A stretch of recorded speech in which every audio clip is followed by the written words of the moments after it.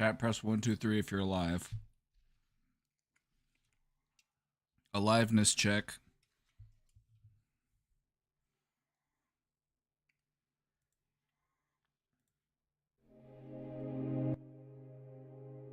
Let's get an aliveness check.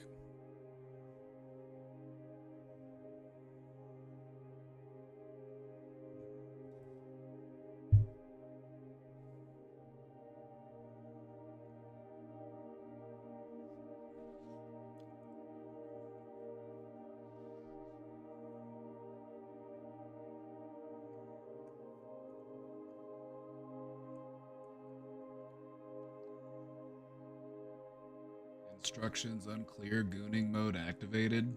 Isn't that just the default setting? Or am I confused? Hey everybody, welcome welcome back. We're back. We're back. We're back. We're back. We're back. We're so back.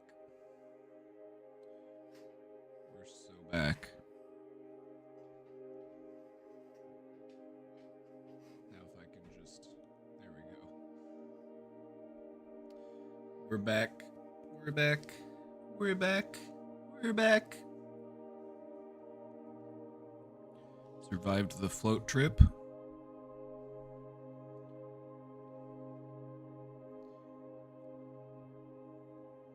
Let's see, we'll give a quick recap. Took Friday off because we went camping. And then on Saturday we went on a float trip. And then Sunday we drove back.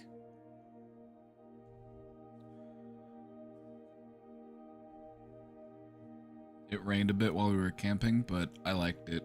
I like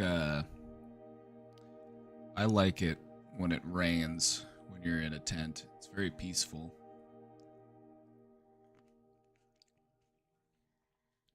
The float trip was really nice. The weather was great.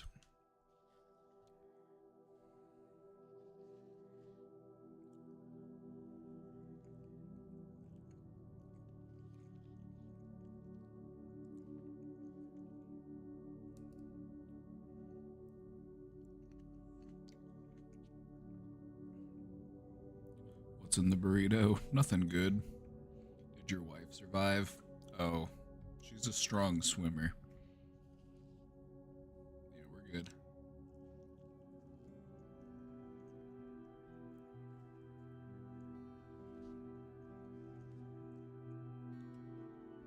I got my snacks here. Well, you probably won't be able to see them. Look at those. Ooh. Look at those. Ooh. Don't those look special?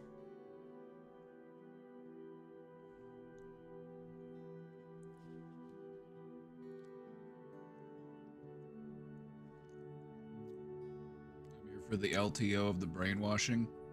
All right. I'm glad somebody mentioned the ad. I'm able to redeem that offer. When I get into all of the nooks and crannies, I'm gonna take a Q-tip and just kind of, go through all the folds. It's gonna be great. Thoughts on the new snack wrap? They should have never taken away the old snack wrap. They should have just had it the whole time. I think they did in Europe. I think Europe never got rid of it. Or at least some parts of Europe. The snack wrap is back. It's overpriced. The spicy one was not good. The regular one was okay.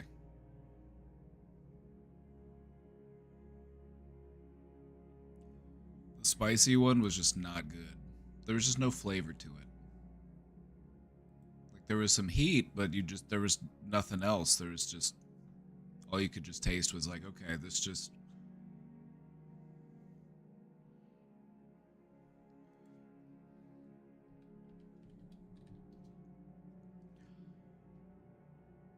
You'd be better off making snack wraps at home. Considering these cost like, how much do these cost now? Like $3 a piece? For a chicken tender and a tortilla with some lettuce and cheese.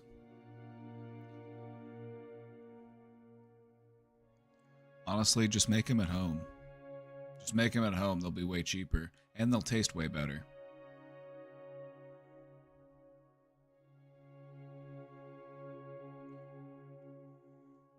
See, back in my day, they had honey mustard snack wraps. And you could also get the snack wraps grilled, but the grilled chicken was kind of suspicious, you know?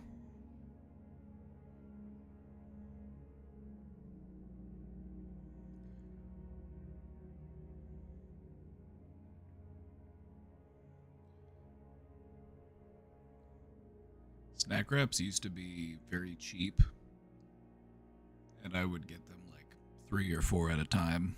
I was just, you know what I mean? Just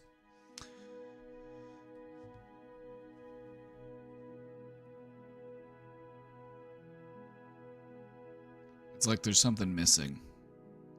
You know, it's like you had a show that you really liked, or there was a movie that you really liked, and they've decided to reboot it. You know?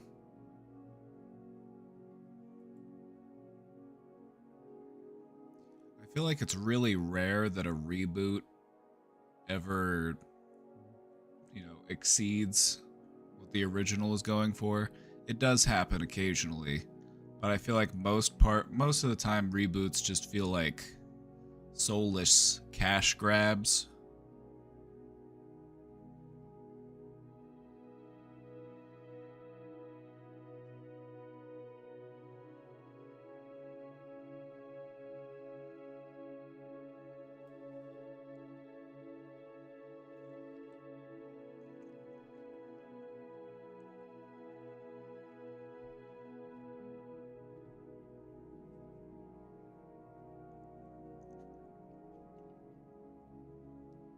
Telling you though, just go to the store, buy a bag of chicken tenders.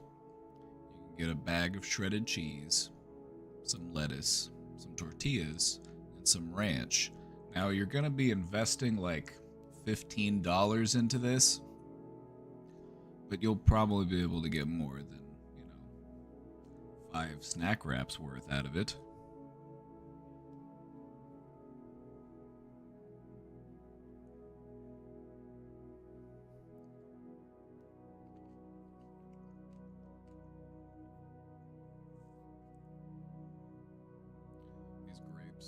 Pretty good.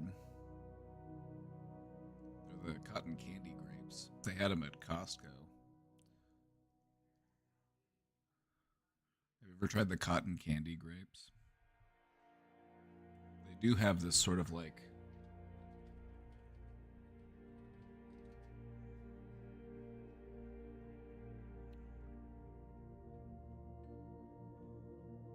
not every single grape tastes like it. Most of them just taste like grapes, but some of them do have like that burst of like, oh, yeah, that did taste like cotton candy.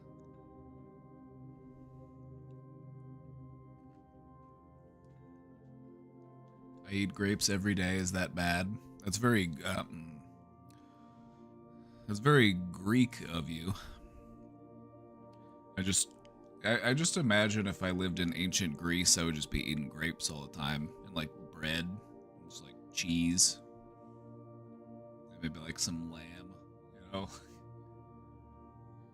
Damn, Mediterranean diet actually sounds pretty doable.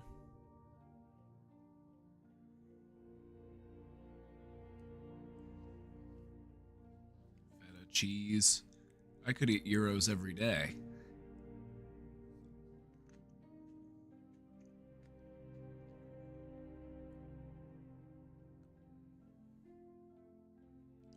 No, the neighbor kid, like, the neighbors have been coming over and they'll bring their kid over and he'll be like, hey, do you wanna hang out and eat grapes? Because he knows we have grapes in the fridge, and he's just like, hey, you want to go,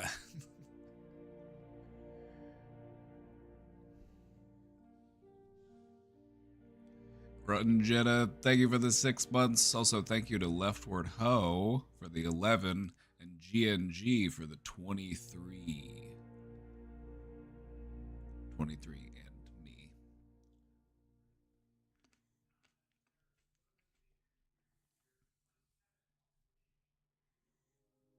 I should get Euro fries today.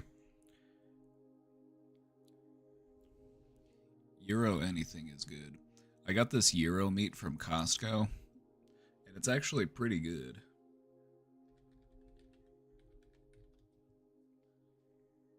It kind of comes in a bag like this. And then there's like 2 bags in it. It's pretty good.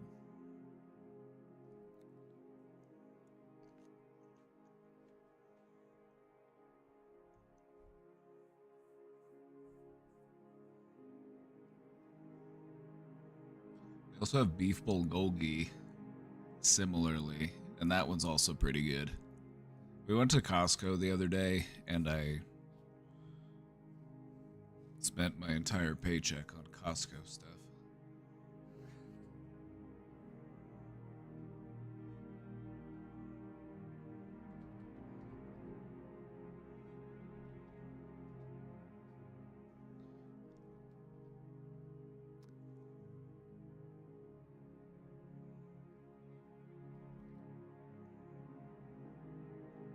Oh, let me show you this other thing I got. Speaking of bulgogi flavor, I gotta show you this.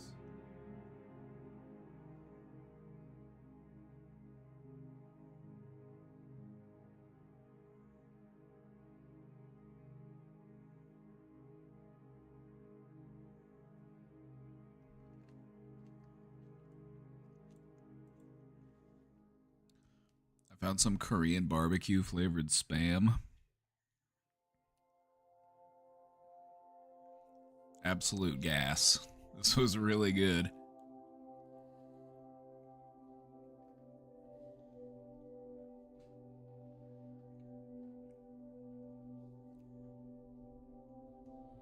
What is Spam? Spam.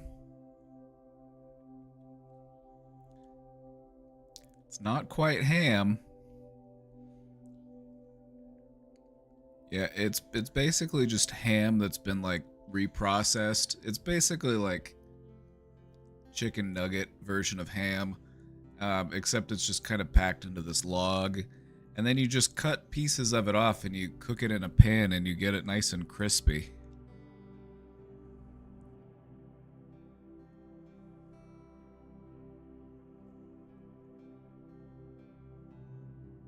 My brother picked that up. We have 2 cans of KBBQ Spam. Have you tried it yet? I had some with dinner yesterday. I made like sushi bowls, and I did some marinated imitation crab legs and some of this KBBQ Spam, and it was actually really tasty.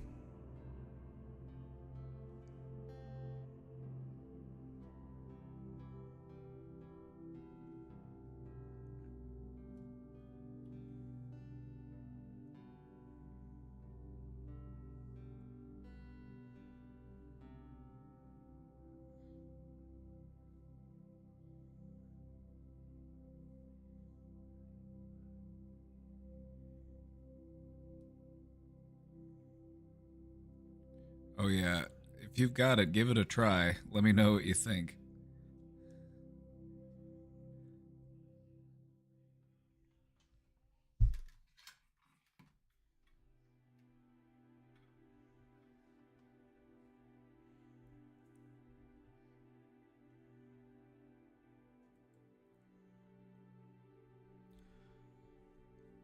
Hawaiians love the stuff. There are certain parts of the world where Spam and hot dogs are really popular, and a lot of it has to do with the fact that we used to just airdrop the stuff whenever we had soldiers in those places.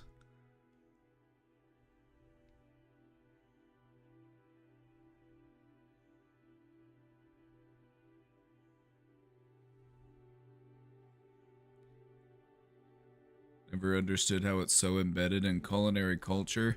You gotta slice it thin and get it crispy. That's the only way to eat it. I wouldn't eat it just straight out of the can. That would be gross.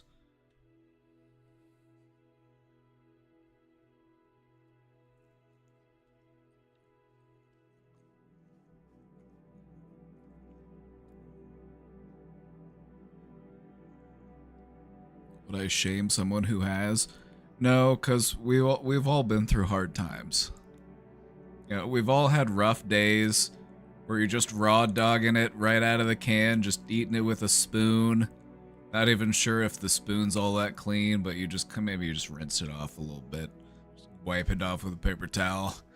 Just raw dogging room temperature canned goods right out of the can.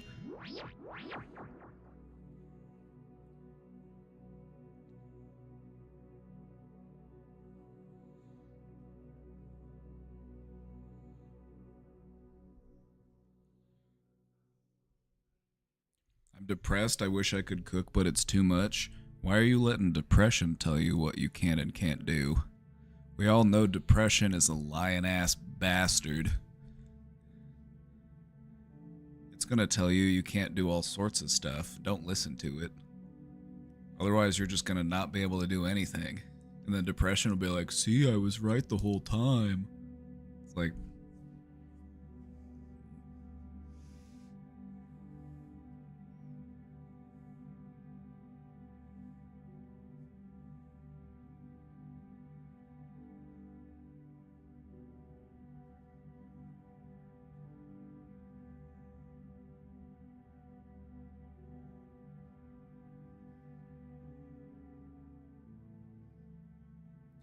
I find cooking to be stressful, especially if I'm trying a new recipe. Cook at your own pace. That's the way to do it. You know, we're not on an episode of MasterChef here. We don't need to rush. Make sure everything goes according to plan.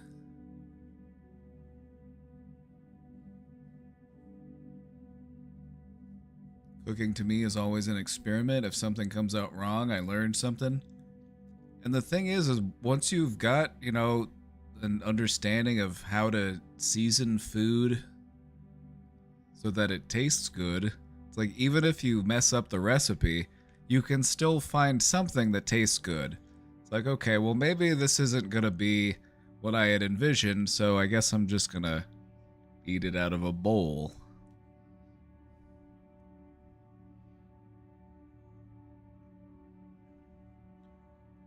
Or you can do like we do in the Midwest. When all else fails, just throw it into a casserole dish, put cheese on top, and then bake it for a while. You can salvage just about anything. Just turn it into a casserole. Turn it into a hot dish. Millions of Midwestern Americans do this on a weekly basis.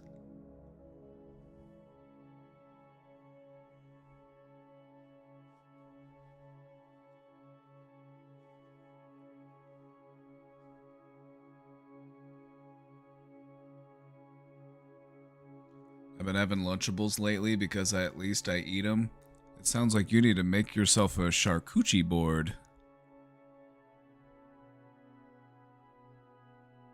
Make yourself a fancy Lunchable.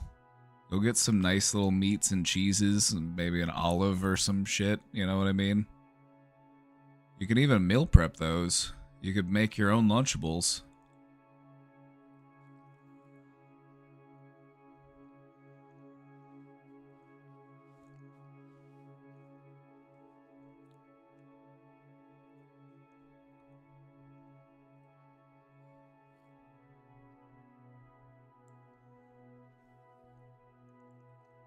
You know, it makes sense. It's summer. You would kind of rather be snacky.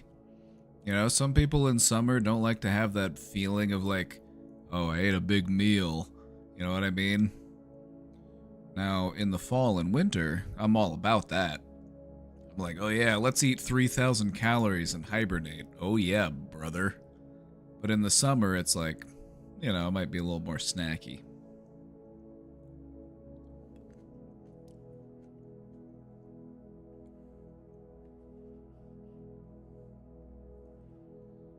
I think it's helpful to be aware of the ways that, you kind of change throughout the seasons.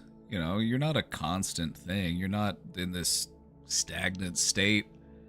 You like different things at different types of year or at different types of day, different points in the week. Study yourself, learn those patterns.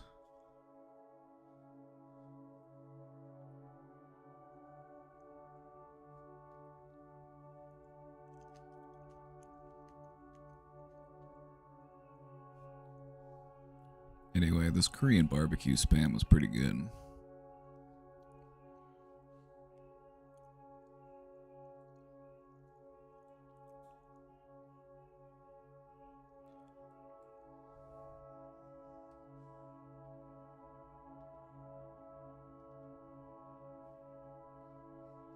Good old spam. I don't know who would eat it like this. I've never seen anyone eat it like this, but this is what the picture portrays, is like a giant, like...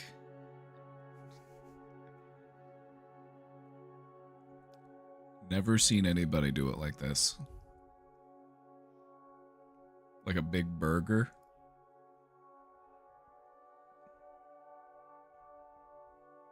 I don't even think I would, to be honest. It doesn't look that good. But that's the picture they put on the can. What I think is the best way to do it is to just cut it thin and get it crispy in a pan.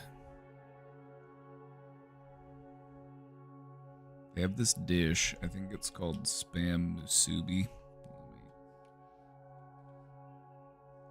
Yes.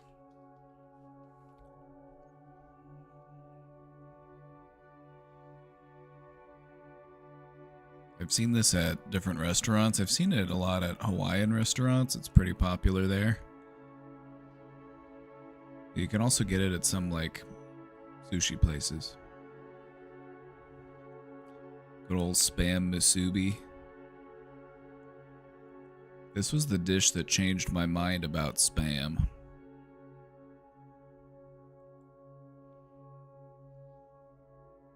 Is this a breakfast type of thing? It can be. It's like, it's not that far off from bacon. It's just, it's different from bacon, but it can, like, it's versatile in the same way that bacon is. It's crispy pork. It tastes good. But the texture is more like a chicken nugget than like a, you know what I mean? Because it's been like...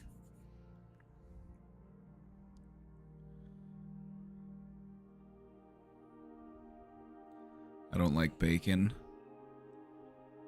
Well, this could be an issue of bacon being different depending on where you live. In some places, bacon means more like a ham slice.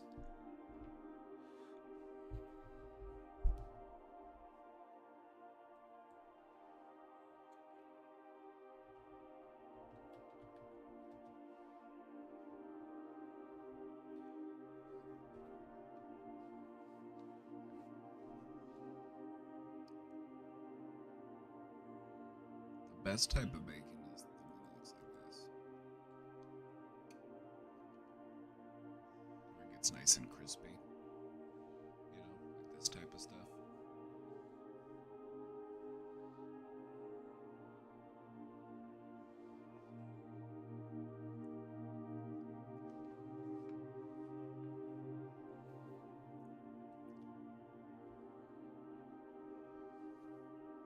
I watched a YouTube video last night about spam. Did you learn anything interesting?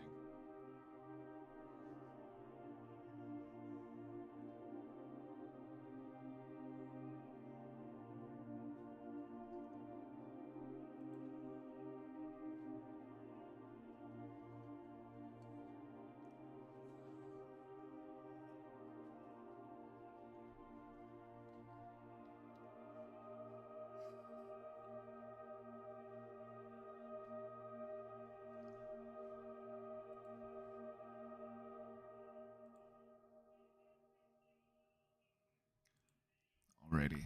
I'm going to take a peek in the question box. But before we do that, how are you doing? How was your weekend? Did you do anything fun? Supposedly spam didn't really take off until it was used in the war. Yeah, and it's a part of the reason why it's so popular in Korea.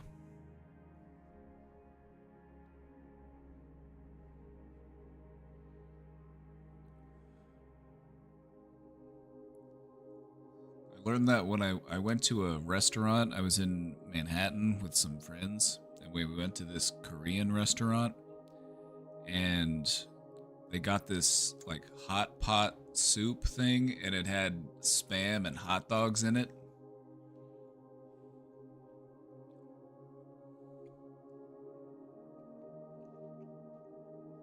I went out alone for hours.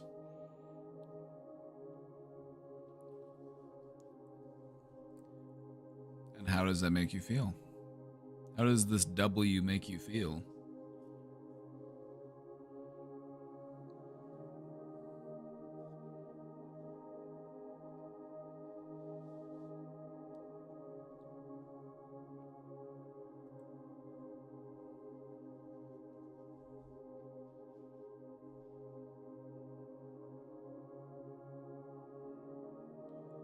I had lots of fun and met some amazing people. Hell yeah, bring them back here.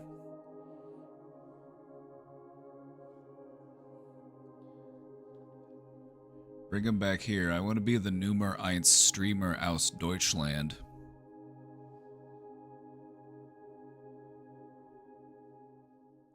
The Nummer eins Streamer aus Deutschland. Der brain domain.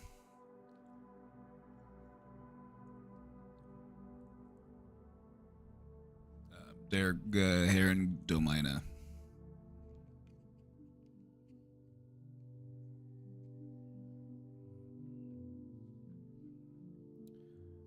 Like I could maybe do other stuff now. I also feel surprised I did it.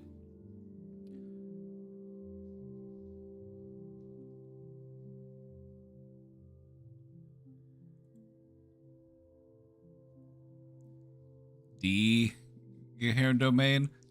Don't assume my gender. My show identifies as masculine. So the German translation would be der. I don't care about your grammatical rules.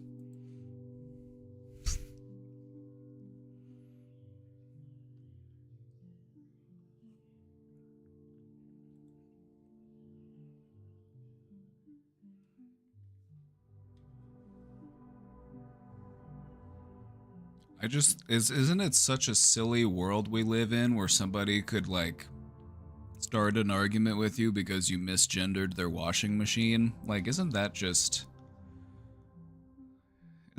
such a treat?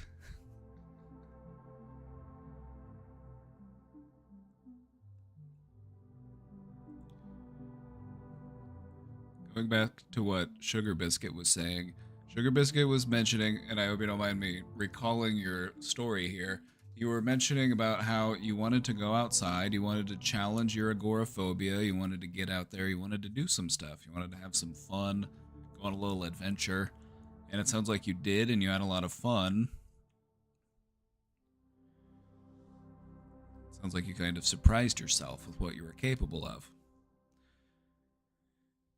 And I think that's a really great example of how, when it comes to working on yourself, there's going to be a lot of proving yourself wrong involved. Because it's those energies of depression and anxiety that really try to convince you what it is you can and cannot do.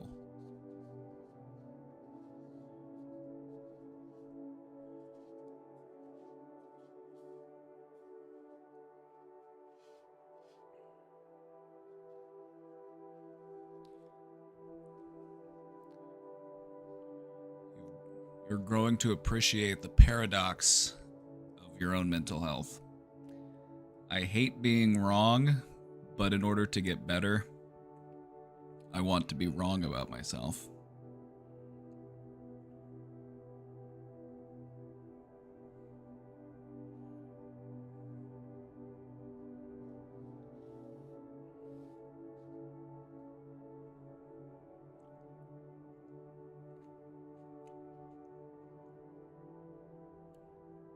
Like, because being wrong doesn't feel good, does it? It makes you feel silly, it makes you feel stupid, it makes you feel incompetent, it makes you feel like an idiot, it makes you feel all sorts of things. Nobody likes to be wrong about something.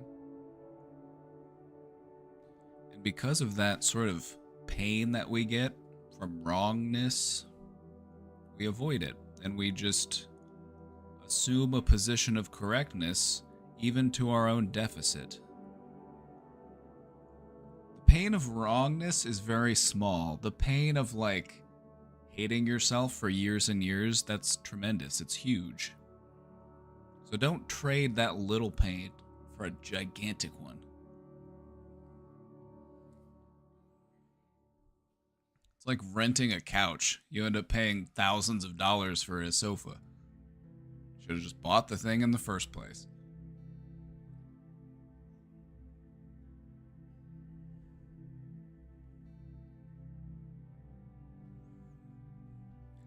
I had a group interview yesterday. I was the only one to dress for the interview, so I'm hopeful. Everybody else just showed up naked.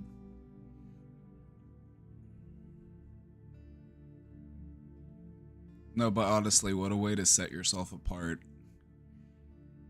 I could imagine that would work in your favor. Everybody else just shows up in their Crocs and sweatpants. They're like, yeah.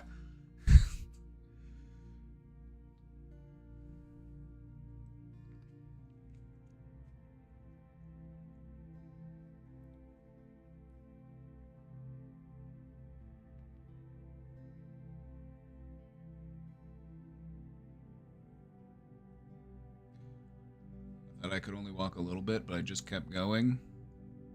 That's another great example of some stuff that we've talked about before, especially when it comes to surpassing your expectations of yourself. You want to go as far as you think you can go, and then you want to go one step further. Because where you think you can go is probably not nearly as far as how far you can actually go, because we're not dealing with overconfidence. That's not our issue. We're not worried that, yeah, I could go run a marathon right now. I've never trained for a marathon. Sure. You're like, yeah, let me just get in there. I'll just go do the thing. Like, overconfidence is not our issue.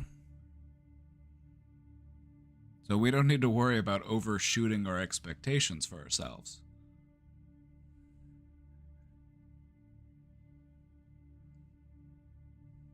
Find a fair and balanced goal, and then try to take a step beyond that goal. Achieving a goal feels good. Surpassing a goal feels even better. That's why you want to set small, manageable goals for yourself, and that's why you want to try to set goals that you can surpass.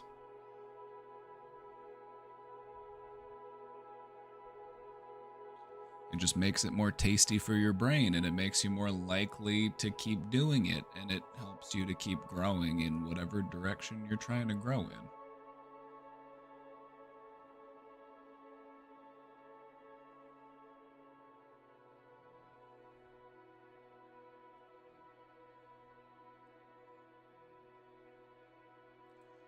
Alright, our first question box thing here, this was plopped in over the weekend at, so close, 4:19 a.m. You were just 1 minute off.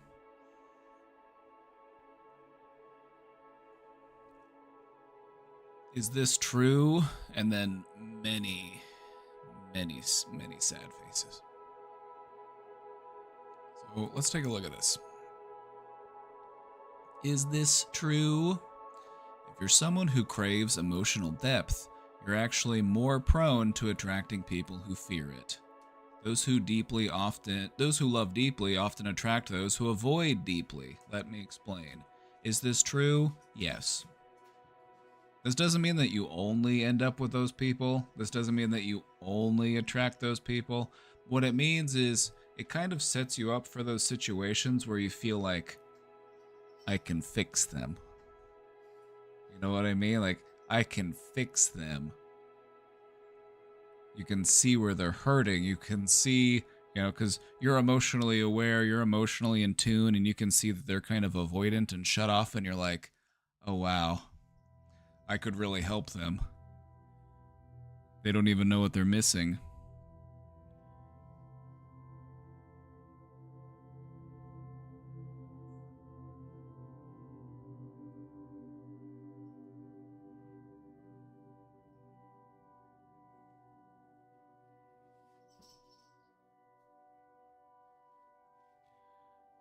Now, this doesn't mean that this will always happen, but it's just something that you want to be aware of.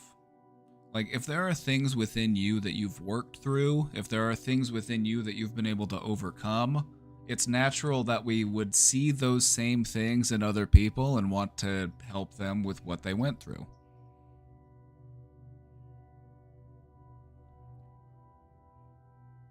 You know, you have empathy, you have compassion, you want to be a good person.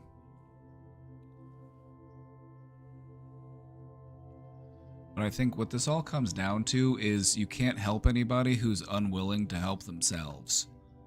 And so, in relationships, we're going to be able to help each other in different ways. That's a really important aspect of what makes relationships so meaningful and so valuable, is that we can help each other grow. You can offer me different perspective. You can give me insight and understanding. You can help me see myself in a new way. There are all sorts of things that we can glean from being in a relationship, and they can help us grow in ways that we did not expect. But sometimes we get a little eager and we see somebody who's hurting and we want to help them. We want to alleviate that hurt because we recognize that hurt. It feels similar to a hurt that we've had, and we know how much it hurts. And so we want to help them too. But they might not be ready for it, and you might just end up putting yourself in a place where you end up getting hurt. So it all goes back to you can't help anybody who doesn't want to help themselves. And so the fact that people who kind of have these opposite dynamics do tend to attract to one another, it doesn't mean that they're also doomed to failure. You know, you could be, somebody who craves emotional depth, and you're looking for somebody, and you find somebody who's emotionally avoidant. They can change, they can grow, but they have to want to, is the thing.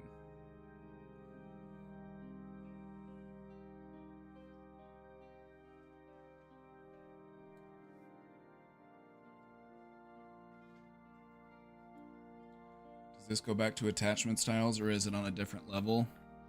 It's not just attachment styles, it also has to do with how emotionally intelligent you are, like how much emotional processing you've done.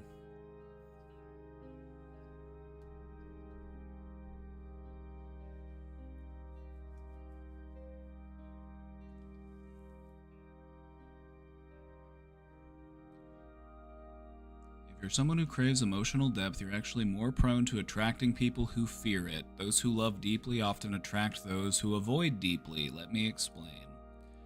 When you come in soft, expressive, and emotionally fluent, it confuses them. Their body says, I want this. Their trauma says, run.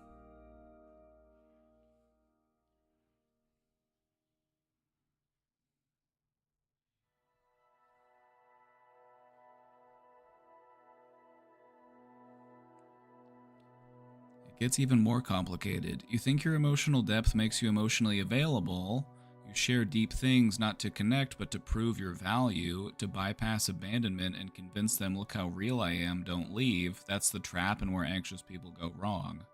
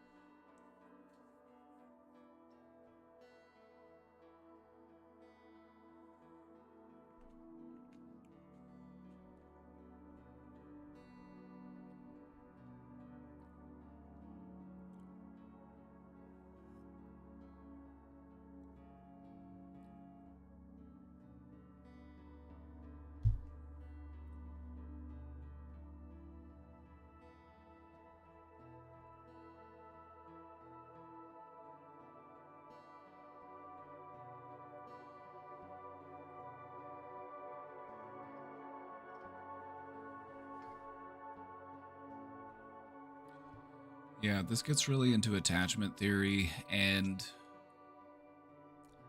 the thing about attachment theory is that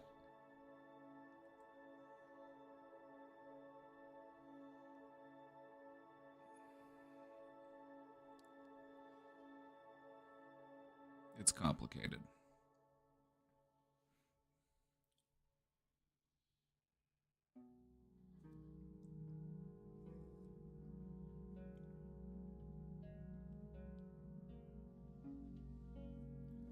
It's pseudoscience.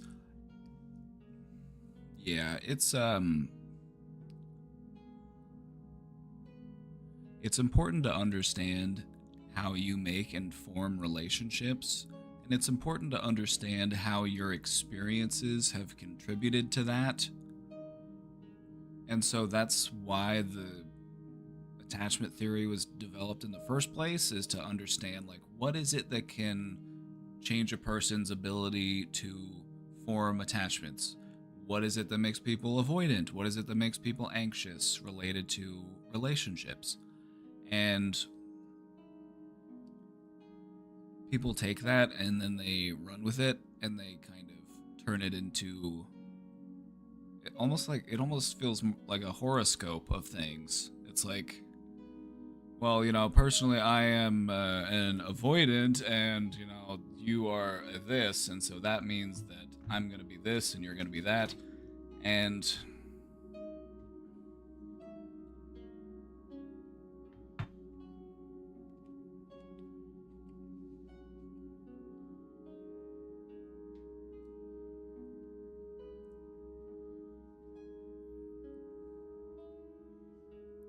because the thing about all this is that you're not locked in, and I feel like, you know, do the work you need to do. Just be real with yourself, and also protect your energy.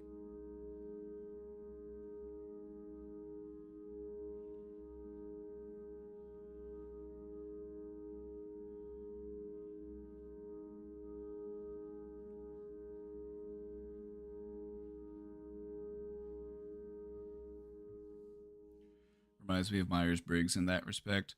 The Myers-Briggs is fun.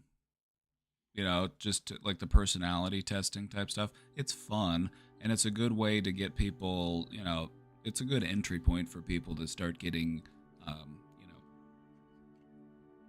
more interested in personality science. But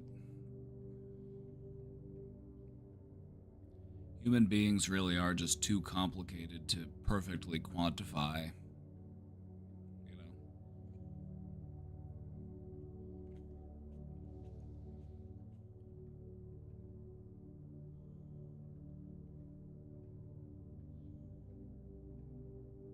So anyway, if you read stuff like that online and it, just take it as a reminder, like, I need to look after my own emotional well-being, and I shouldn't pour into a cup that's full of holes.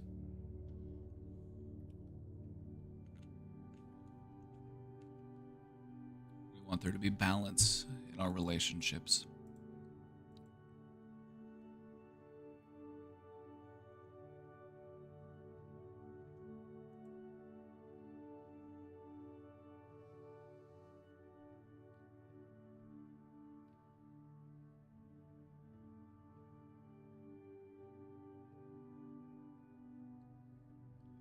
It can be instructive, but some people take these personality things as gospel.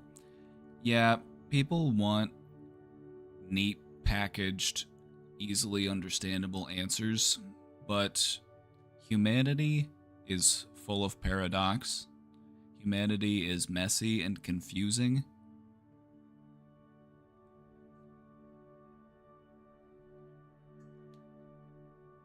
And there's not a great way to just package all of that to where you can accurately predict and describe anyone that you meet.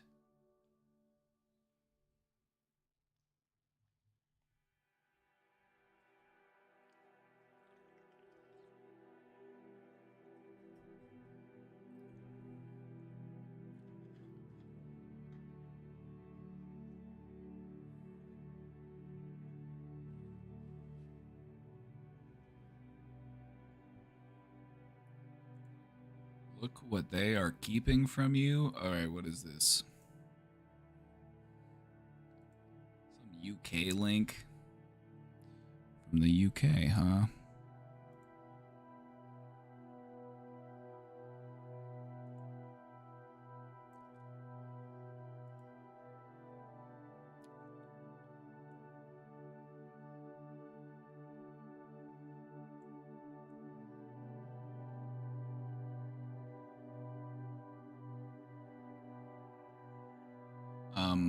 I don't think I'd fit in this.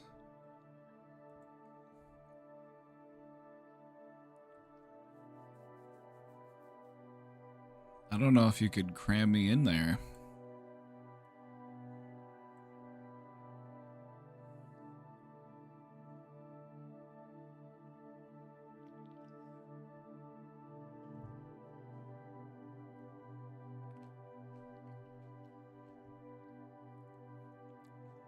You see the plug there? That's actually a USB-C connector right there.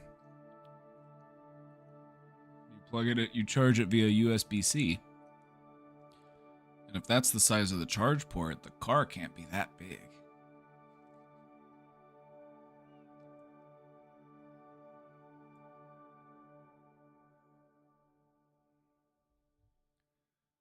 "46-mile range."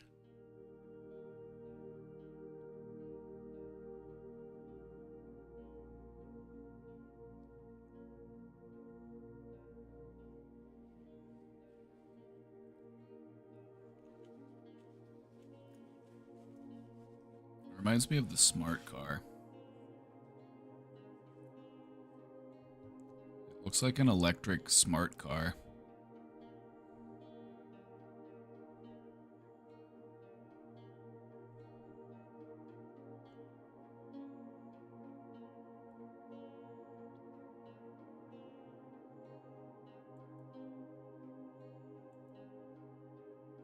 I just like spinning it around.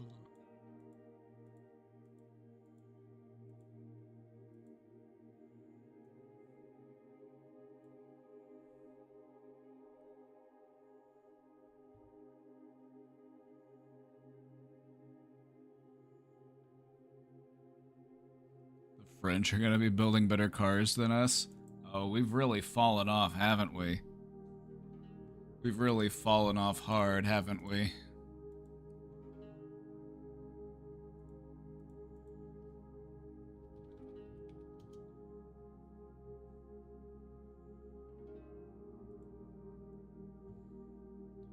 See, in America we have this because we love trucks. We got this little guy. The electric truck. Could also be a cute little yeah, look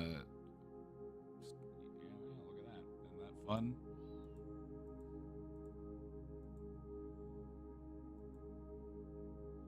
See, this is what we have. This is the American version.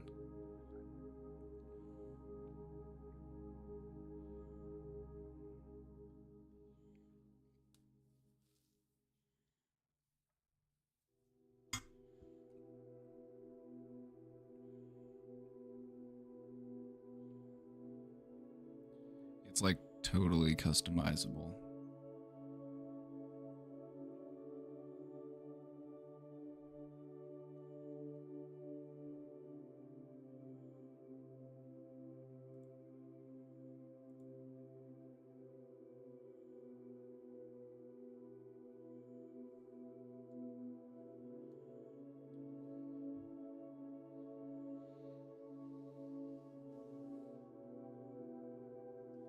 Outside is raw plastic.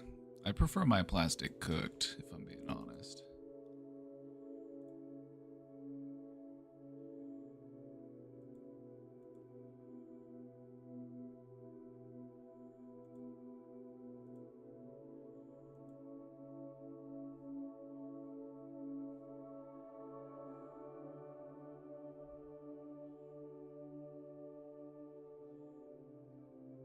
I kind of like it, if I'm being honest.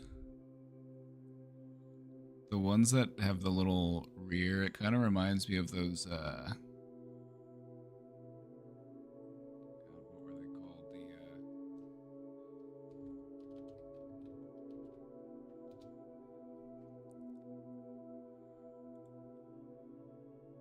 Geo Tracker. It's reminding me of the Geo Tracker.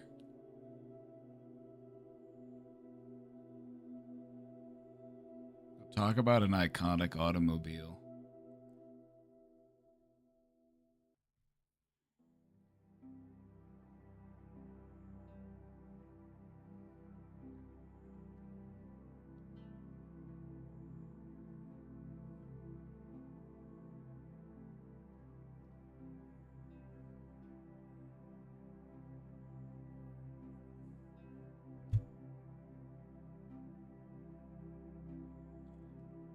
Get into the back seat of those, you hop in, or you climb over. Normally the seat just goes all the way up and you have to like climb in. That's part of the fun.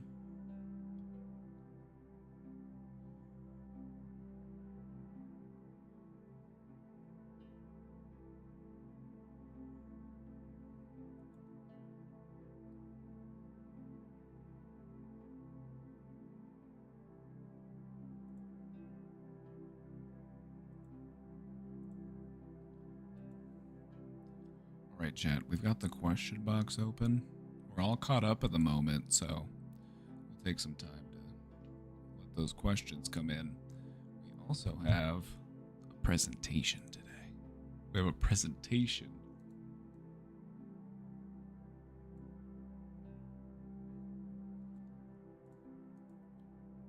This was a requested topic.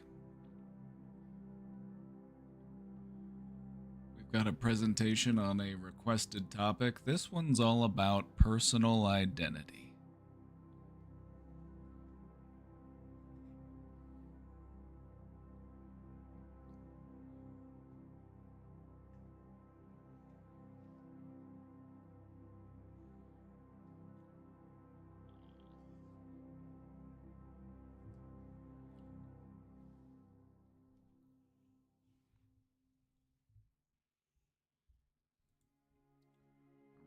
Snacks, and I'm still hungry.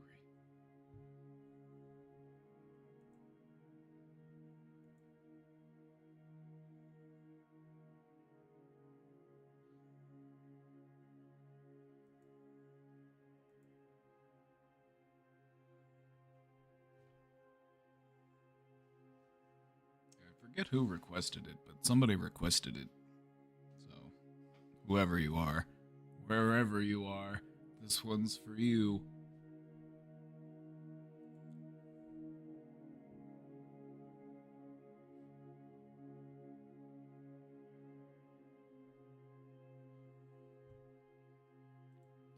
You know, just in thinking about this thread a bit,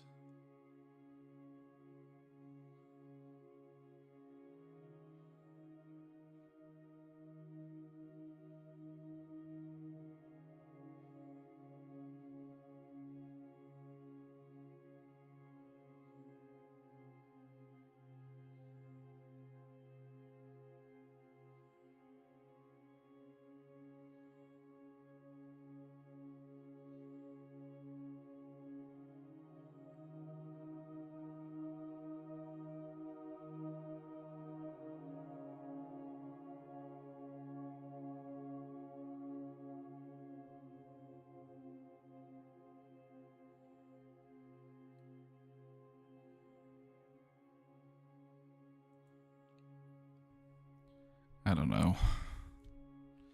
I don't know how I feel about attachment theory entering the dating game.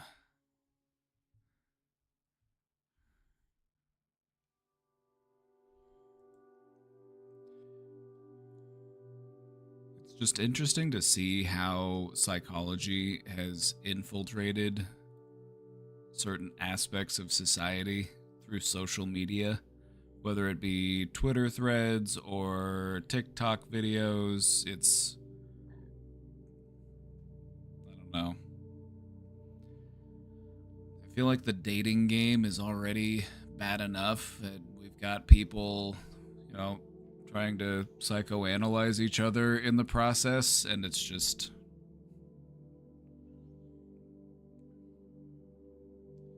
It's messy. It's messy. There's a reason why when you go to school and learn how to analyze people, they tell you don't do this to the people that you care about. Don't do this to your partner. Don't do this to your family. Only do it in a professional setting. Only do it as work. Because when your brain becomes wired for analysis, what you start to do is you just start to see problems everywhere.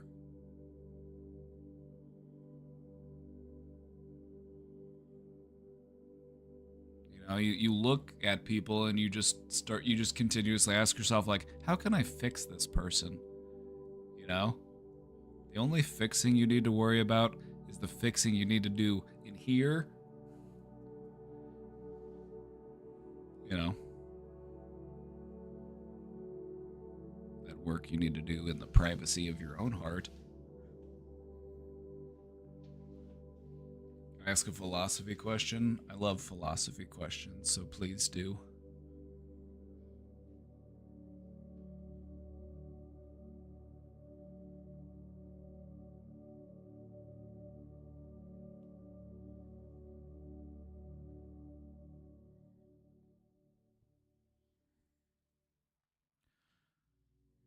One thing that I've been reminded of time and time again when it comes to people is that just when you think you've got people figured out, they'll go and do something that just completely surprises you.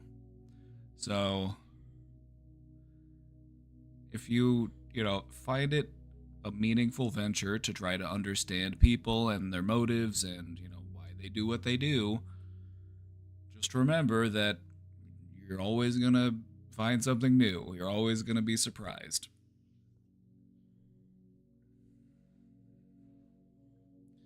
You love philosophy? Oh, yeah. Known lover of philosophy. We did a philosophy presentation once and you weren't here, and, I could tell that you would have been very disappointed having missed it. You don't know me, right? Like, some people will just go and do something just because they think that you think that that's what they're like, they'll go and do something just completely off the wall because they are trying to keep you guessing, or they're trying to be unpredictable.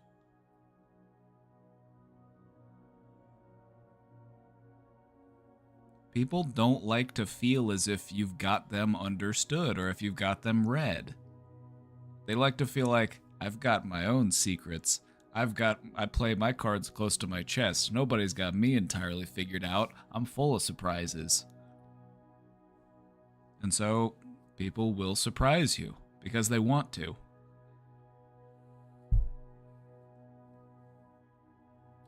I do things out of spite sometimes. Cook yourself a nice meal to spite your depression.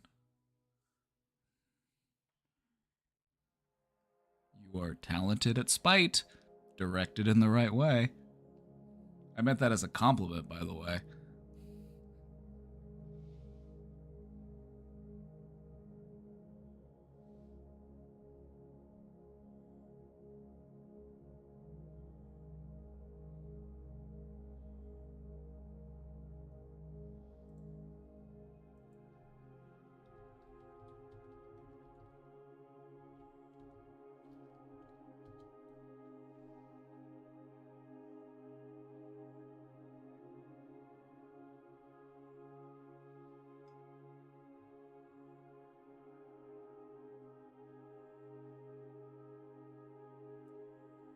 Opinion on utilitarianism versus deontology.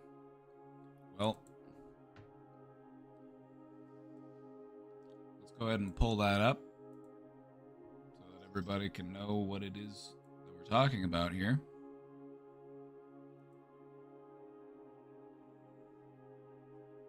I have actually been getting mad at my depression. It helps a bit. It gives you energy. See, that's what I'm saying.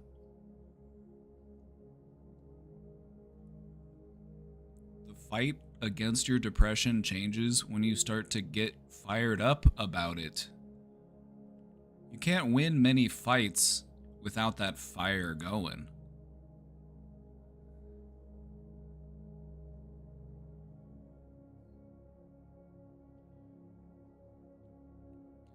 Deontology versus utilitarianism.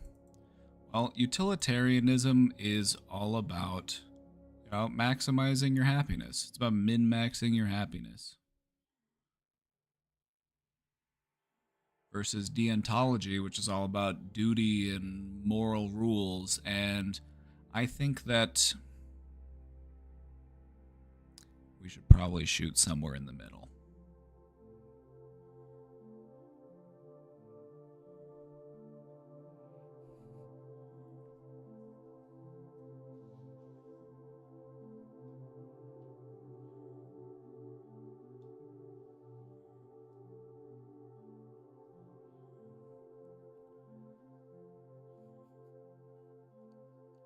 These are the main differences between the two approaches. One believes that there's universal moral principles and that we should follow those principles. There's universal rules. It's bad to hurt people. It's bad to kill people. It's bad to steal stuff.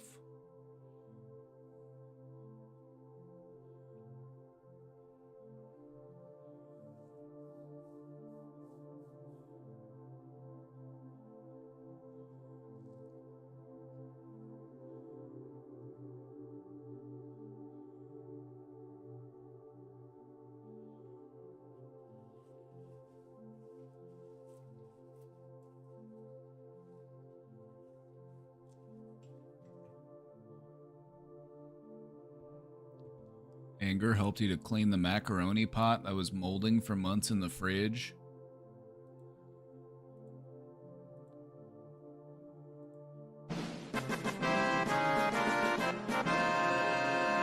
How many experience points did you get for winning that battle?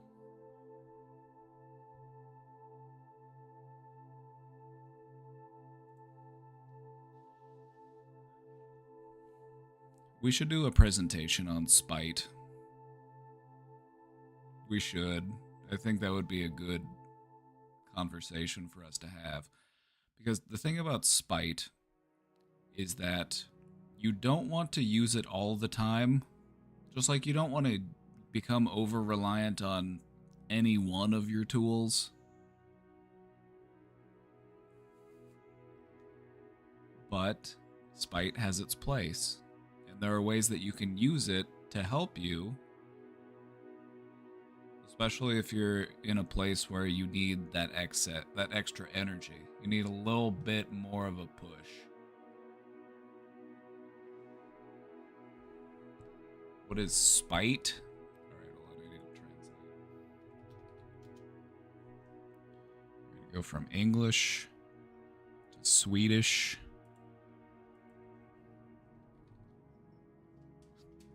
Trots?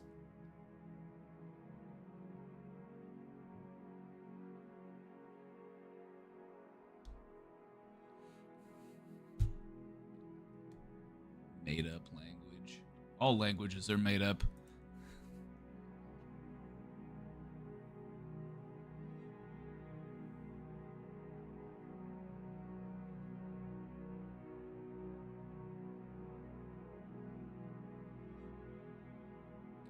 Spite can be something that just drives you to do something just to prove somebody wrong.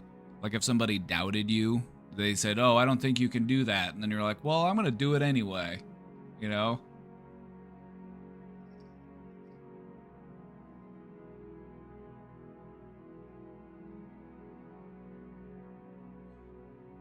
You can probably understand why you wouldn't want to live your entire life fueled by spite, but it is a very powerful motivator, and so I would say, in case of emergency, it's okay to bust that one out.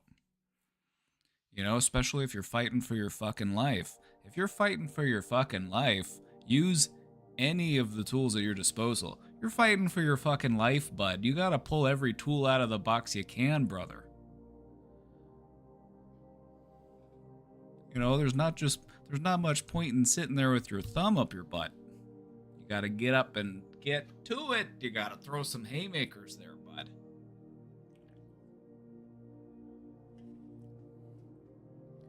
What philosophy is that? We call that Reaganism. Not Reaganism, as my caption said, but be.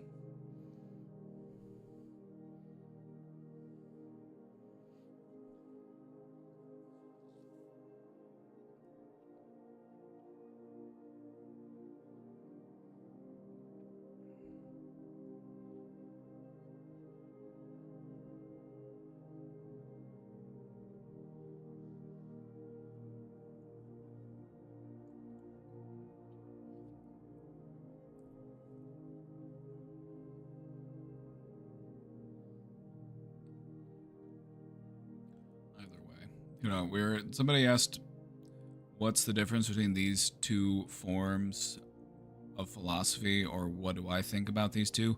I think that the best way to live is somewhere in the middle. You need to take things as they come. You need to have room for nuance. I think the best philosophy to live by is a flexible one. As soon as you think you've got everything figured out, something happens that reminds you that you actually know nothing.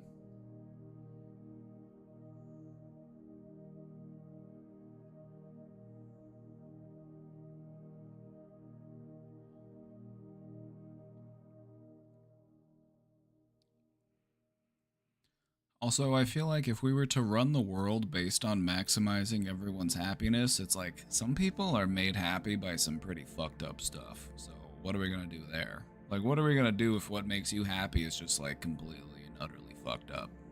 Like, I don't know about that one, bud. Also, I've met some people who will just refuse to be happy. It's just perpetually dissatisfied.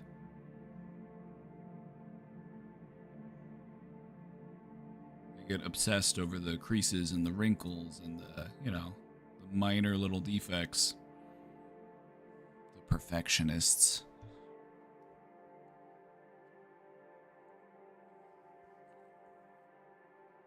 Kant writing about universal principles while never leaving his hometown will always entertain me. That's white men for you. I'm gonna sit down and write a book and tell everyone about how the world works, and I've never left my hometown.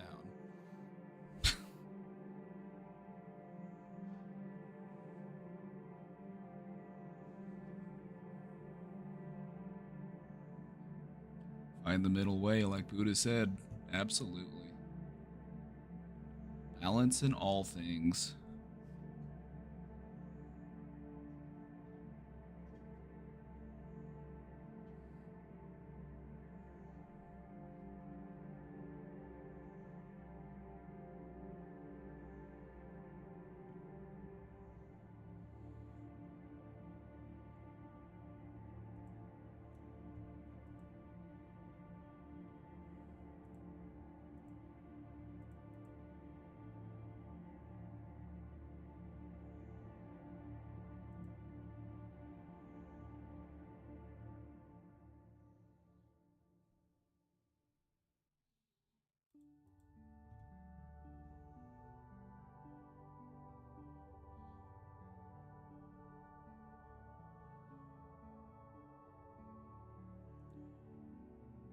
I kind of like these little trucks, if I'm being honest. Like, I have this website. I'm like, I kind of like it. It's kind of fun.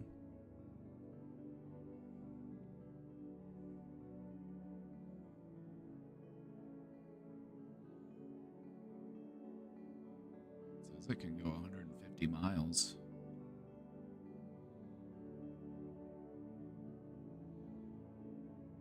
I don't know what it is, but I like tiny trucks.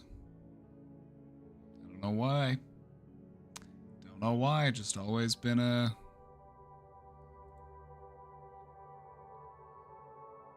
Choose a body style. Kind of like the open one. That's pretty sick.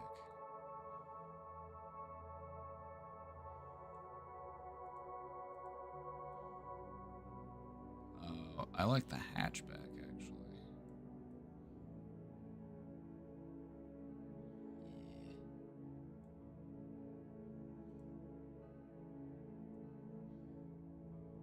Or do I like the square? I don't know, man.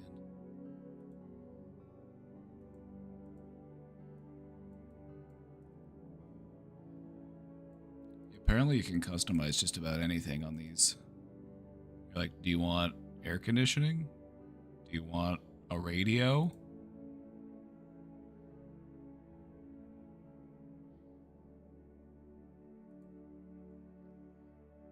Oh my god, you can get crank windows. Oh shit. Oh shit.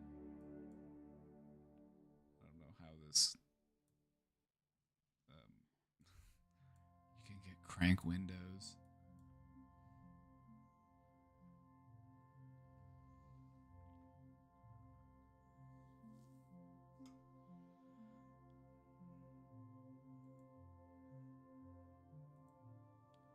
You know, I hope they bring back that retro, like, 90s style of some of these vehicles. They need to bring back that look.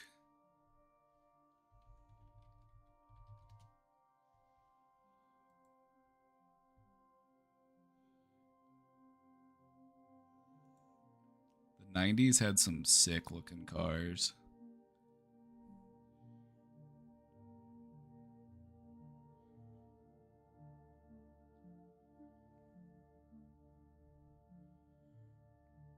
I want cars that look like this, but they're modern on the inside. That's what I want.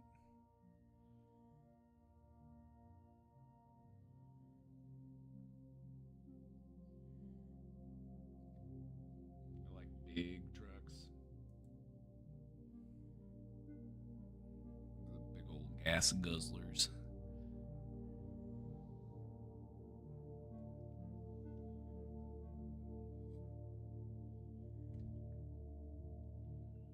Bring back the look yourself. I've got a 90s truck in the driveway.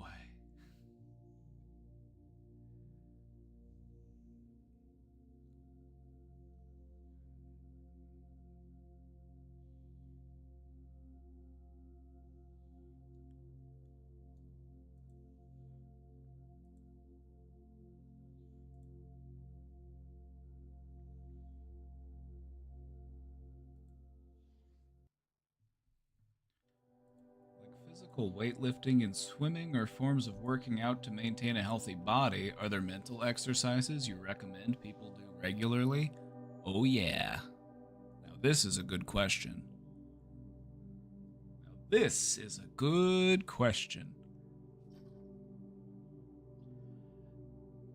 Meditation. Meditation is one of the first things that comes to mind, but before we even get to that, I would say a great place to begin, like maybe meditation sounds too far off for you because it just sounds like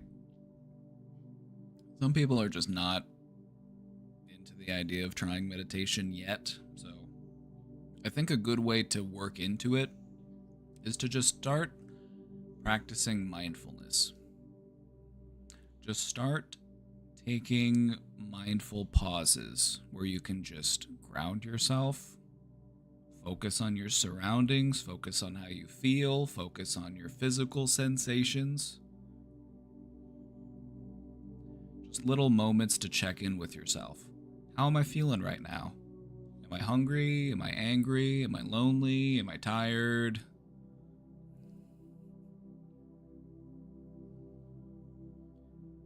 Mindfulness is the essence of meditation, and so this is kind of just like doing little mini check-ins with yourself, little mini micro meditations.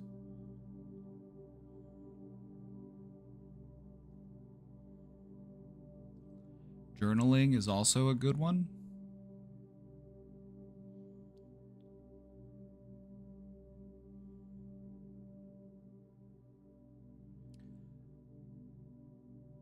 Ooh, another really good one.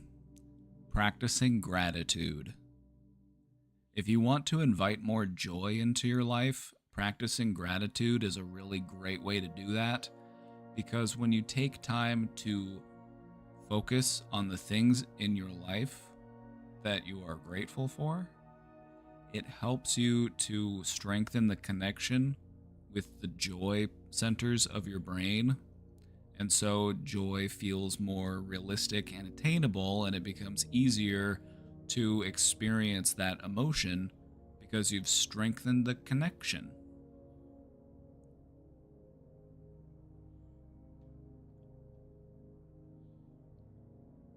And that one's really easy to do. All you have to do is just stop and ask yourself, what are some things that I'm grateful for? The people, the things, the experiences, the weather, the plants, the pets.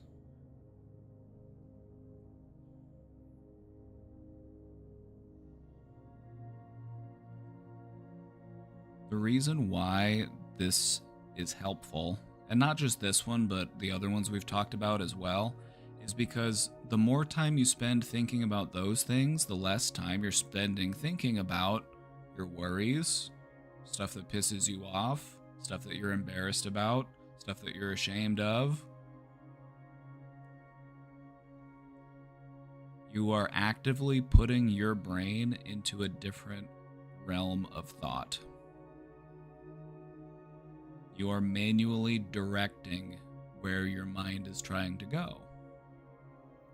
That's how you teach your brain to operate differently. It can feel awkward at first. It can feel silly. It can feel forced at first. But in time, what happens is your brain learns to think this way all on its own. You no longer have to give it that nudge to get it to go in that direction. You'll find yourself just naturally thinking more and more about the things in my life that bring me joy, the things in my life that make me happy. Or just checking in with yourself, figuring out what your next step is.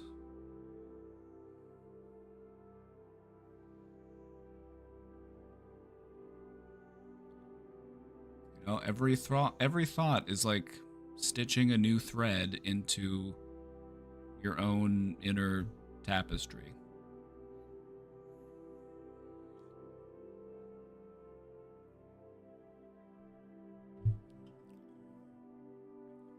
And then if you want to take it to the next level, do some meditation.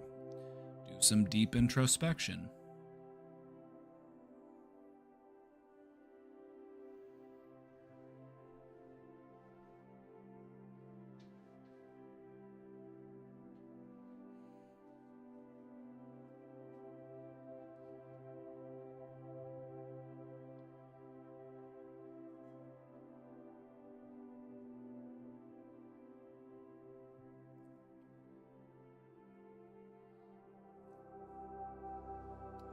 There are more that I can think of, but I kind of don't want to overload you with information.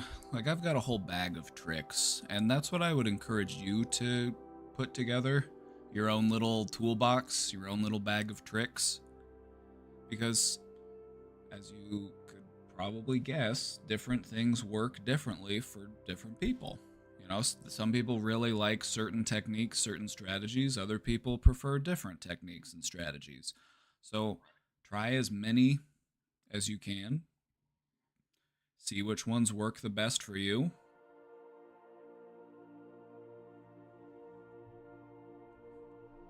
And just get to it.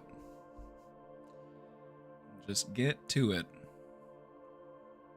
You have gotten to where you are today, one thought at a time. You will get to where you're trying to go, one thought at a time.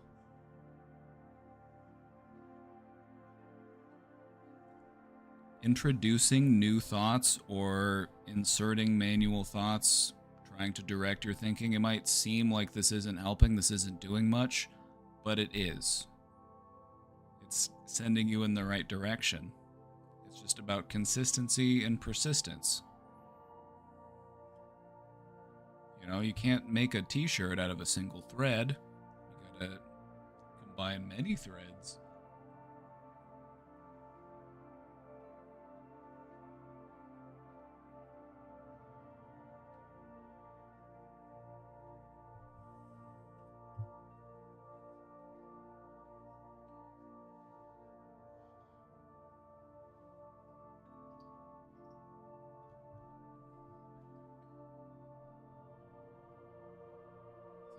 The more I talk about it, the more it comes to mind for me.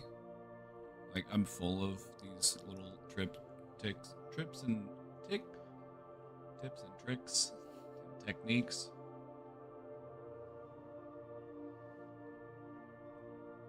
Smiling at yourself in the mirror.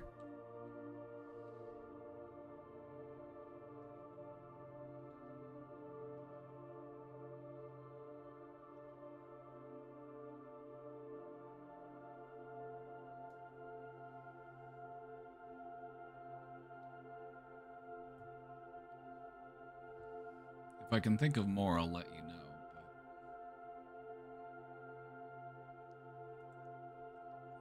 But you can never have too many.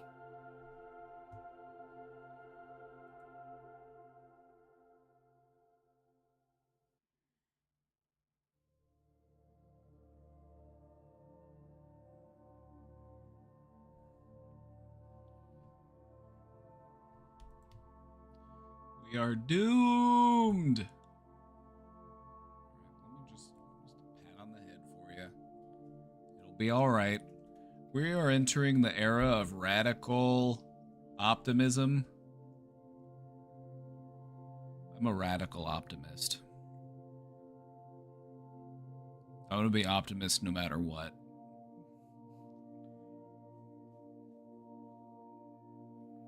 The Middle Eastern countries have no food or drink. People bomb children's facilities every day. The sun is getting extremely hot. The pandemics keep getting more and worse. Trump is planning to flee the planet and find better Earth. Just signed a new NASA's fund. We are doomed. No, we're not. We're going to be fine.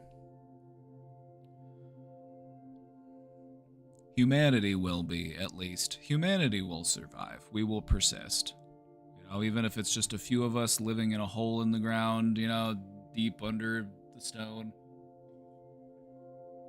eating mushrooms and licking water off the walls, we'll find a way. What we need to not do is fall into despair. What we need to not do is panic.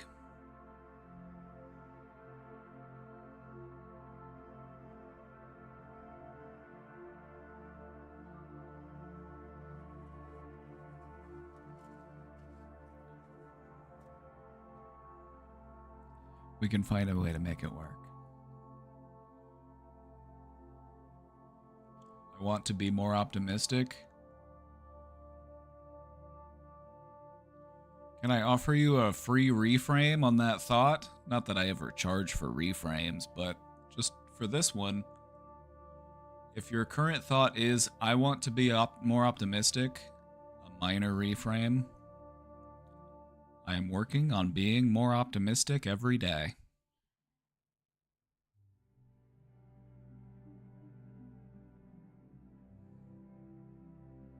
The sun isn't getting hotter. It's true, the sun's not actually getting any hotter. Earth is getting hotter. The sun's pretty much the same.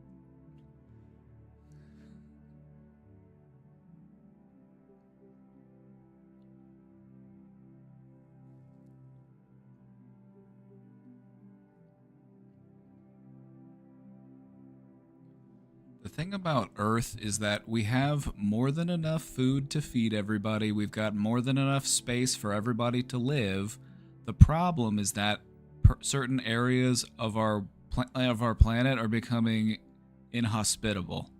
They're becoming too dry, too hot, too remote, and people just won't be able to survive there anymore. And so there's going to be a lot of migration, and there's going to be a lot of relocation, and there's going to be a lot of change, but we can make it work. It's going to be painful and disruptive and difficult, but we've done some incredible things as a species. All right?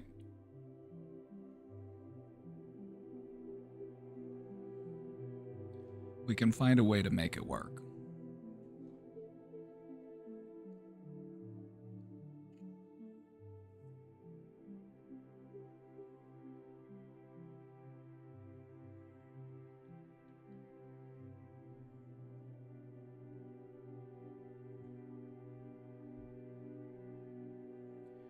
can't embrace this doomer mindset, because that's what's going to actually end up making it happen. You know, whenever we're convinced that we're doomed, that's when we've really sealed our fate.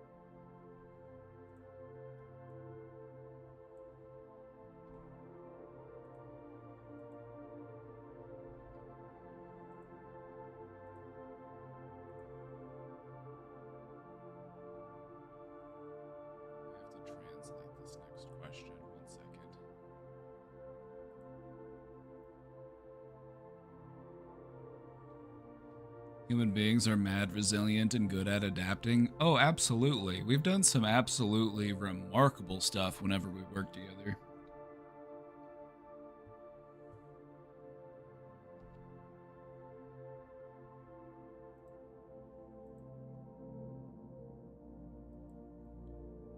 I had to translate this question. Shikakste.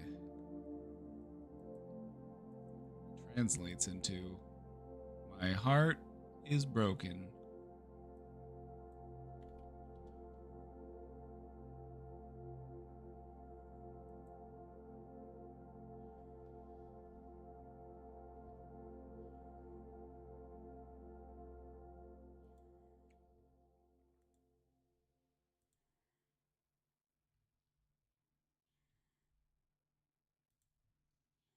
How is MAGA holding up right now? EU Watcher here. MAGA is it's a lot of them are falling in lockstep, just doing what they're told or doing what because that's what they've always done. You know, Donald Trump says, "Quit talking about Jeffrey Epstein," and they're like, "Okay, sure, let's," because that's what they always have done. He could come out and say, actually, the sky is green. The sky isn't blue. The sky is green. And they're going to be like, when will people figure it out? When will these no good Democrats stop trying to push the blue sky agenda? It's like... But the thing about it is that what they're doing right now is that they're trying to protect pedophiles. And that's a bad look for a lot of people. And so there's definitely going to be some division, and there's definitely going to be a lot of people jumping ship from that movement, because that's just a line that they're not willing to cross. They've been willing to cross many lines, but for some of them, this will be the final straw.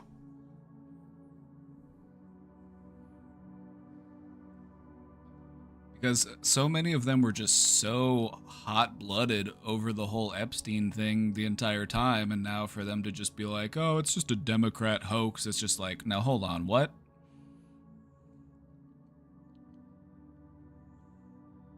Some of them are, of course, doing exactly as you would expect them to do, but they were always going to do exactly what you expect them to do, because they think how they're told to think. Thinking for myself would be too dangerous. I need to just think what other people tell me to think. But...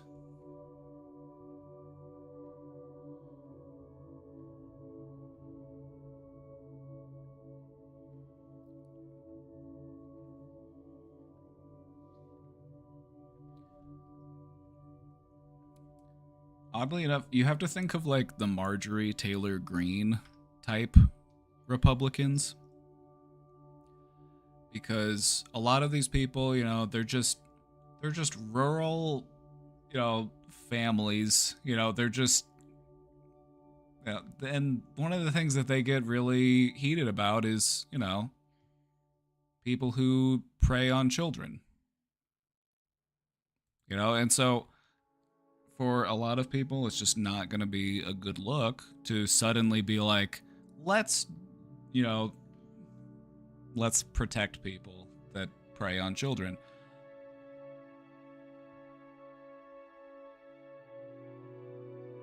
Honestly, you can expect a lot of self-reporting in the coming days. You know, the people who are going to be the most energized to drop the subject are probably going to be the people that you're going to want to keep the closest look at. You know, you're going to want to keep a close eye on those people.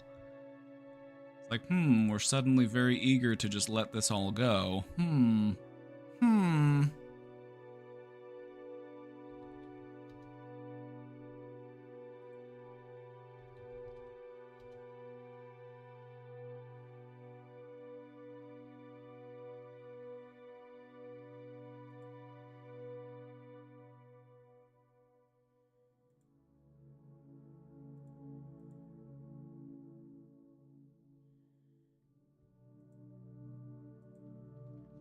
Because for the longest time, one of the things that you could actually relate with and connect with people on like the conservative side of politics was Jeffrey Epstein.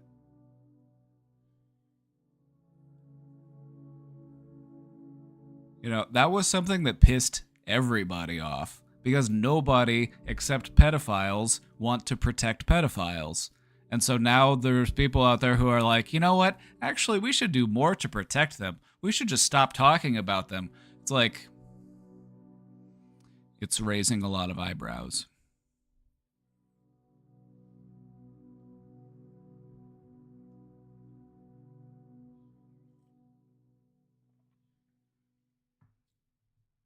So anyway, fuck pedophiles. Fuck anybody who protects pedophiles. Um, I say, get them all. You know, Democrat, Republican. I don't give a fuck. Anybody who preys on children, get them.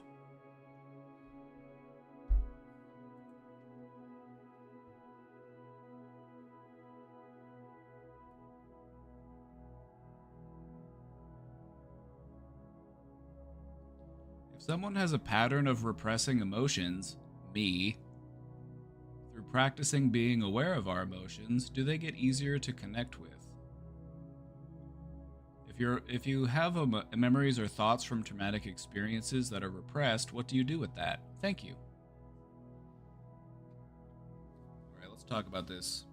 Let's talk about re-engaging with our emotions. There's a saying that I live by. You have to feel it to heal it. Repressing emotions doesn't do much to help us heal. It often just delays the inevitable, or it ends up hurting us. We repress or avoid emotions because we're trying to avoid pain, we're trying to avoid discomfort. But for some, it's a survival mechanism. Like if you've experienced something traumatic and it would just be overwhelming to process all of that right now, like maybe you just have other stuff you need to focus your time and attention on.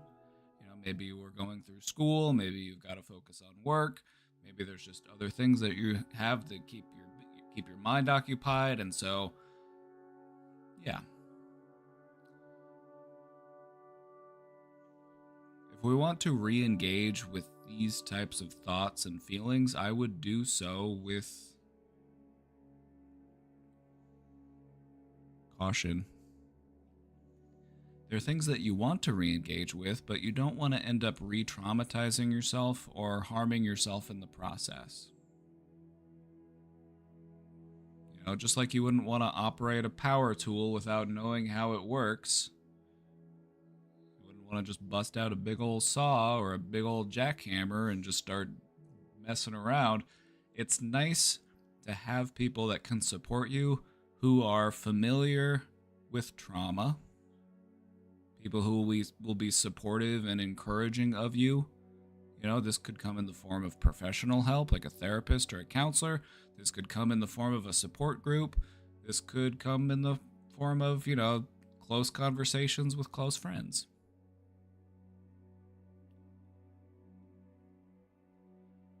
And so, if you have memories or thoughts from traumatic experiences that are repressed, you ask, what do you do with that? Well, the reason why we would want to revisit those and the reason why we would want to process those feelings is because they could still be affecting us today.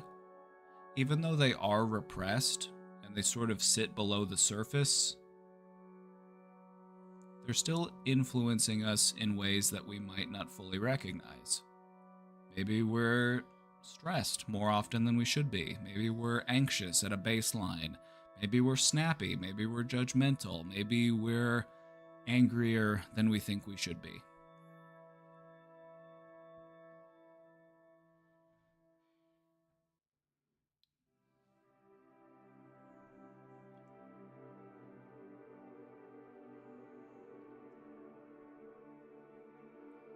If you've ever felt like I'm angry or I'm sad and I just don't know why I feel that way, it could be something that traces back to an early life experience or a traumatic experience, something that you've repressed.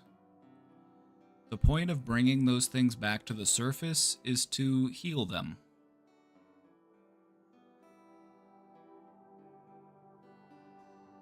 The thing about healing is that it doesn't always feel good. Sometimes it hurts. If you had something lodged beneath the surface of your skin and you had to go in and remove it, it's like that would be a painful process. But you do it so that you can heal more completely. Instead of just healing around the thing, you don't have to carry that pain with you. You can let it go.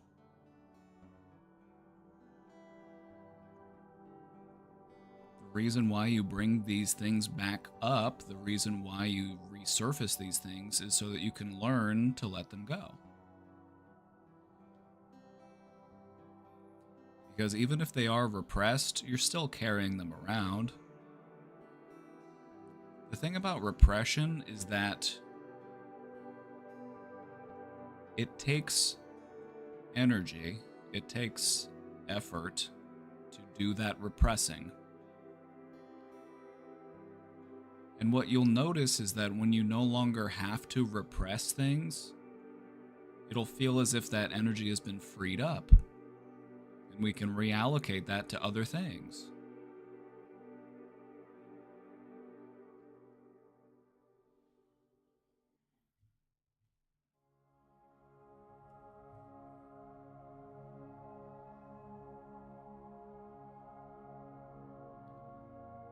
Practicing awareness of your emotions is what helps you learn to connect with those emotions. We're practicing emotional literacy.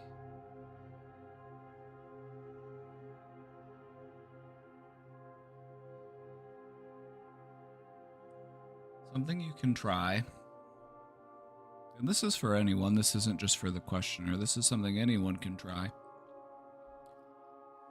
Sit with an emotion.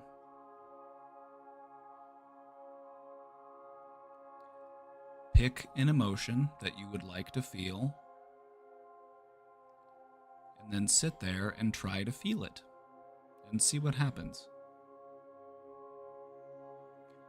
What you'll notice is that memories might start to pop up, memories that are associated with that certain emotion. You might have things pop up that you had long forgotten. I haven't thought about that in a long time. Kind of weird how that just came up. And what you'll notice is that when you start to seek out certain emotional states, your mind will start to unlock memories that are associated with that emotion. That's part of how your brain stores memories. They all have a certain emotional tag associated with them.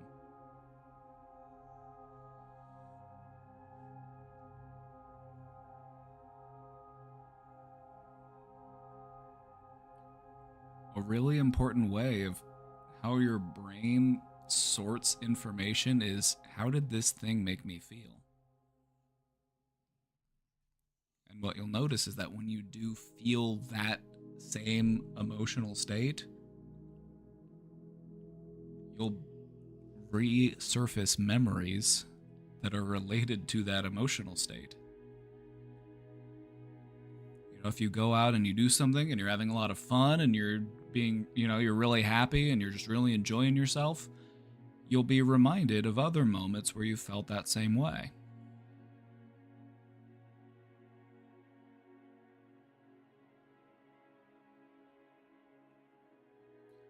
Practicing awareness of your emotions is what allows you to experience them more deeply. Does it make them easier to connect with? That's going to require vulnerability. Because the thing about connecting with emotions on a deeper level is that you have to take your armor off. You have to let your walls down. You have to let that emotion in. It's going to require a little bit of vulnerability.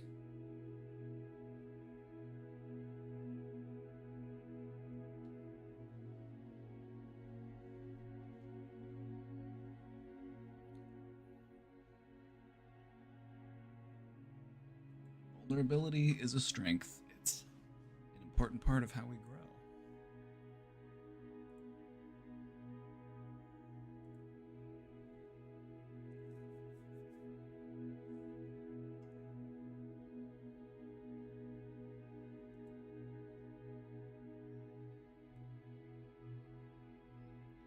I've burned through all the momentum that grade school and college gave me and have been floundering for structure. I can't seem to get anything to stick. I desperately want to do the things I know I need to do, like getting up early and going to the gym and cooking myself healthy dinners, but where is the time for all of it?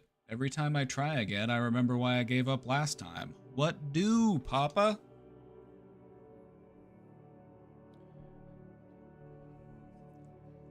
What do this do? Build momentum back. Build momentum back. We're trying to build back that momentum. And it's not the same momentum that we had. It's sort of a new momentum. We're building up our new momentum.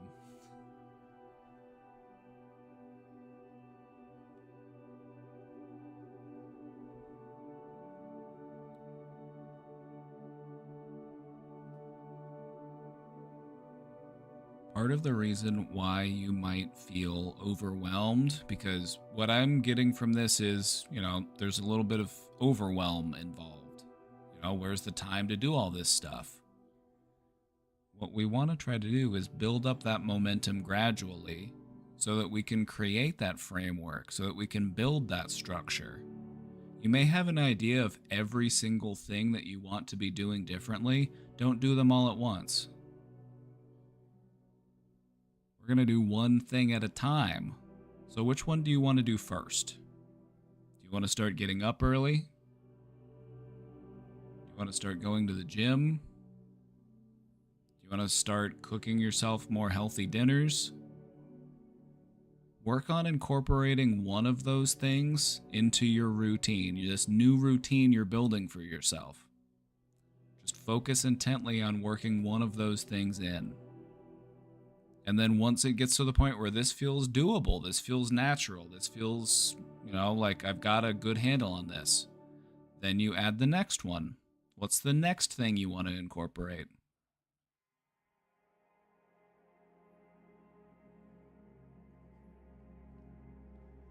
You're not a failure for not being able to do all of the things that you want to do right now. But if you try to do all of those things at once, then you are setting yourself up to fail.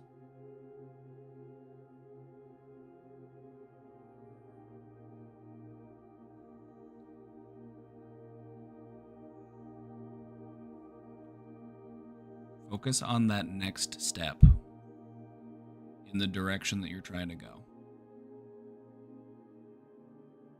If I wake up at 9 and I want to wake up earlier, maybe I'll try to start waking up at 8 or 8:30 even, just gradually.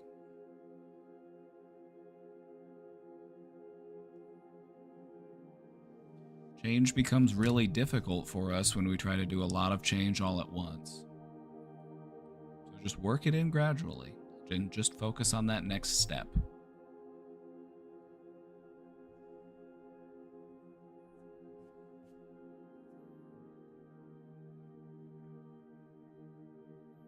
If it makes you feel better, this is a problem that a lot of people struggle with. This is something that a lot of people have to deal with.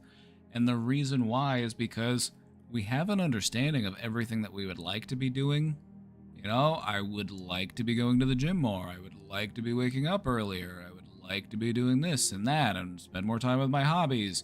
And so we were like, well, if that's everything I need to do, let's just try to get it all out of the way. Let's just try to do it all now, and then it'll be great. Everything will be awesome. It'll be so good. I'll have everything exactly where I want it to be. It doesn't really work that way, though. But that's what most people try to do, and that's why most people get stuck, and that's why most people just slide back into their old routines. It's because they try to do too much. When it comes to building a new routine, changing your habits, do it gradually. It'll make it much more likely to stick. So pick one part of one of those goals and start with that. Which one do you think would be the most doable? Which one could you do something to work towards that goal today, even?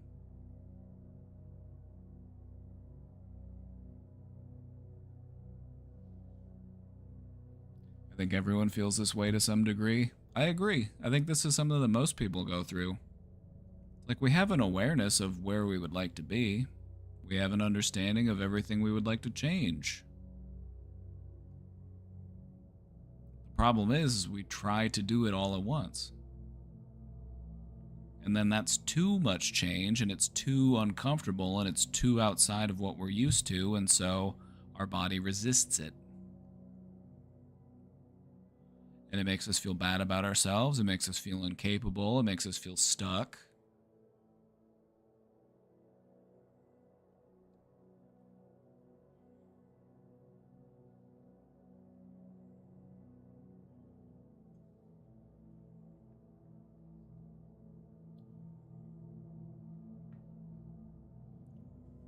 It's kind of like trying to climb a slippery hill. You know, if you try to run up it, you're just going to end up falling on your face and sliding back down towards the bottom. If you want to make it to the top, you got to go slow. You got to focus on that next step and just take it one step at a time. You got to find your firm footing before you take that next step.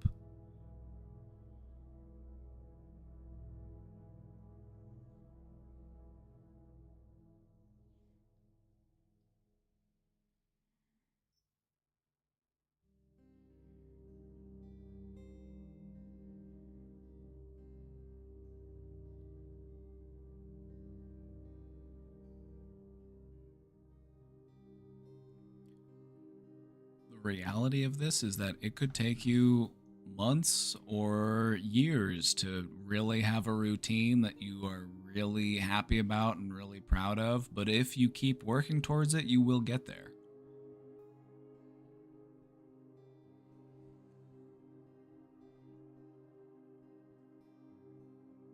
You're building something meaningful. You're building something sturdy, something that will stand the test of time. And that's something that you want to do with intention. It's something you want to do mindfully. It's not something you want to rush.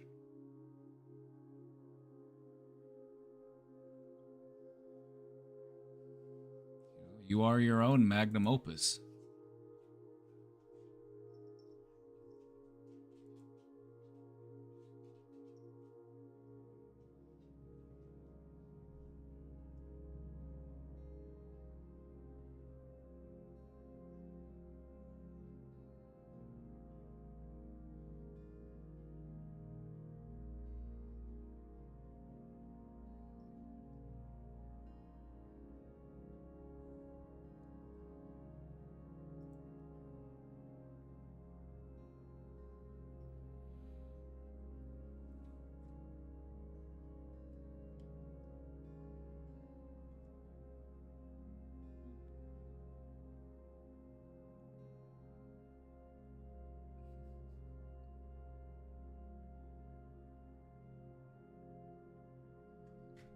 Sleepy.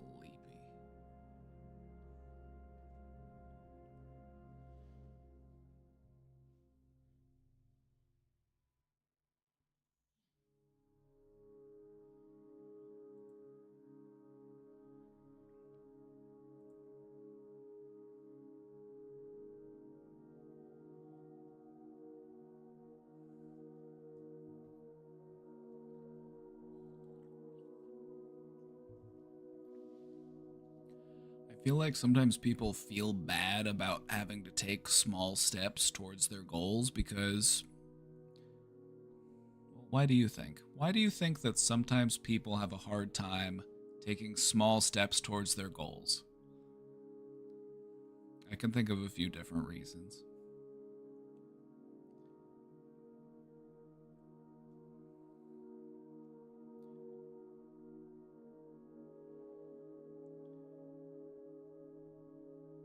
Fear of failure, true. Fear of failure is also fear of success. Because if you fear failure, then you don't ever try. And if you don't ever try, then you will never succeed. If we fear failure, we also fear success. I feel like many people don't like taking small steps because it makes them, because they feel like it should be easier than that. You know, they overestimate the challenge that it might be to do the things that they want to do.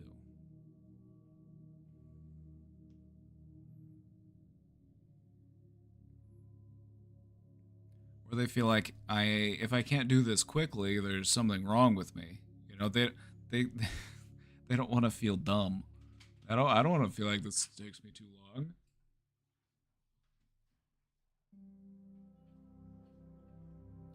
Or maybe it's just a little bit of impatience. It's that fast food brain.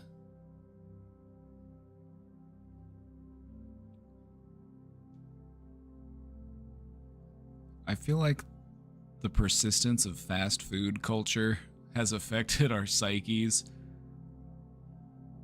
I feel like it's made people a bit more impatient.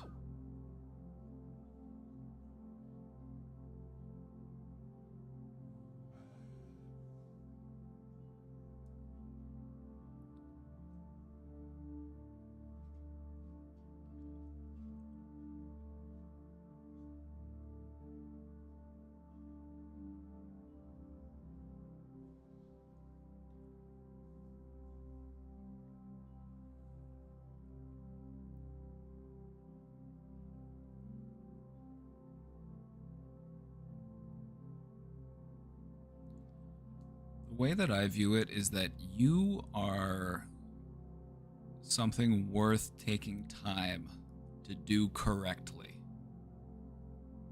You don't want to rush it. You don't want to do a sloppy job.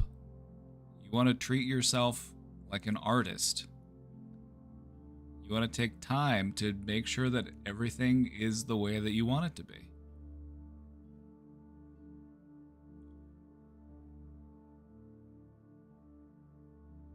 I think we also get too focused on the outcome and we lose sight of the journey.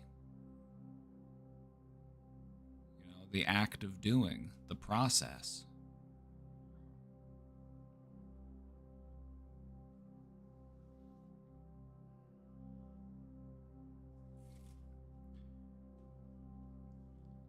We shouldn't look at ourselves with the mindset of when will I be done growing?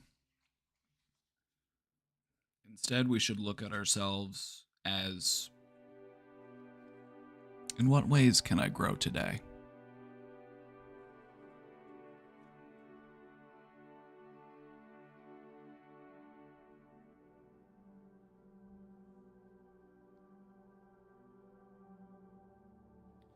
It's like when you see people on social media getting wild success so young and fast, it makes you feel like you're fucking up.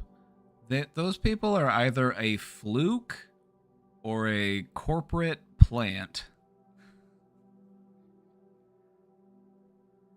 The people who blow up and go viral on social media, it was either a fluke You know, a luck of the draw, random chance, you know, because there's just such an abundance of fantastic content, but there's just not enough time to watch it all. And so the people who do blow up, it's like it tends to be random chance or intentional.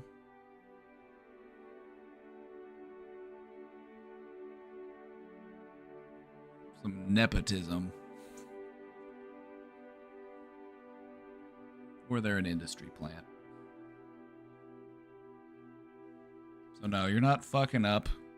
The only way that you fucked up was not being born to a wealthy family. And I don't know about you, but I don't remember having that choice. I don't remember getting to choose.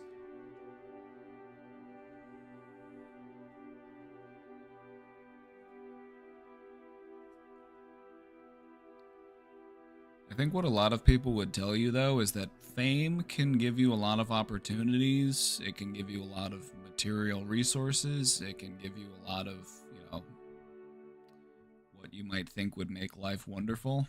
But it's also a prison of its own. You know, popularity is a prison.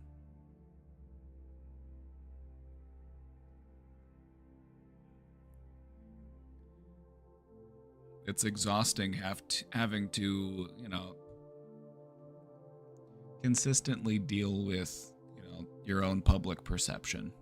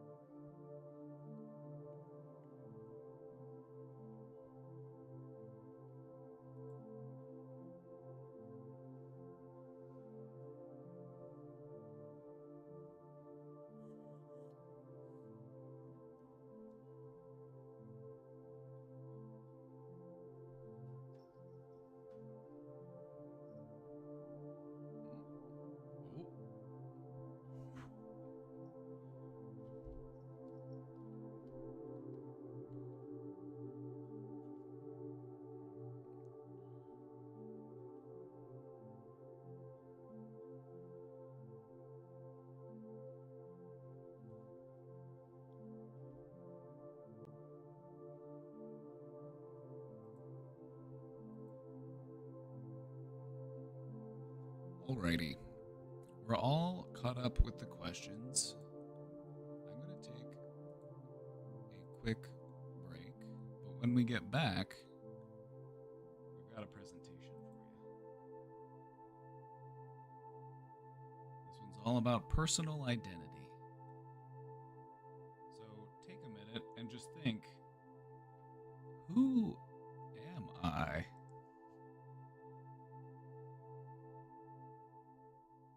I'll be right back.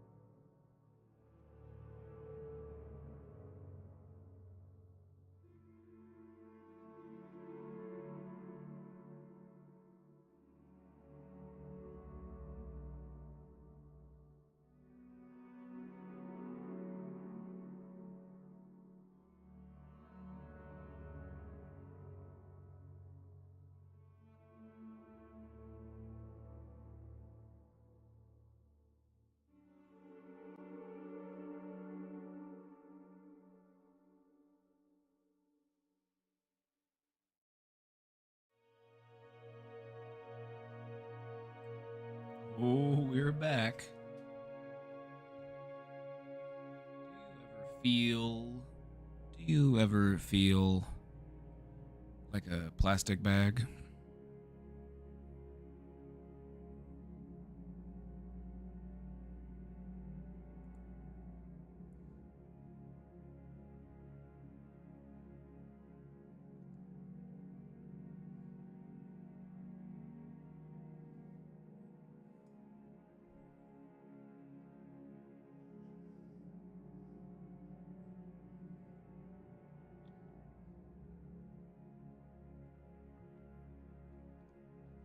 This presentation's all about personal identity. This was a requested topic. If you ever have an idea for a presentation, we have a place in the Discord where you can share that. It's the Stream Ideas channel.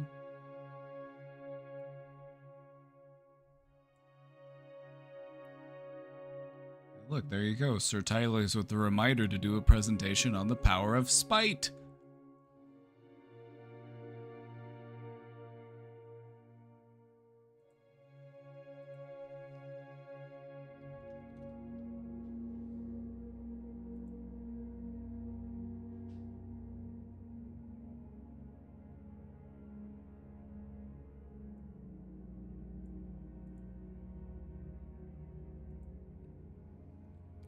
So this was a requested topic. So let's get into it.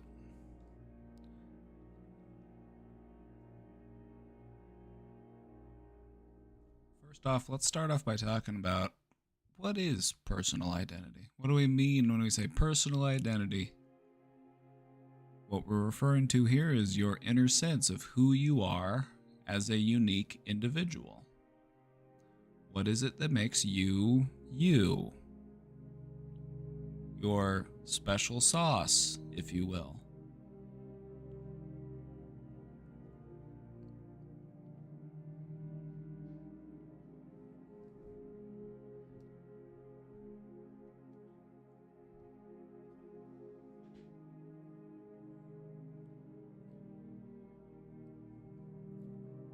This is your values, your beliefs, your personality traits, your interests, your social roles, and your personal story. All of this contributes to your inner sense of who you are. It's our identity that gives us that sense of continuity and coherence over time.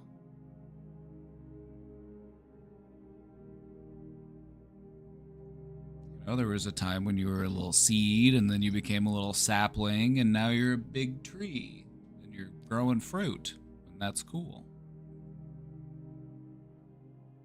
It's that identity that gives things continuity and coherence, even as we grow and change.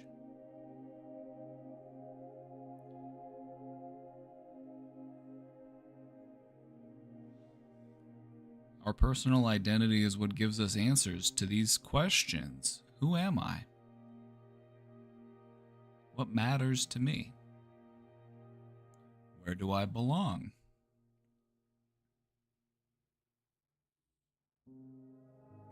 I don't know about you, but these are some pretty important questions.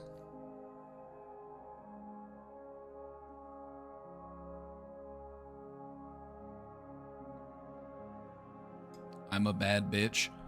I also identify as a bad bitch.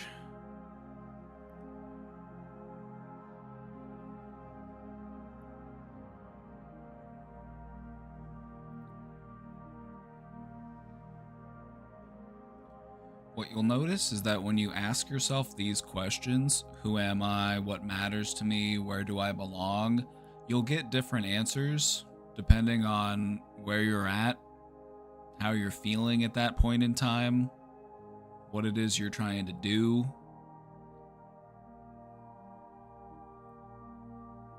And I think that's part of the cool thing about our identity, is that it's constantly shifting, it's constantly growing. You know, there are things that matter to you today. There are things that matter to you a lot today. Things that you never would have even thought would have mattered a few years ago. So what about a few years from now? Will there be new things that you learn to care deeply for? Will you uncover new sides of yourself? Will you discover new aspects of your personality?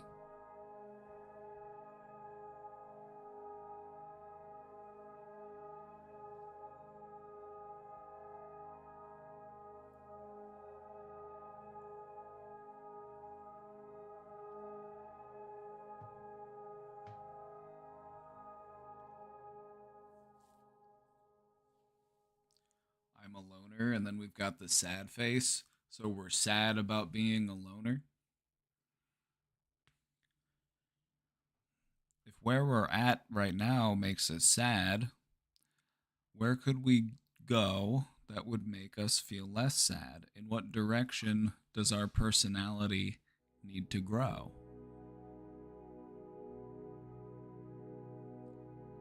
If our branches aren't hitting the sun, in which way do we need to grow so that we can start to get more of that sunlight?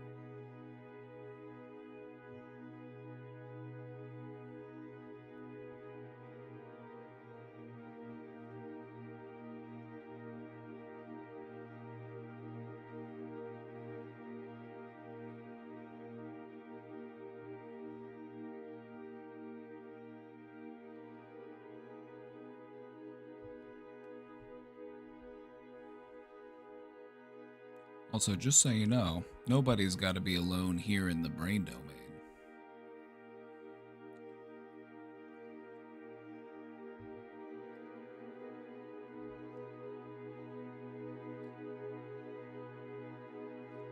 Alright, let's talk about how our identity forms.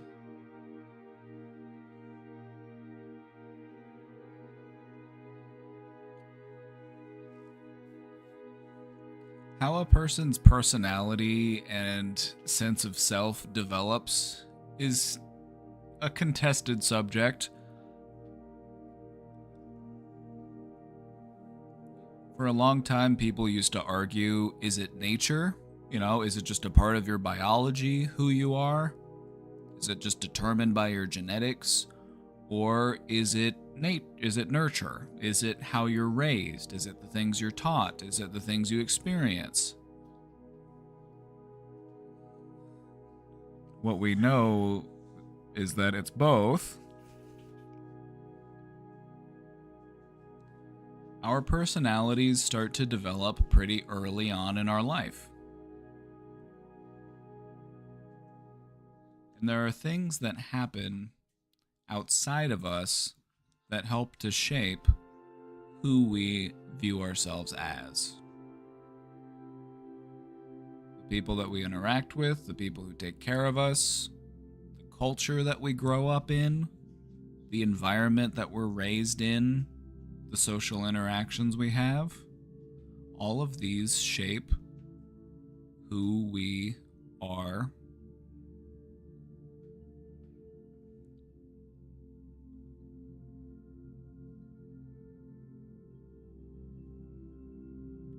These early childhood experiences in school, our friendships, and our family, these form our self-concept.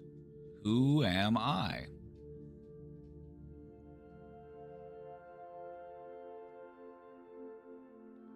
As we get a little bit older, we start to hit those adolescent years. This is when our identity really starts to develop. This is when we start to really get into different things, like new hobbies, we want to get out there and explore different things. We want to go hang out with our friends. We want to go try new stuff.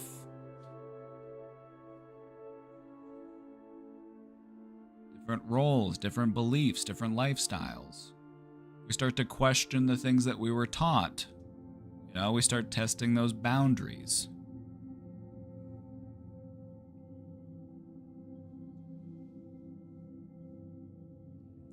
Some of the major influences to our identity, our life experiences, especially the big ones, the role models that we have when we're moving through our different life stages, our achievements, our failures, and all of those different emotional turning points in our lives. You know, maybe you had to switch schools, maybe your parents split up, maybe something, those emotional turning points.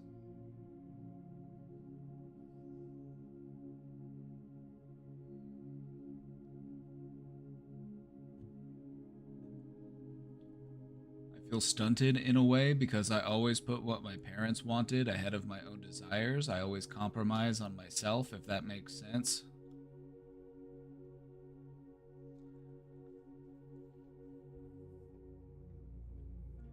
All that means is that you just have to learn how to be a little bit more selfish. There are worse things to have to learn. I'm approaching that with a little bit of humor, but it is true. There are worse things to have to learn in life than I need to put myself first. You know, of all the lessons, of all the things that we would have to learn how to do, taking better care of yourself and prioritizing yourself, that's probably one of the that's probably one of the most fun.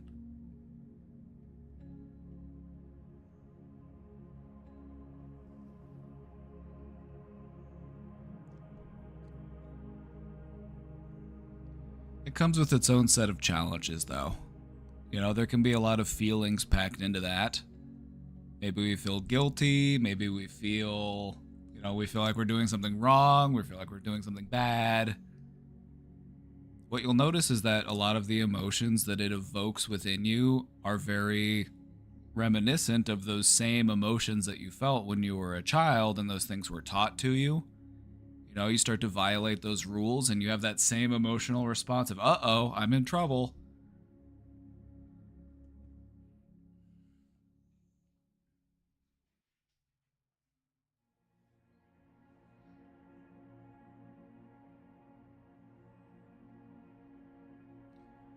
But to me, putting myself first doesn't necessarily mean I need to go out and get myself in shape. It just means I need to chill and do nothing. Sometimes nothing is something worth doing. You know, if you're very in tune with your needs, you will know, like, do I need rest? Do I need motion? There's a time and a place for both. We want to make sure that we're not overdoing one or the other. We want to try to find that balance.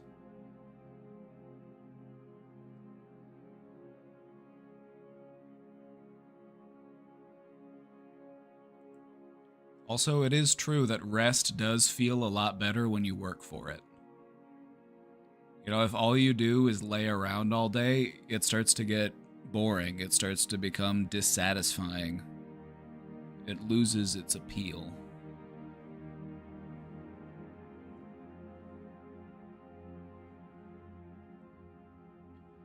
When I was a little kid, I was very extroverted, but having to move every other year and my parents' separation resulted in me guarding myself. And no, you're right, I do need to be a little more selfish. That little version of you that is the extrovert, that social butterfly, they're still in there somewhere, so invite them out to play.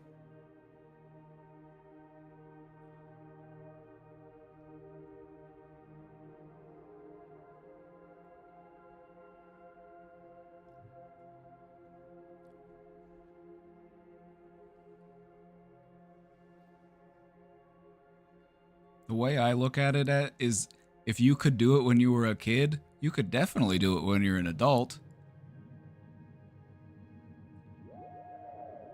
You're way more capable now. Anonymous, thank you for gifting that sub. Like, you're looking back and you're like, I was able to do that when I was a dumb little child. Of course I could do it now. I'm a big, smart adult now.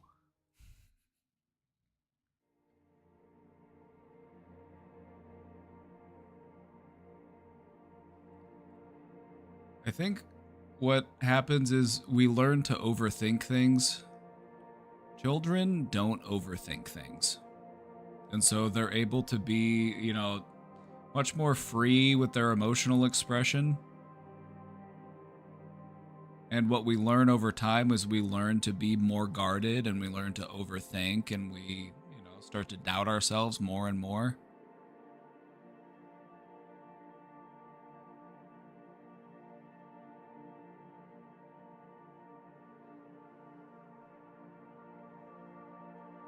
You can reconnect with that part of yourself. It's the part of you that exists under all those layers of armor.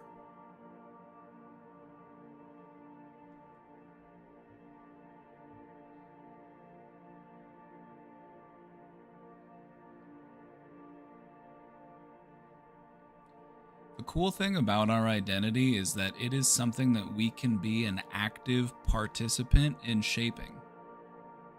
And we do that by reflecting on ourselves, looking inwards, a little bit of that introspection. As we increase our self-awareness, we become more in tune with who we are in this moment. And we become more aware of what my next step is.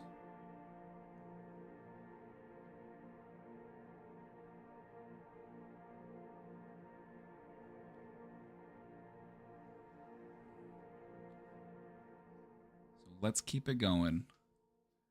Here's what a strong sense of identity looks like. Some signs of a strong personal identity.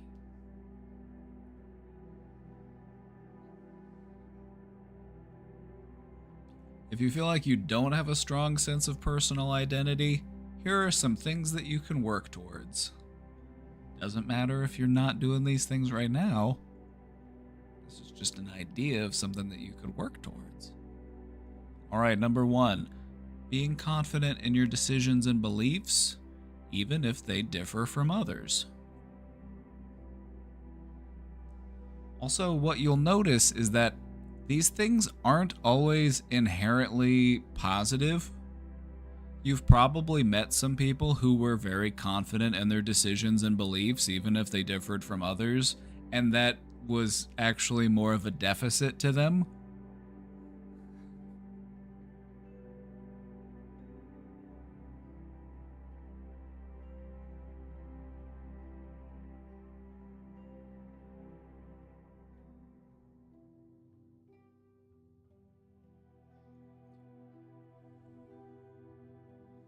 Sometimes finding that next step seems impossible, especially if unresolved. Yeah. That's where talking to people about it can be helpful. It can sometimes be really difficult to find that next step on your own. And so that's why it's nice to be able to talk to people about what that next step could be. The reality of it is that there's many different steps that you could take. And even if you aren't aware of what step you're taking, you're still taking a step in a direction. Part of it has to do with what direction do you want to take it in?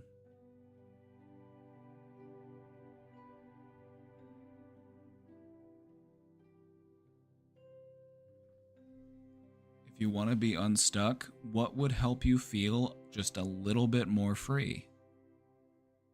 Not all the way free, not all the way at the finish line, not all the way when you feel completely healed and rejuvenated. What would help you to feel just a little bit more free? Just a small amount.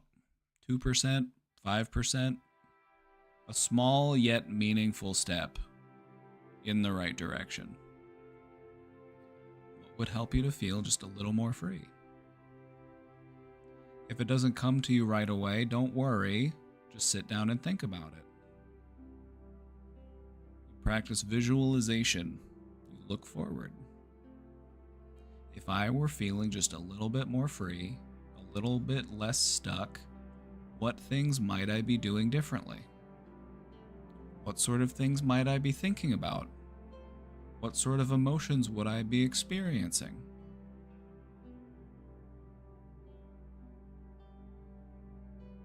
I want to try to get a clear image of this near future version of myself, this version of myself that I am in the process of becoming, because by understanding that version of me,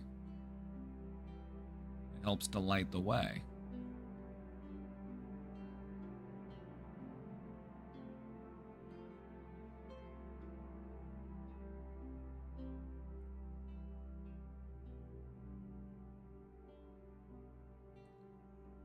Anyway, we're going to talk about what a strong sense of identity looks like, and what you'll see is that these things aren't always inherently positive.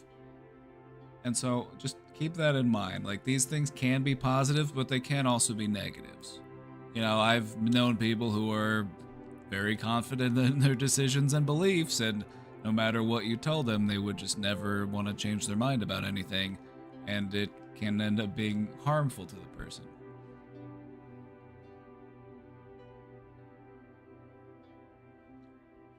Another sign of a strong personal identity is a stable sense of self that's persistent throughout changes, throughout uncertainty.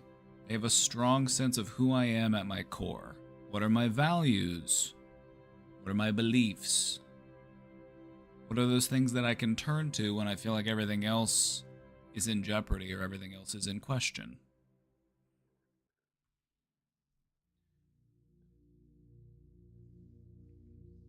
I believe I have a strong sense of identity. That's a good thing. You want to make it work for you.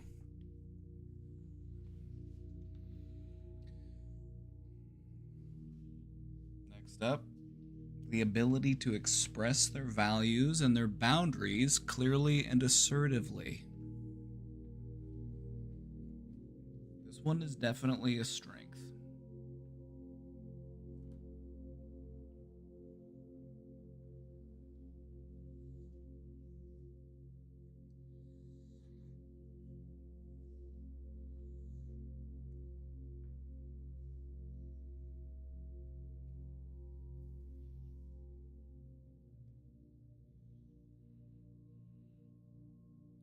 I think we're overdue for a revisit on the topic of how to set good boundaries.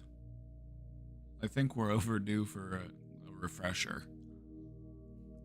We talk about boundaries all the time and how important they are. I think it's important to revisit the topic. We could talk about what healthy boundaries look like, and then we can give examples of how to set healthy boundaries across different situations. That could be pretty useful.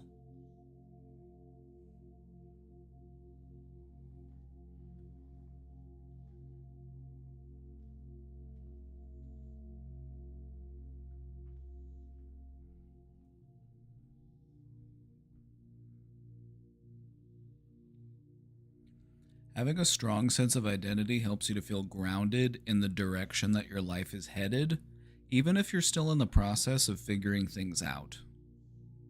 And that's kind of where you want to be. You want to be in this place where I recognize that I don't know everything. The more I learn, the more I realize there is to learn. But I'm happy in the direction that I'm headed.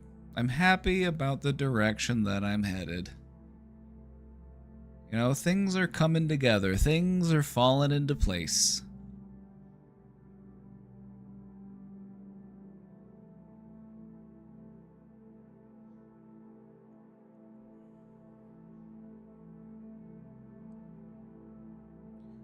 I didn't really know what boundaries were growing up. In some families, there are basically no boundaries. In some cultures, in some families, it's like, I am your parent, you tell me everything. You keep nothing from me.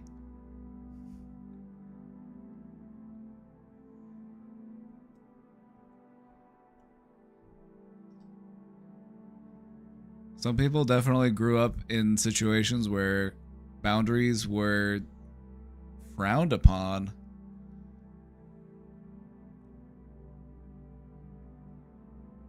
Or they were viewed as like disrespectful. You know, you must respect your elders.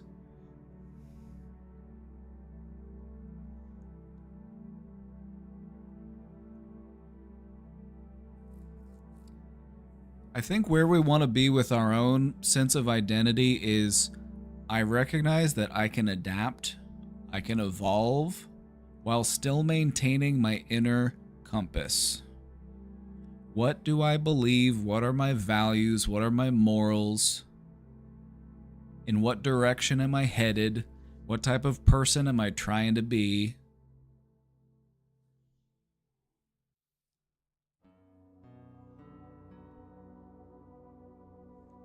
Boundaries are essential in any healthy relationship. Absolutely. Boundaries are necessary.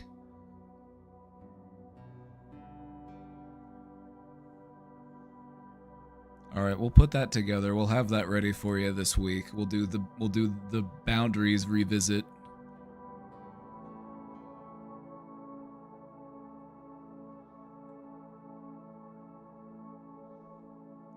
Let me make a quick note for myself.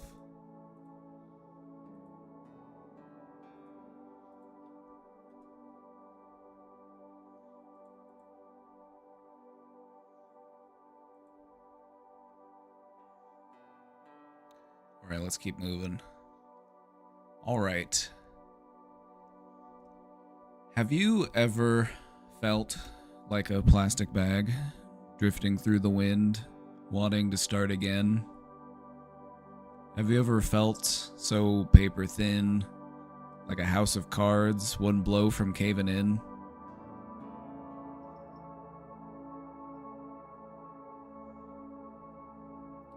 Have you ever felt like, who am I? What am I doing here? What is my purpose? Have you ever felt a loss of identity?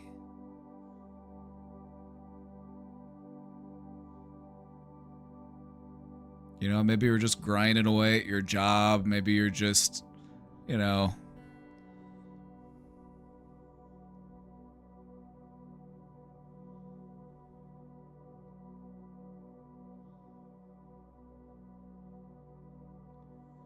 I have a narcissistic mom too. Boundaries are nearly impossible to set while being gaslit by a narc gaslighter mom. Yep. Narcissistic parents, they are either all up in your business and there are just no boundaries and you can't keep anything from them because they won't let you, or they're just very detached and disinterested. There's not really much of an in-between. There's not really many like healthy like examples of boundaries between a parent, like a narcissistic parent and their child. It's either you tell me everything, every detail, you keep no secrets, or they just don't seem to care at all.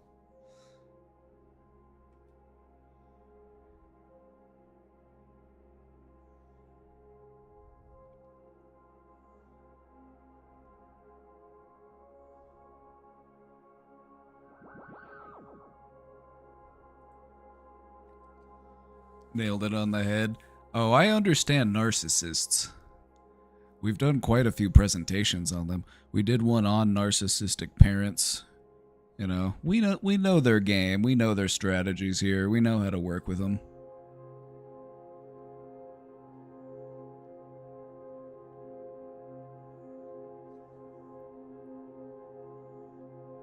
All right.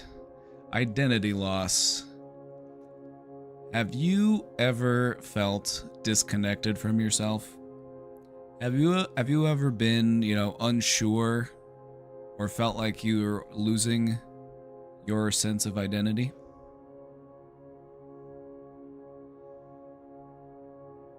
You know, maybe you were burnt out, maybe you were depressed, maybe you were heartbroken. It just put things into question, like, who am I? Or maybe you did something that was very out of character. You know, maybe you did something that was just like, I had no idea I was even capable of doing that thing. Maybe, maybe you just said something really nasty, or you dug your keys into the side of his pretty little souped up 4-wheel drive, carved your name into his leather seats.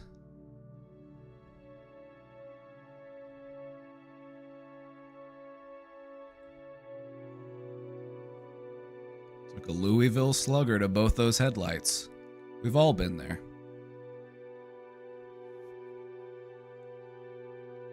So, what are things that happen to us that make this feeling happen? What is it that causes identity loss? Major life transitions are a big factor in disruption of our personal identity. Divorce, whether you're the one getting divorced or whether your parents were getting divorced.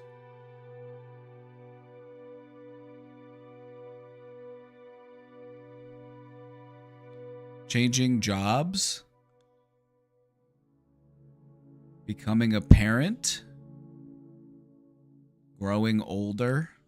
All of these things can disrupt your sense of self. Trauma? Oh, exactly. Not just trauma, but prolonged stress, burnout. These things make you feel disconnected from who you once were.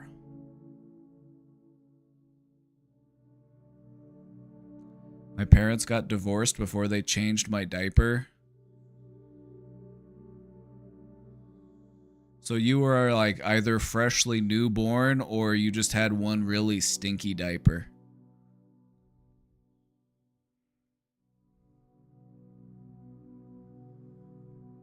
Honestly, being a child of divorce sucks, but I feel like there are ages where it definitely is easier.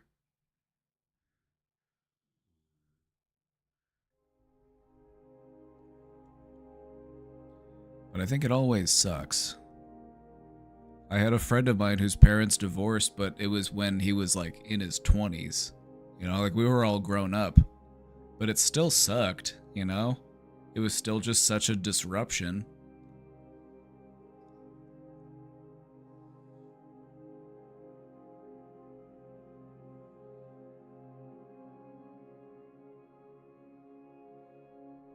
Illness, physical accidents. Oh yeah, definitely. Especially if you lose some of your functionality.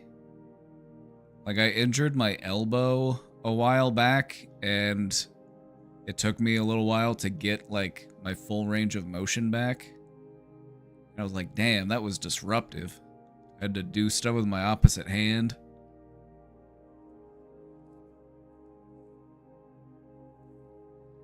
Fear. Ah, interesting. The thing about fear is that it really drives you deep down into that like reptile brain that we have. It's like, and that part of our brain is not connected with our sense of identity. Our sense of identity is a much like, it's a higher brain function.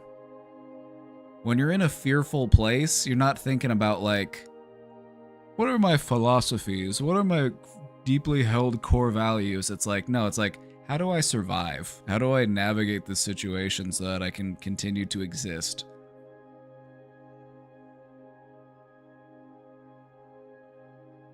But yeah, when you're stuck in that state of high anxiety, it pushes you down into this fight-flight mode and you lose that sense of who am I? It's just about surviving.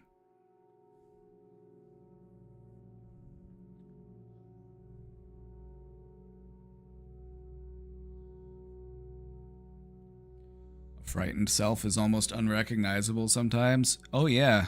Oh yeah. People become somebody totally different when they're in a like fearful panic.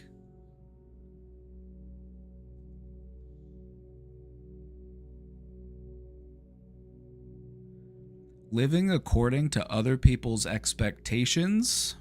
This can also trigger identity loss. We can also see identity loss as a result of societal pressures. You know, maybe you grow up in a society where they tell you that people who look like you, or people who have, you know, whatever you've got underneath your clothes, they're telling you that because of that, you can't do certain stuff, you can't act a certain way, even though that's how you want to be.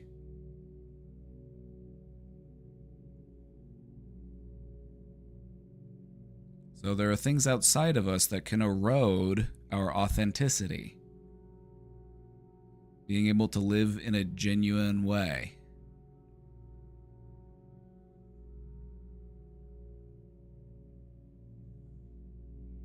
Other people's expectations can lead you to live compartmentalized realities. Yep, you start to wear many different hats. I've got the hat that I wear when I'm at work. I've got the hat that I wear at home. I've got the hat when I'm just all by myself.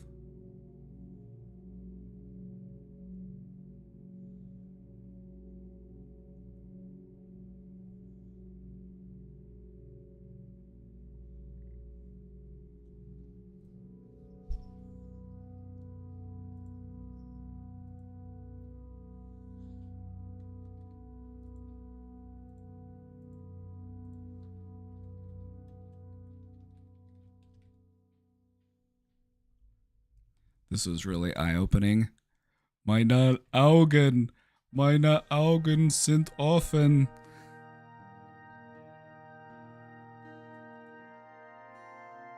How to break out of that? There are different ways that we can do that to break free of it. Sometimes the best thing to do... Hold on, I'm going to switch this song real quick because this is the one that sounds like church organs.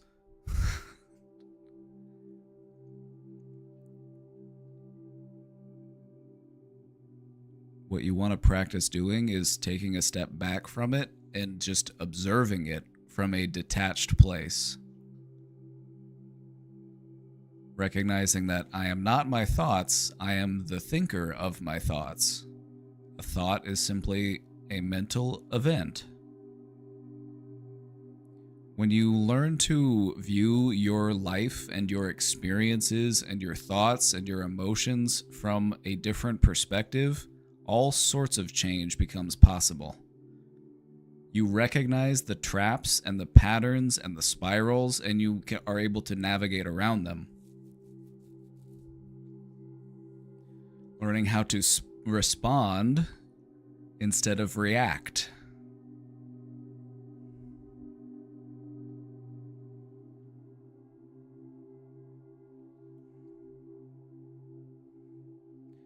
But for many people, it starts off by just allowing yourself to feel however it is you feel right now.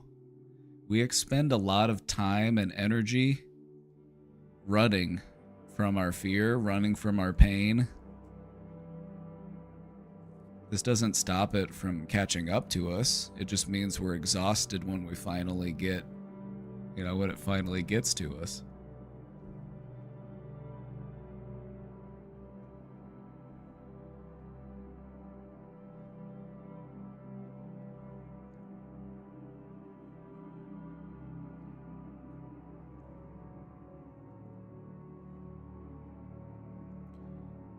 Let's take a moment to talk about individualism. Hey! This one goes out to my Americans out there.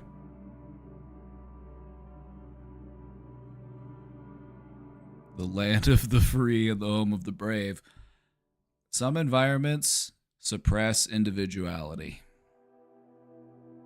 Controlling relationships, rigid institutions. These weaken our sense of individual identity. The irony of America, though, is that we claim to be all about the individual, but we also want you to look and act a certain way, unless,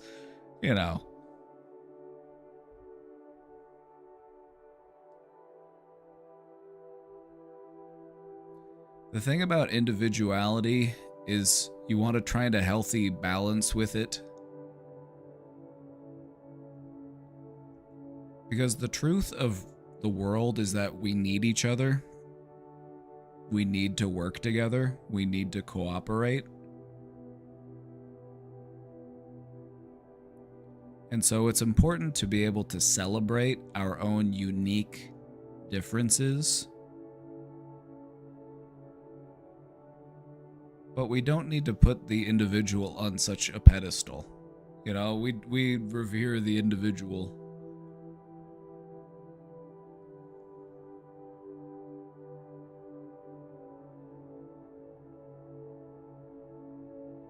Every corporation you work for is its own dictatorship. Corporations are cults, actually. And dictatorships and cults do have a lot in common.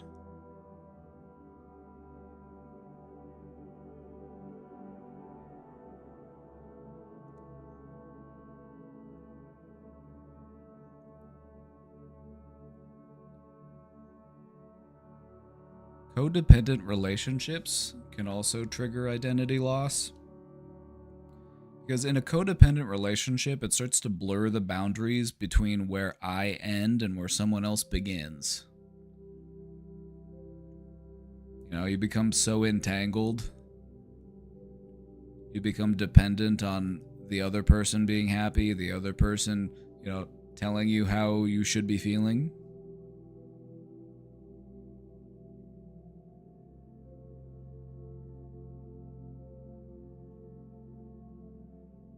I'm not a good sample American. Me either. Actually, you know what? I take that back. I like to feel like I represent what America it should be about. You know what I mean? I support the ideas that the United States was actually found on. Do what the fuck you want, as long as it's not hurting anybody. If it makes you happy, go for it.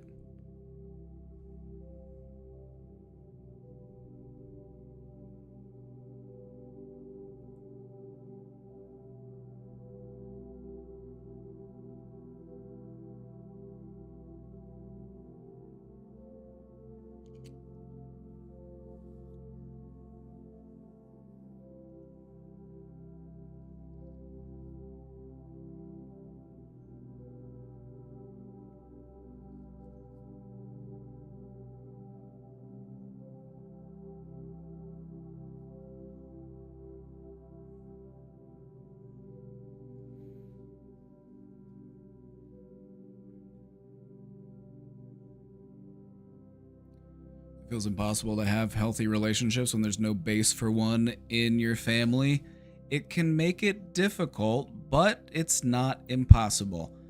You gotta remember that just because something feels impossible does not mean it is impossible.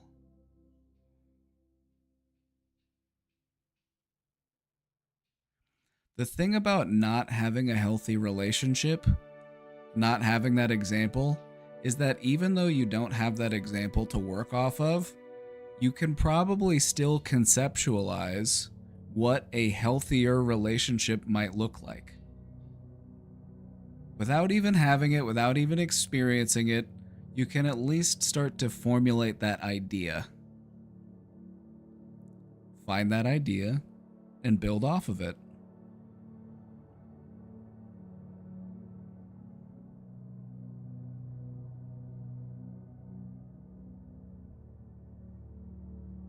Just had my gallbladder taken out this weekend. Turns out it had terminal transphobia and had to be removed from my abdomen. Yeah, we can't stomach a transphobe.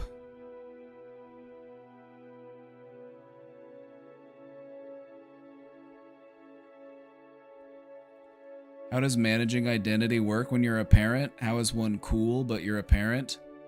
I think that when it comes to being a parent, this means you're just going to have to recognize that there's going to be a period of at least a few years where I'm going to have to just solely prioritize on taking care of this child, on meeting their needs, making sure they meet their developmental milestones, doing my due diligence, doing my duty as a parent. But thankfully, once the kid gets old enough, you can start to lighten up a little bit and you can start to be yourself again. You don't have to watch him like a hawk so much. You can let him, all right, you go off in the other room and do your thing. You know, go hang out with your friends, whatever.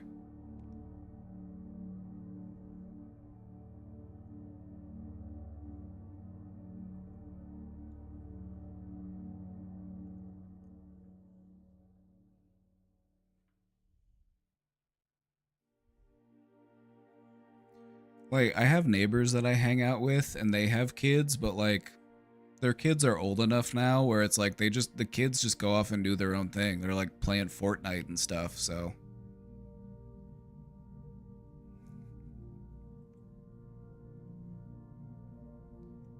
It's just part of the sacrifice you gotta make of being a parent, you know? Being a parent requires sacrifice, and some people, you know, they have a hard time with that.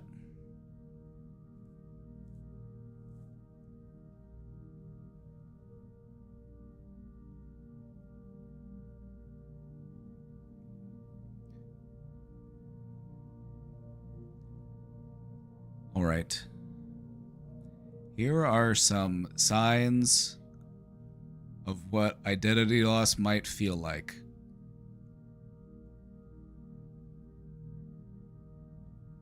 Gonna get ready for my meeting. Have fun. Don't forget, riot after the meeting. Don't riot until after the meeting. Keep the riot contained.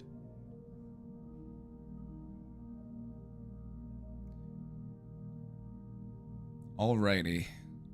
Here are some things that might mean a little bit of identity loss. Here's what it might feel like.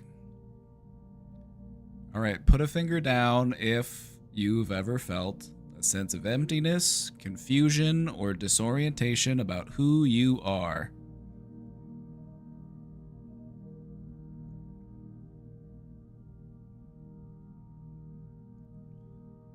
Also, I just want to mention something real quick. Feeling these things isn't unnatural or abnormal. Questioning yourself, feeling confused, that's a natural part of living. This can actually help you to figure out who it is you really are. You know, you question yourself so that you can get closer to the real truth.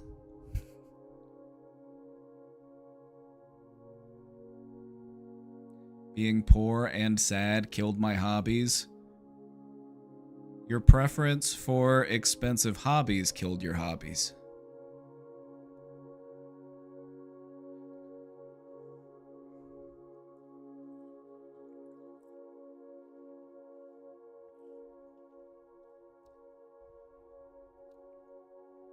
Fuck, I miss skiing. That's how you know somebody had money. They're like, oh, do you ski? I'm like, what? No, I've never even... No. Me? Like, oh, have you rowed crew?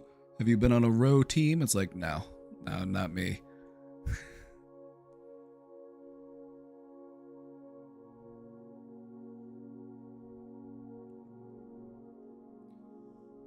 Birdwatching is free. It's true. It's also like Pokemon Go, except in real life.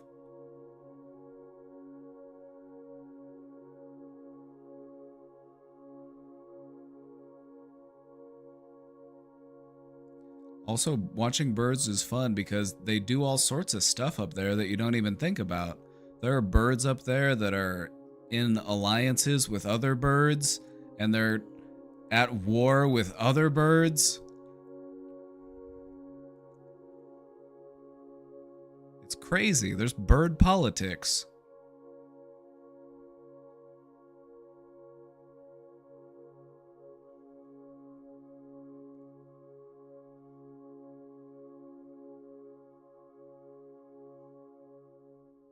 All right, number 2, put a finger down if you've ever struggled to make decisions because you were unsure of what it is that you truly want.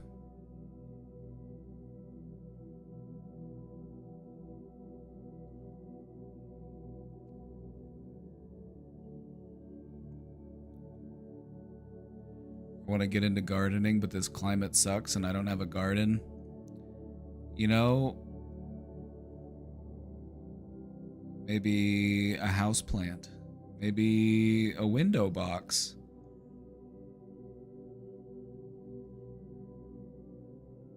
We could make it work.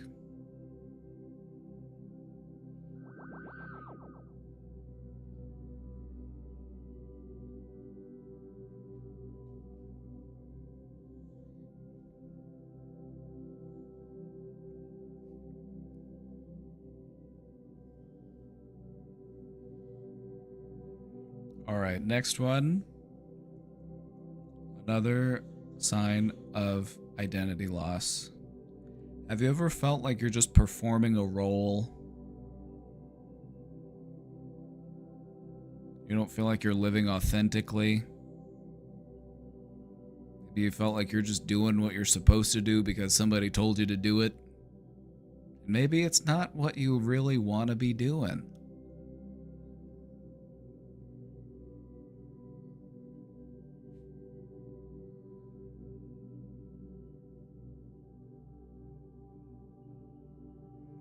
I feel like I see this all the time whenever I go out to the suburbs. I've got some family that lives out in the suburbs, and sometimes I just feel like, you know, you see all these people that just like, they're just doing the same thing that everybody else is doing because they feel like it's what they're all supposed to be doing.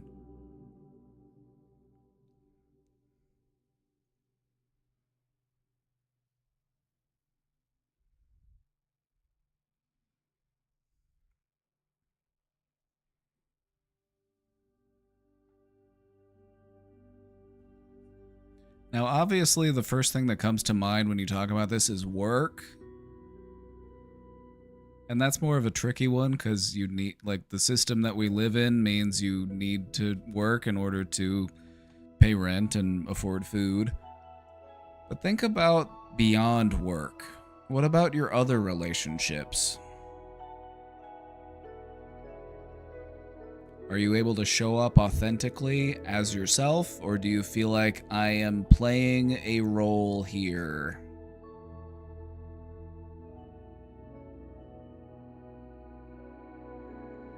I feel that way when I'm stuck on the highway. Exactly. It's like, where are we all going?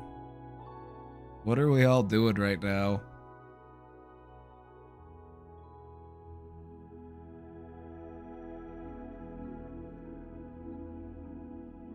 I feel like every job should be work from home unless it's absolutely necessary that you show up in person.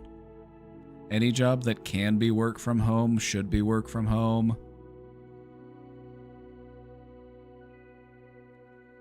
Having me show up to the office isn't gonna do fuck all to make me more productive, okay?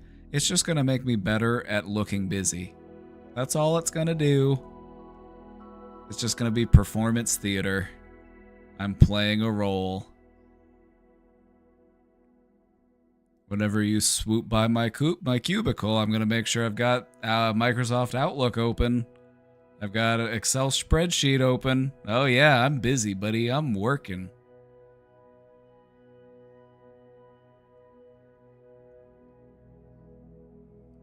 All right, next one. If you feel detached from things that you once enjoyed or cared about. You will also recognize this one as a symptom of depression.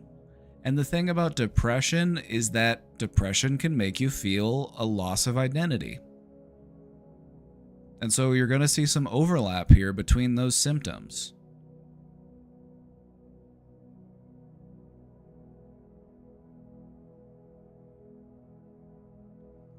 I work in the office 1 day a week. I like catching up with the work buddies. Yeah, that sounds like fun. You know, it's not a bad, like, I've worked in some offices where it was great. Like, I really liked the people I worked with and I didn't mind being there.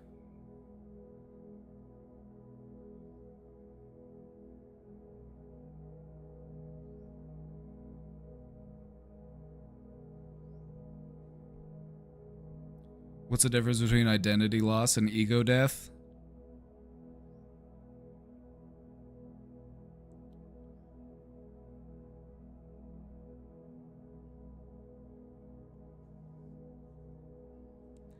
Like, even if you lose your sense of identity, the ego persists. It's the part of you that is aware that there's something wrong. It's the part of you that is aware that I'm living inauthentically. Ego death is the loss of that sense of I.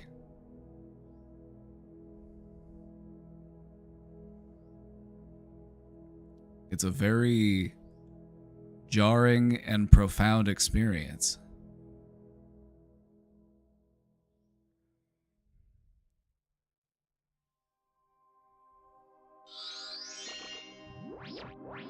Astral Storm with the 8 months. Thank you for subscribing.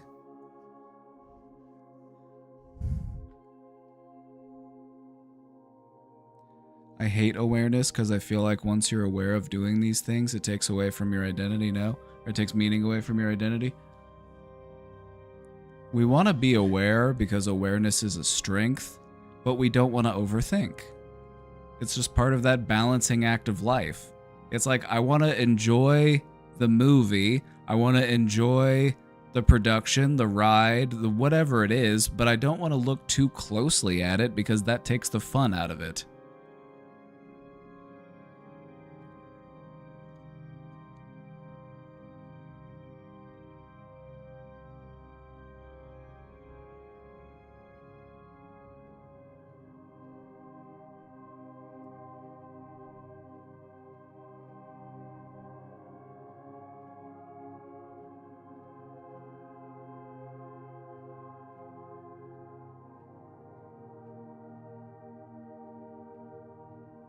Another indicator of identity loss, you have a deep craving for validation from others. Yet, you are unable to connect with yourself. You've probably met people like this. You've probably met people who care very deeply what other people think about them, but they just don't really have much of a sense of identity themselves.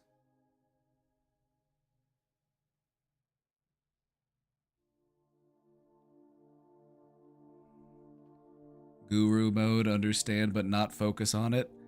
That's the trick of it, is it's like those puzzles where you have to like relax your vision and let your eyes cross to see the hidden message.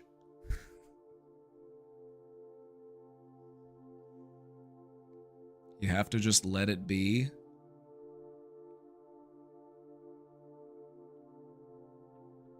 It's like trying to measure an electron.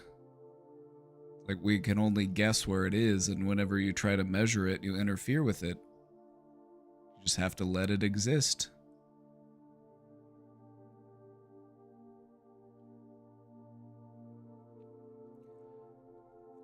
What you mentioned is it's the difference between wisdom and knowledge.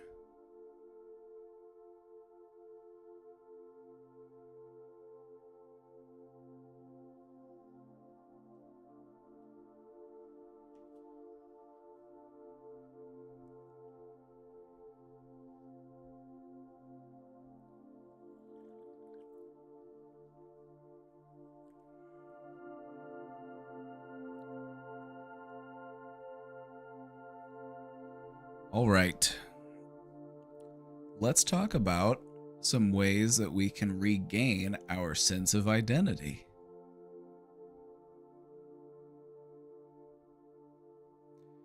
Never mind, I'm just going to lay in my car for lunch.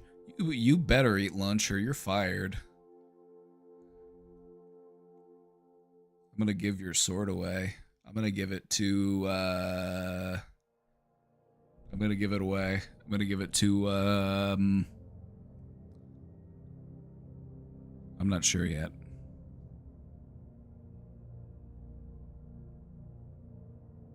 I'll have snacks. You better.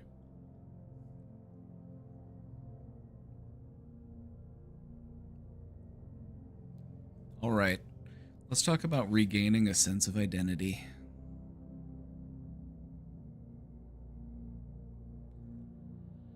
Our sense of identity is something that in many ways we want to try to do it on our own, because we're trying to find this definition of who we are from within us rather than from outside of us. We're trying not to rely on that external validation. We're trying to distance ourselves from what other people think about us. So, intentional time alone. Journaling, meditating, being in nature. These are all things that can help you to hear more clearly that inner voice.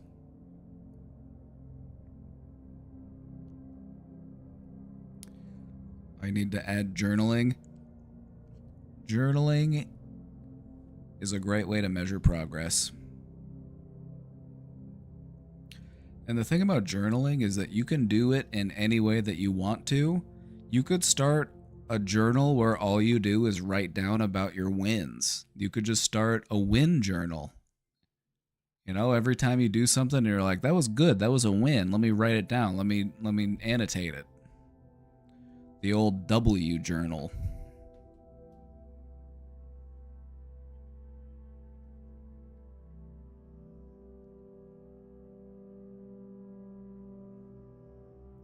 Regaining a sense of personal identity is some really introspective, internal work. We do this with reflection and introspection. Think about those moments in your life when you felt fully alive. Think about those moments when you felt deeply yourself. What were you doing? Who were you with?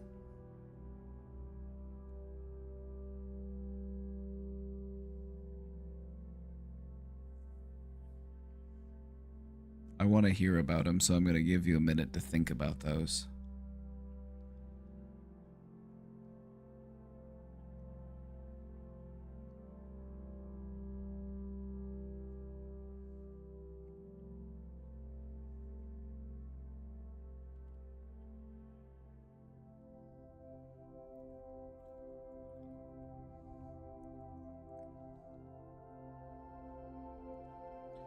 I'm going to relate this back to the first one. Whenever I'm in nature, whenever I am practicing meditation, those things do make me feel fully alive or deeply myself.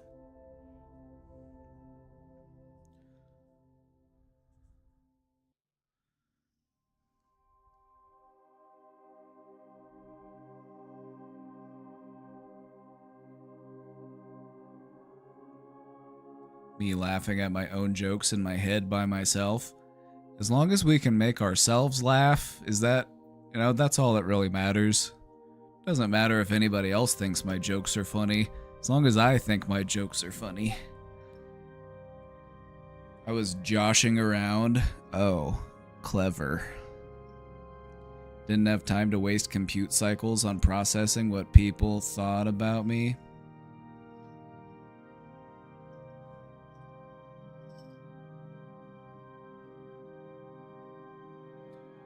Alright.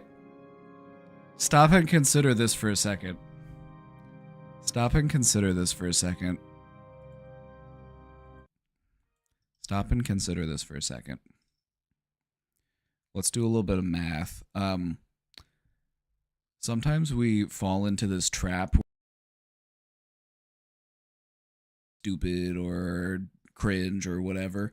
But we know that that's not true.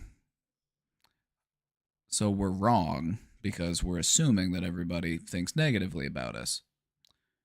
If we were to think that everybody thinks positively about us, we would also be wrong because there are going to be some people out there who genuinely just don't like us for reasons that might be entirely outside of our control. So if you're going to be wrong, which way would you rather be wrong? Would you rather be wrong in that I assume everybody dislikes me? Or would I rather be wrong in a sense that I assume that everybody, or at least most people, like me? Which one do you think would feel better? You're going to be wrong either way.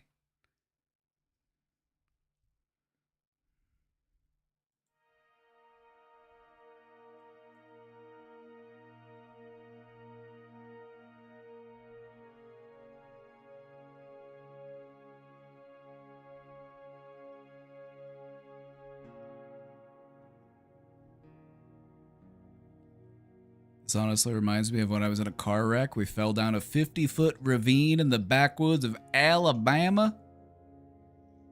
Everyone was freaking out, but I was really calm. I was really in that moment. That's what we like to see. Somebody who keeps a cool head in the face of catastrophe.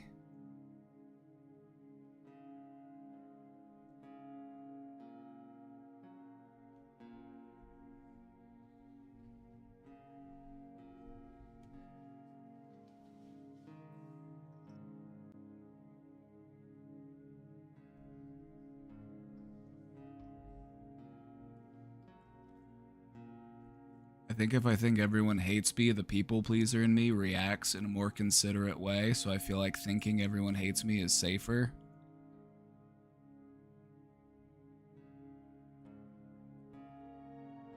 And I think that's why a lot of people go with that choice. A lot of people tend to lean in the direction of everybody hates me.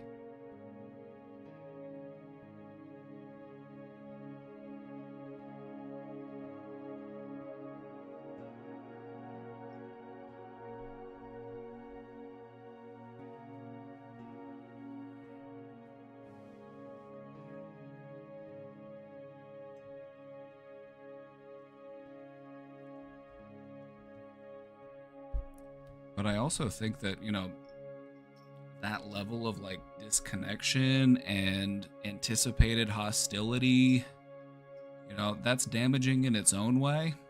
You're taking psychic damage over time by carrying those beliefs that everybody hates me. And so it's like we're still doing harm unto ourselves. So what can we do to try to minimize that harm?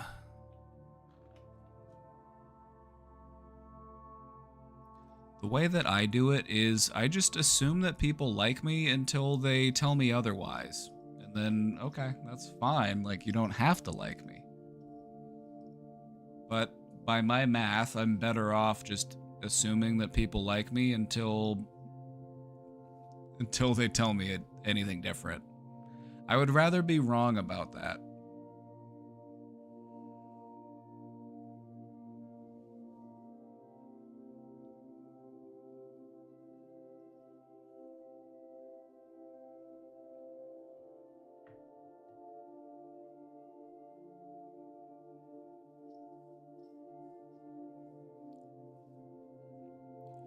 Your friend would have been decapitated if you hadn't warned him. They owe you their life. They are indebted to you.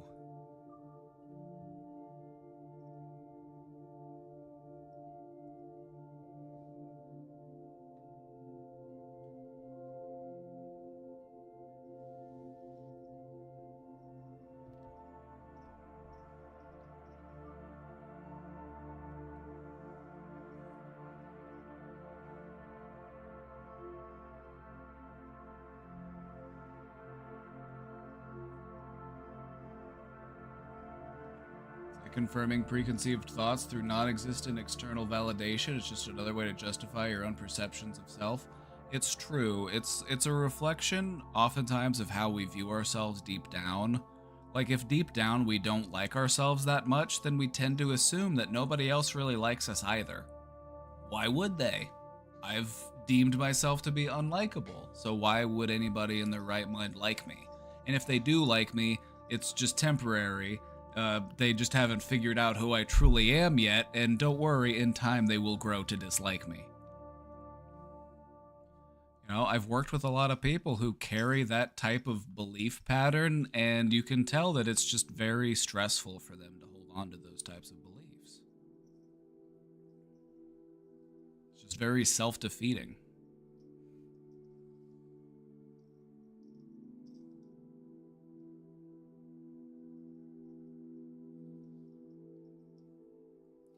Either way, I think that the way through that is just learning how to like yourself more. If you can learn how to like yourself more,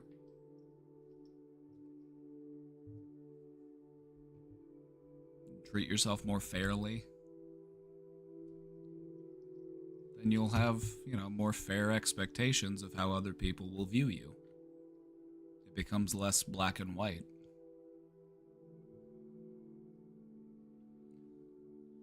Is there a difference between identity and ego? Yeah, yes.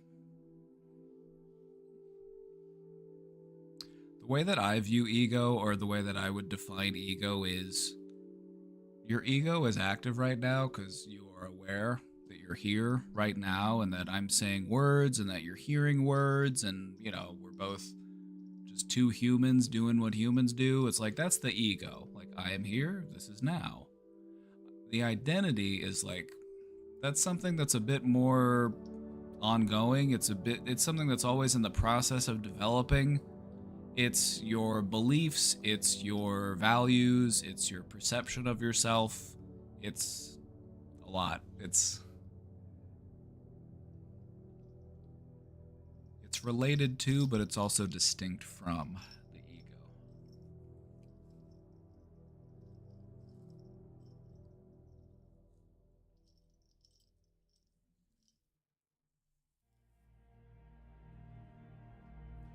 It's hard to like yourself when everyone tells you they don't, or plainly does not care.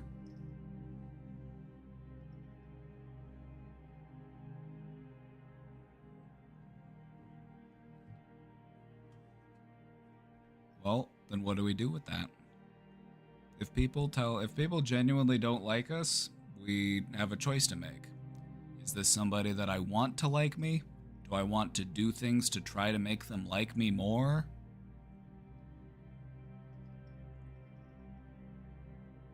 Or do I just be okay with the fact that they don't like me? Nobody's ever going to have a 100% approval rating. There will be some people that you can win over. There will be people out there who just have a wrong read on you. Maybe you look like somebody that they knew once. Maybe you remind them of somebody. Maybe you've got the same name as somebody that they had a hard time with. And they might dislike you for reasons that are entirely outside your control.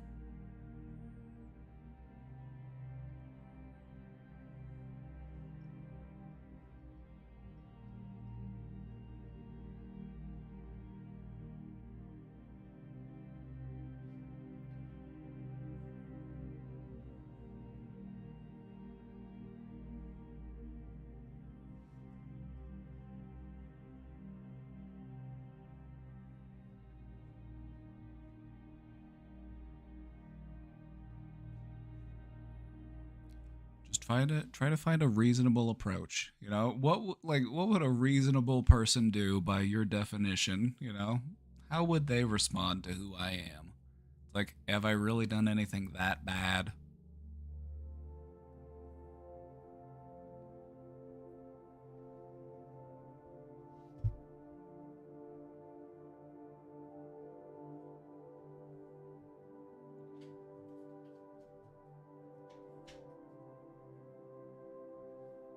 It's more likely that they don't like you just because they're jealous. They're just jealous of you. That's why they don't like you.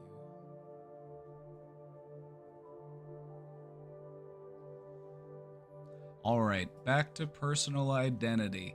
Back to how we regain our personal identity. When was the last time you revisited or explored a new hobby?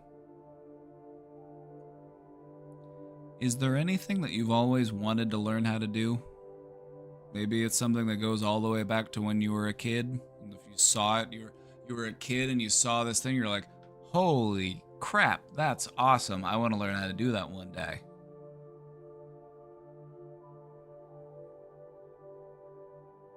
Is that something that we could learn how to do now?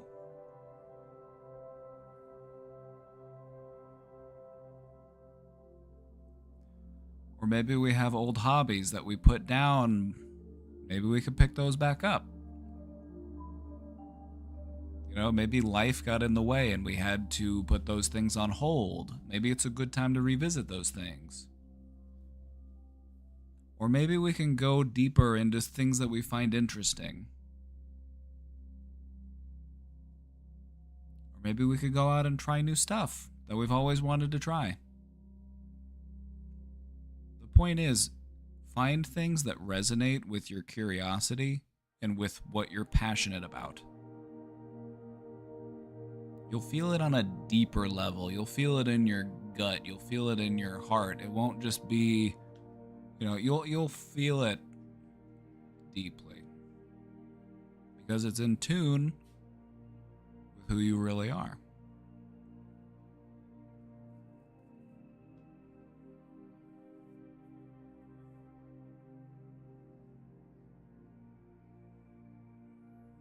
Trying new things is generally a good idea. Even if you end up not liking it, at least now you know that you don't like it. Now you can move on to the next thing.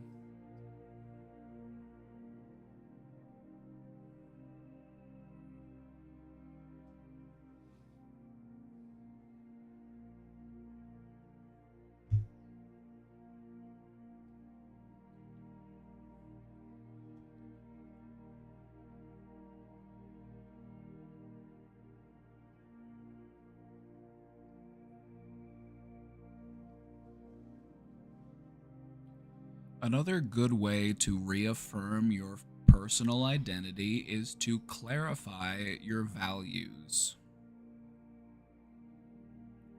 What sort of principles do you hold on to that guide your choices? What is it that brings you a sense of meaning?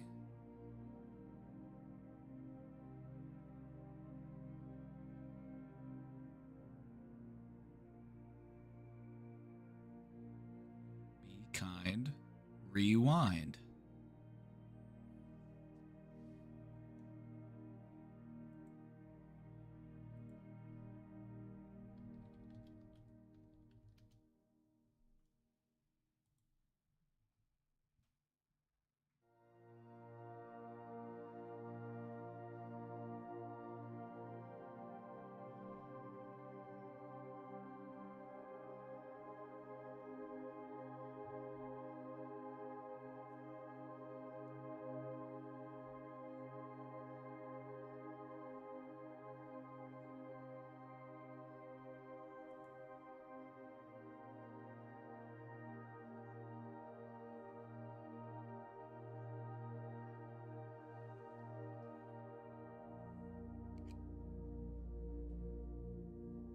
It's so hard to work principles against this world.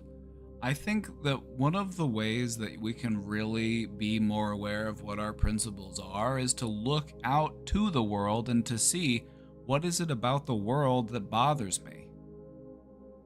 One of my principles is quit blowing people up. Quit destroying people's homes.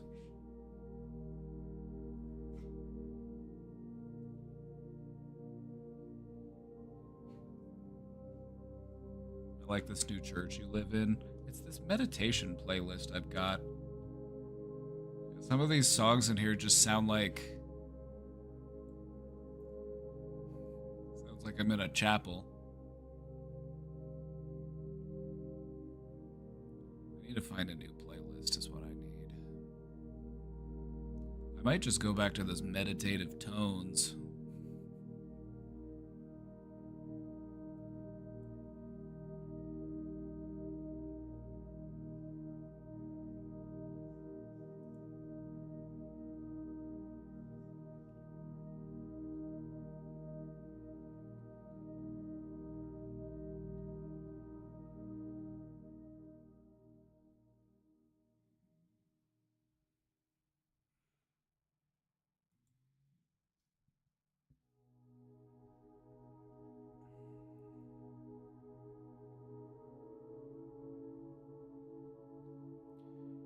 In rebuilding our sense of identity, it's okay to start small. Especially if we're feeling very despondent, very burnt out.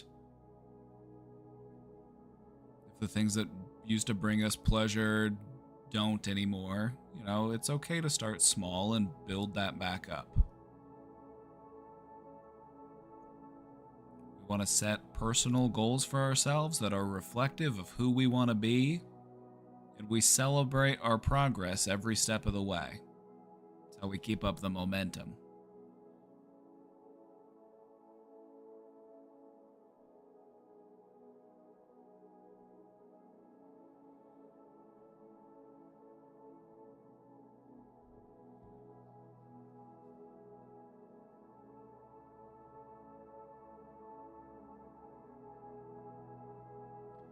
Another really important part, and this one's outside of us. A lot of the ones that we talked about before, these are internal. These are things within us. We also want to consider, who am I surrounding myself with? Are the people that I spend time with encouraged by my growth? Are they supportive of my growth? Do they want to see me grow? Or do they just want me to be comfortable?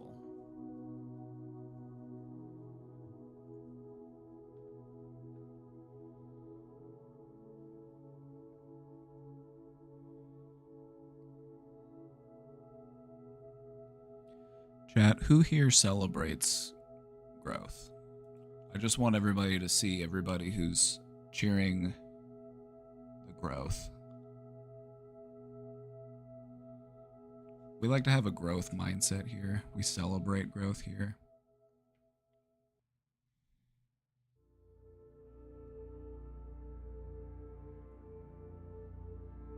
I try to. Do or do not. There is no try.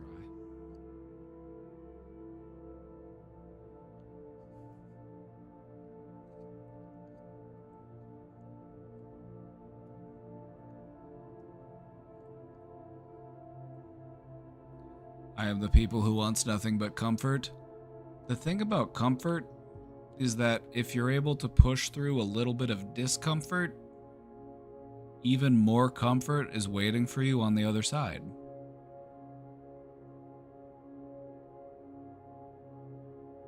So I think the trade-off is worth it. A little bit of discomfort for even more comfort.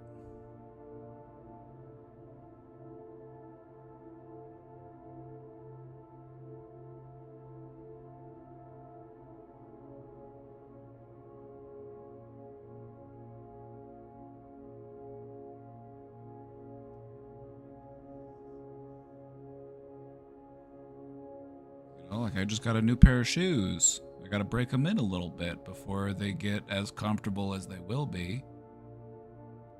But in the long run, they will be more comfortable than my old beat up shoes.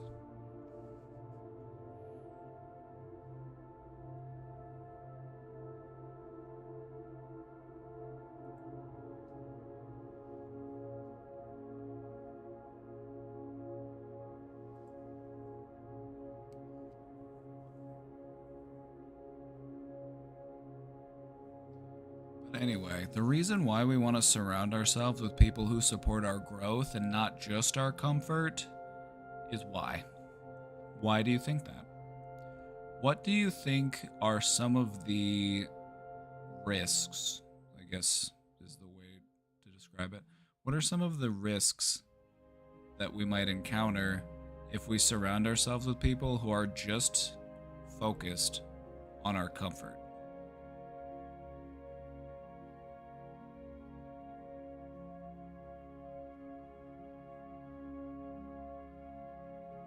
There's a big one that I'm looking for.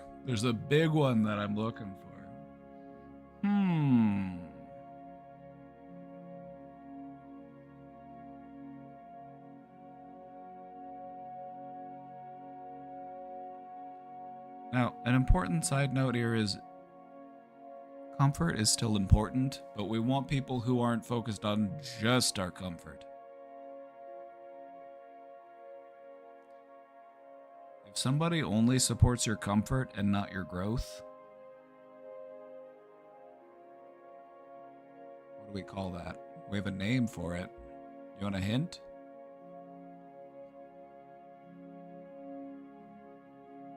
Would you like to buy a vowel?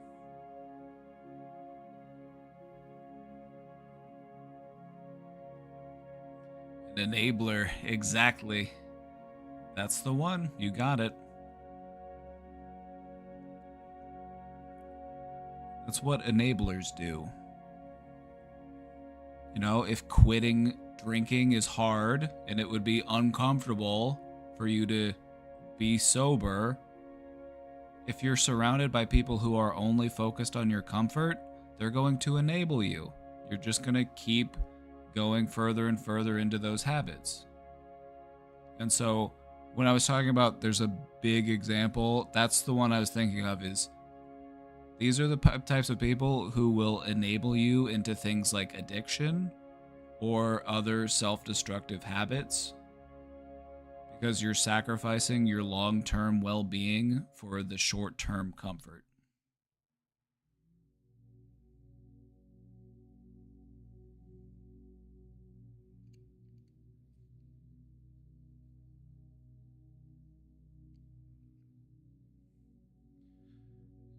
Yeah, exactly. These are the types of people who are going to be very supportive of your bad habits.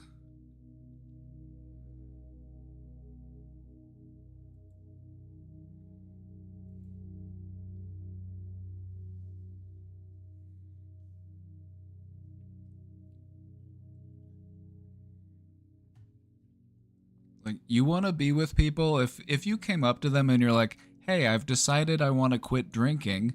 You want to be surrounded by people who are like, "Good for you." I'm glad to hear it. I'm sure I'll be here and I'll be supportive of that. You want people who are like that. You don't want people who are like, "Oh, come on, man, that's no fun. What are you talking about? Like, why would you go and do that? Like, what? You don't like hanging out with me anymore?" Like, you want people who are going to be supportive of your growth.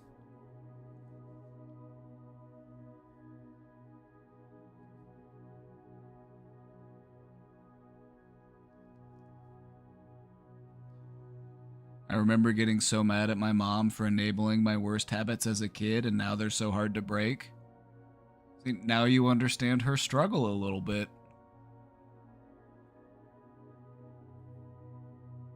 The good news is that they are breakable. Old habits die hard.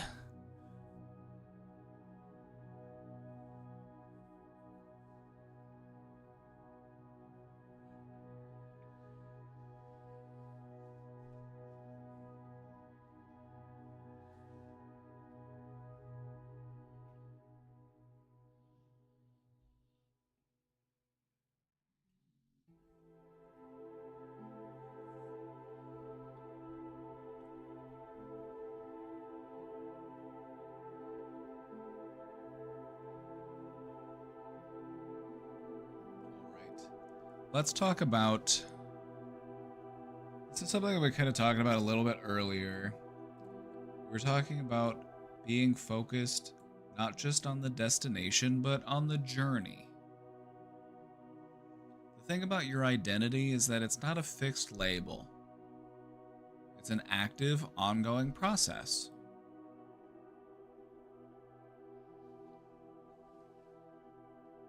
So, in this way, we don't need to punish ourselves or limit ourselves or reinforce self defeating thoughts just because we might not like where we're at right now. Because the good news is that we don't have to stay there.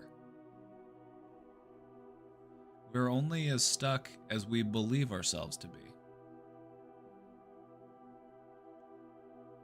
It's both normal and healthy for our identities to shift as we grow and learn and experience new things in life.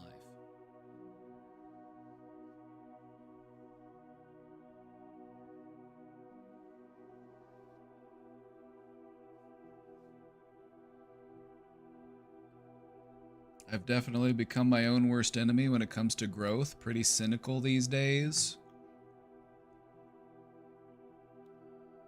Do you think it might be helpful to identify those self defeating thoughts and then invert the statement?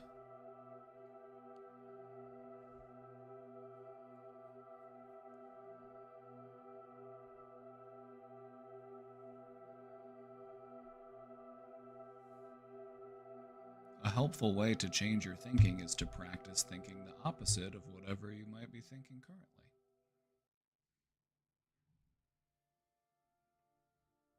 What if I'm a terrible person? What if I'm a wonderful person?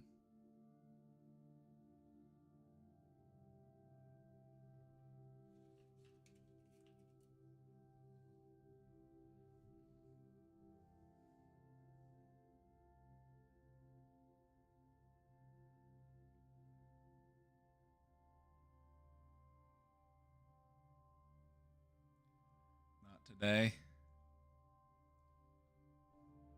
That's alright. I still believe in you.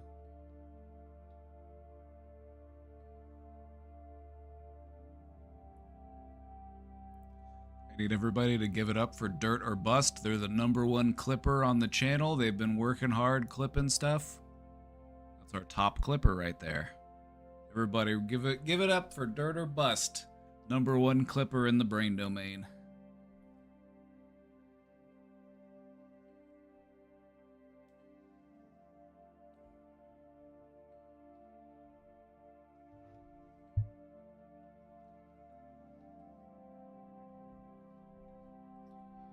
think it's hard to get over the fact that I'm getting older. I'm a few years shy of 30, but I still have the energy and desire to go out and party like I'm in college. What you'll notice is that that desire to go out and do stuff will persist, but you'll just do it less frequently. Like, you know, it might be more occasional rather than more regular.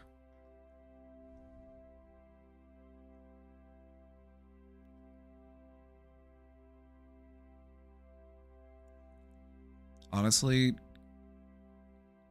turning 30 is one of the best things that ever happened to me. It's very freeing. You know, there's like this fear, like, oh no, I'm 30. I'm boring, I'm old. It's like, wait, I'm 30. I don't have to care what people think about me anymore.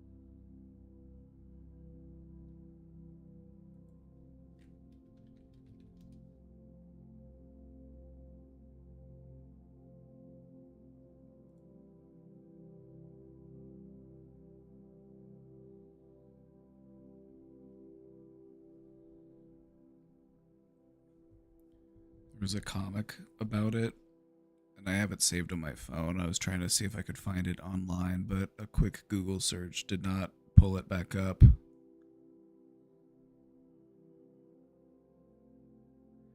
But the whole gist of it was, you know, we fear turning 30 and then it happens and then you're like, wait, this is actually kind of awesome.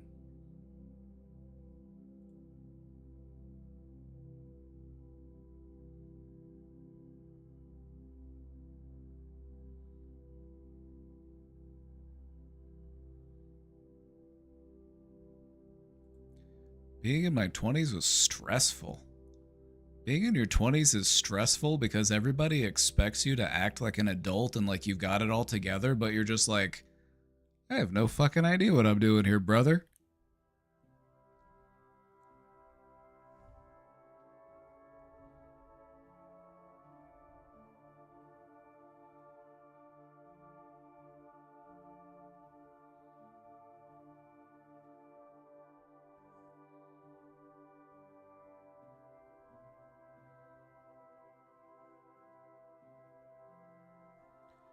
We want to try to remain flexible in our identity. It's not bad to have a flexible identity. You know, we don't have to have such a rigid, firm self-concept. Flexibility is what gives us resilience because we can bend without breaking. Also, it allows us to be more deeply authentic. You know, maybe in certain situations I like to be a little bit more laid back and fun. Maybe in some situations I like to be a little bit more serious. We become adaptable and flexible. We are who the situation calls for us to be.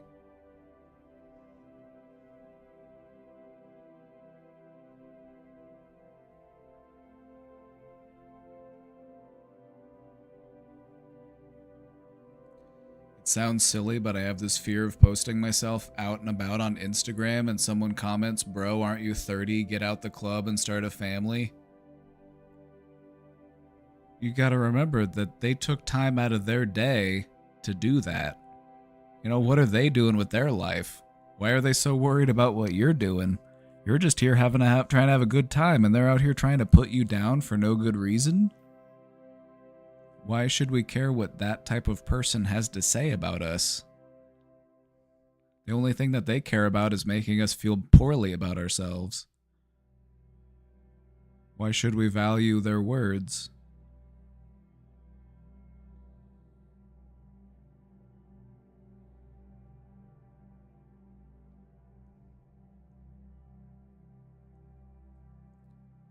Like Masking's a little bit different because masking is kind of like playing a role or playing a part.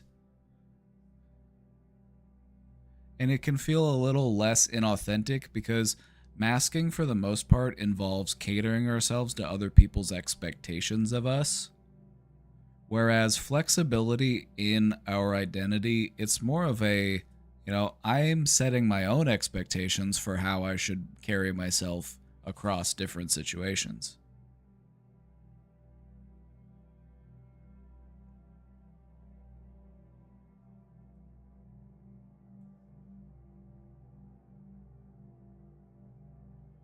The hats we wear become. My microphone cut out. I had a rhyme and it cut out right as I was rhyming. What I said was the many hats we wear become accessories rather than identities.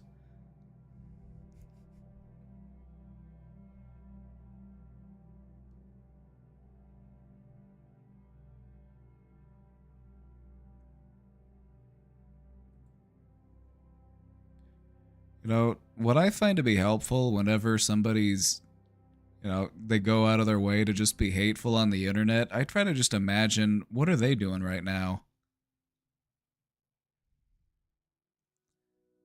What are they doing right now? Are they just sitting? Where are they sitting?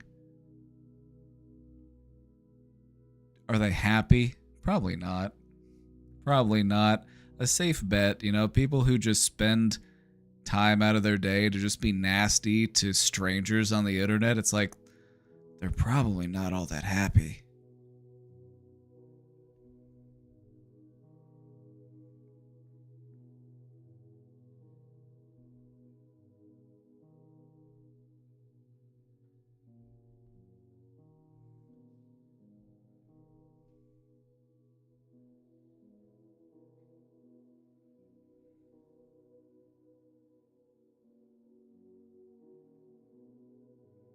I wonder what their life must be like to waste their time trying to bring a stranger down. Exactly, like, if that's your hobby, you live a very, stressful, unfulfilling life. Like, if that's what you do for fun, you just go around trying to tell other people, hey, your happiness is invalid. Your joy is invalid. It's like, okay, so you're doing some volunteering for the fun police? You miserable, sad sack.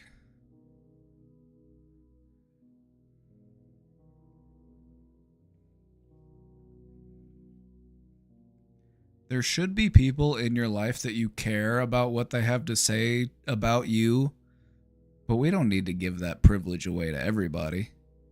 These people don't know you. They're not a good judge of your character, so don't allow them to be.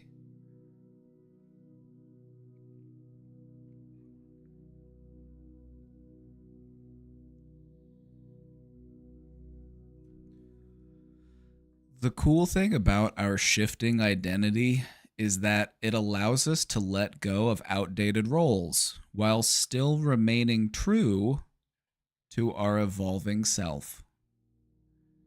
Maybe there are things that we've learned in childhood. Maybe there are things that we were taught. Maybe there are behaviors that were enabled. We can let go of those outdated roles while still remaining true to us.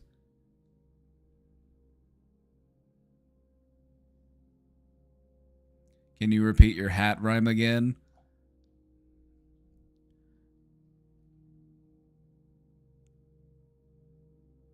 No.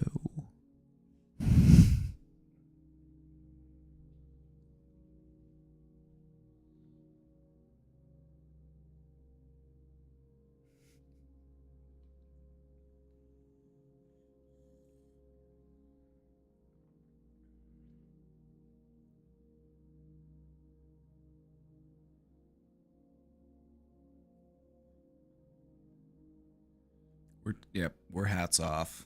We're going bareheaded.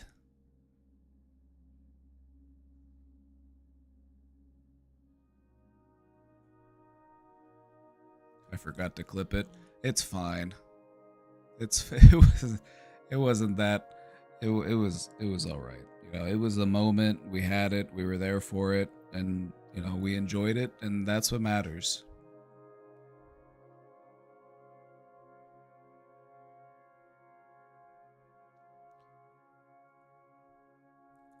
It's not about finding the one true you. That's not what becoming more yourself is all about. There isn't one true you.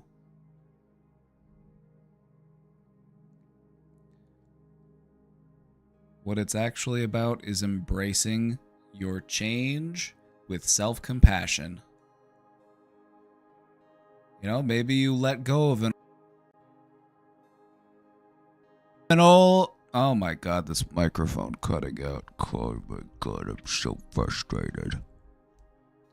Maybe you let go of an old habit. Maybe you've held on to a habit for way too long. Isn't it better that you let it go now than to keep it going? That's why we want to embrace change with self-compassion. Sure, maybe it took me a long time to learn that lesson, but isn't it better that I learned it than not learn it?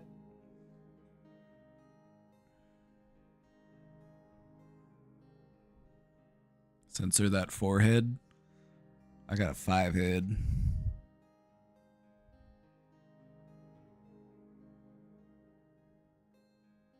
The hat thing is important to something you were touching on earlier. Looking for validation can lead us to collecting hats. Very bad habit that I know too well. Yeah, we were kind of tying it together with like masking and stuff. We feel like we've got these different roles in our life and we wear different hats to play all of those different roles. But when we have a more genuine, authentic sense of ourselves, then those many different hats that we wear can become accessories rather than identities.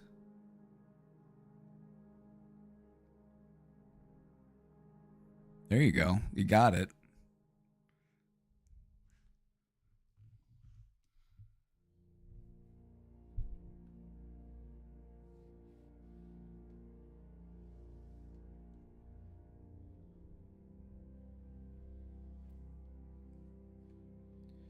Like, yeah, there are different hats that I'll wear in different circumstances, and that doesn't mean that I'm not being genuine with myself. It just means that I'm adaptable to different situations. Like, I'm a different version of myself when I'm hanging out with my old friends. I'm a different version of myself when I'm all alone. I'm a different version when I'm around my family.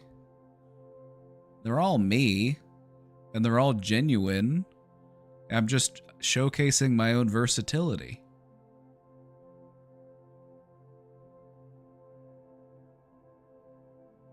The hats are something that, you know, adds to who I am. It's something that, you know, allows me to showcase who I am. They look good on me. That's why I wear them.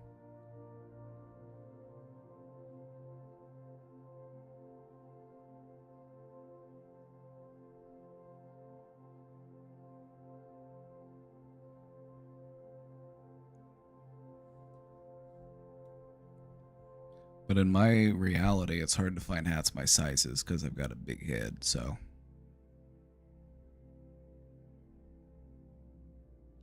Unlike the mask, you could become a mask and that could be a problem. Yeah, just like in Goosebumps and the story of the haunted mask. You know, they put on that creepy Halloween mask and then it ends up getting stuck to them and then the demon like takes them over, you know the one?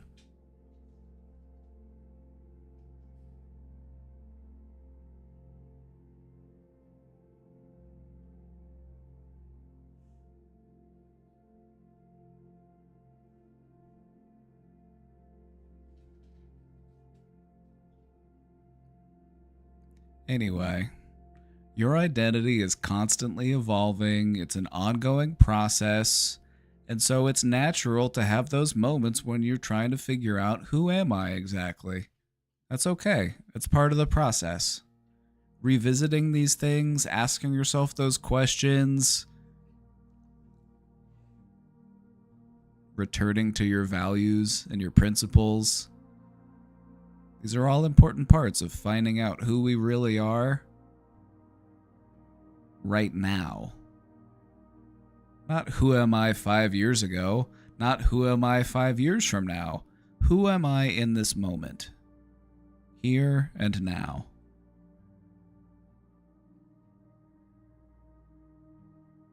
And in what direction am I headed?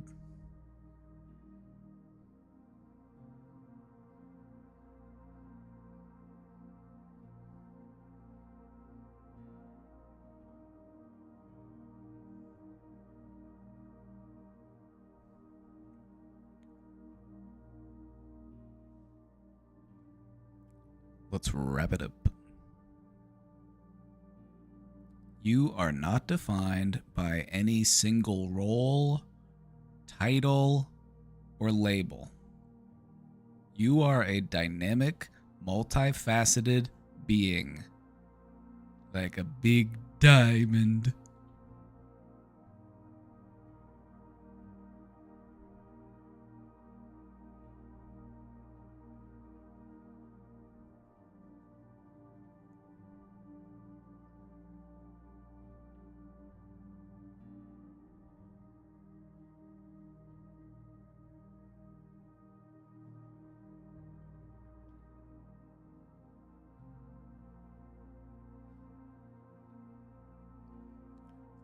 Losing your sense of identity doesn't mean that you're broken. It may actually be a sign that you are evolving.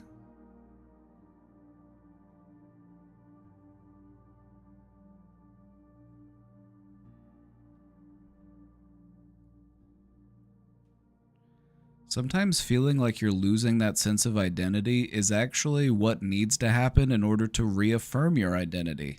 Sometimes you have to look inwards at your core values, your core beliefs, as an exercise in reaffirming yourself. Too many sides, I want to be flat. Well, if you turn it the right way, it could look flat. That's the cool thing about it. That's the cool thing about being dynamic and multifaceted. If you turn it the right way, it looks flat.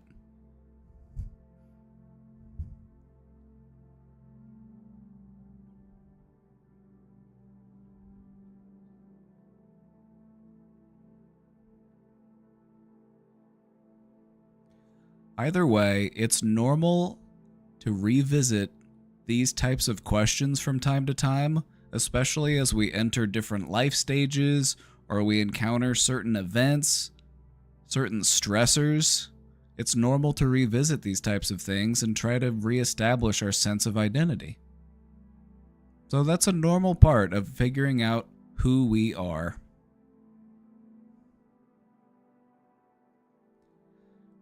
The cool thing about this journey of rediscovery is that it's very empowering, it can be very liberating, and it can be deeply healing. Just think about it. You're getting at some of your core beliefs, your core values, your sense of self, your sense of identity. You might be working on some of your oldest wounds.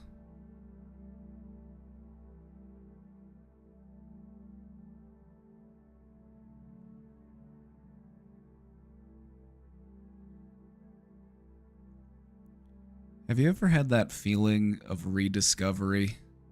Maybe you're going through a cabinet or you're going through a drawer or a box in the attic or the closet and you find something and it's just like, oh, wow, I haven't seen this in forever.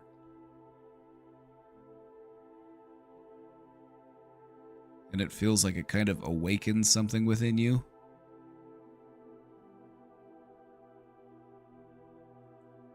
Think about having that experience within yourself just by looking inwards, rediscovering parts of yourself that might have been long forgotten.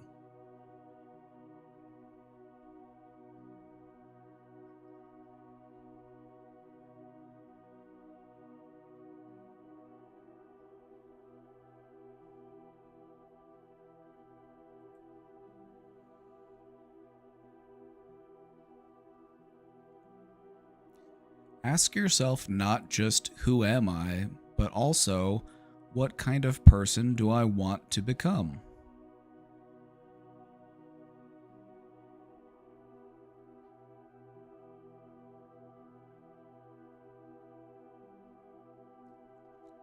Sometimes I find it's helpful to answer these questions in simple ways. You know, you might ask yourself that question, what type of person do I want to become? You might have a long, drawn out answer for that. Well, I want to be about 10 pounds lighter. I want to be about 15% stronger. I want to wake up earlier. I want to have more friends. I want to have more hobbies. I want to have more money. I want to have all these things. You know, you're overcomplicating it. Yep, nope, not the way to do it. I try to keep it simple. What type of person do I want to become? I want to be just a little more free.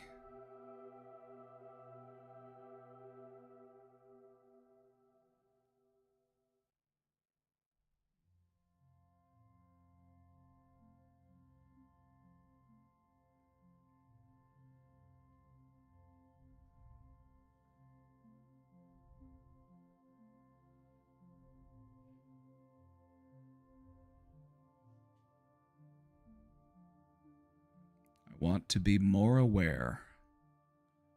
I want to be more present, more mindful. And I want to see where that takes me.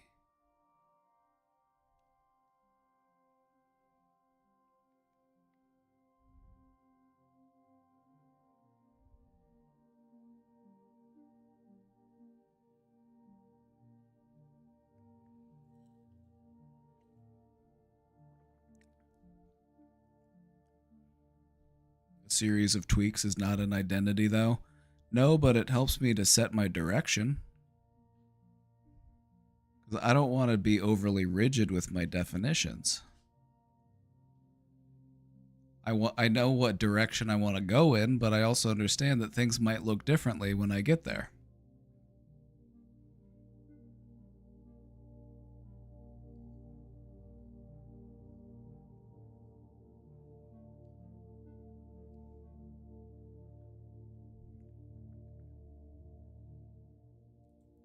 You know, in what ways do I want to continue to grow?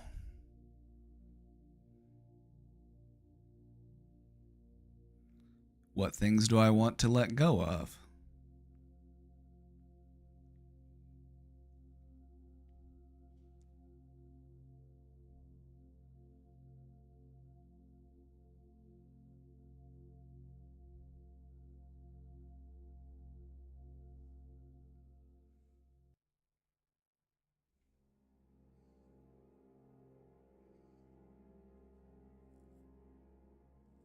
The present sucks, though. Well, then what does that suck motivate you to do?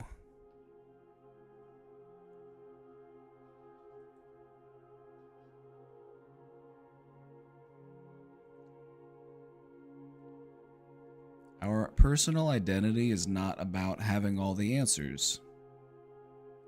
It's about being brave enough to keep asking the questions.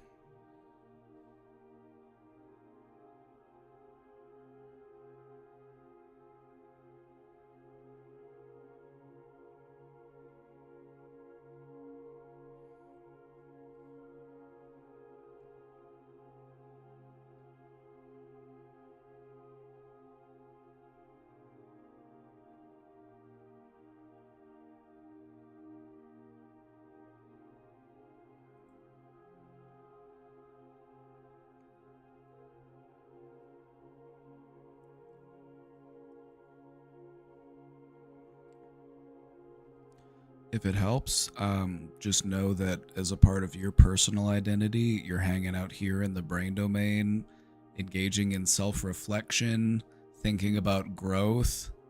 That's pretty cool. You know, of all the things you could be doing right now, maybe you're being a little too hard on yourself.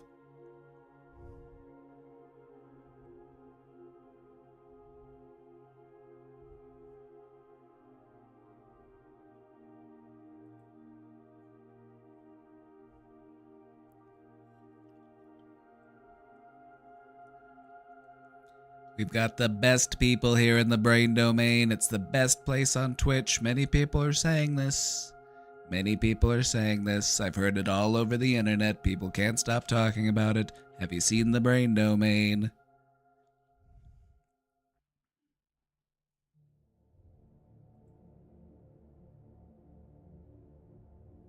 We have a motto here. It's be best.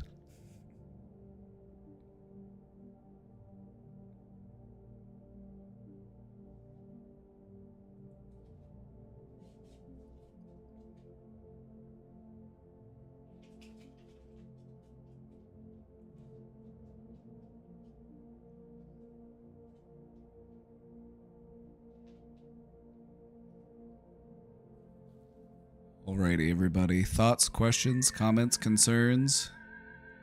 Anonymous with 10 gifted subs?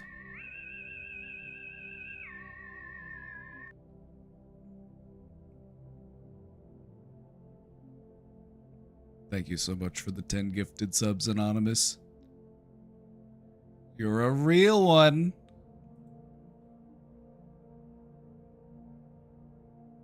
Who done it? Who knows? It could have been any of us. I know it wasn't Miss Poopy, though, because she's sleeping.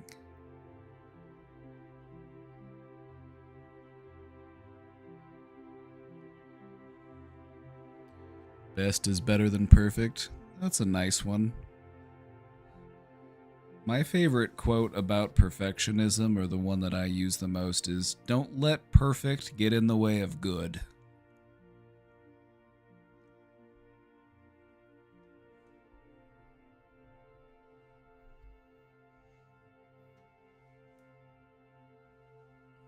Many people are saying this.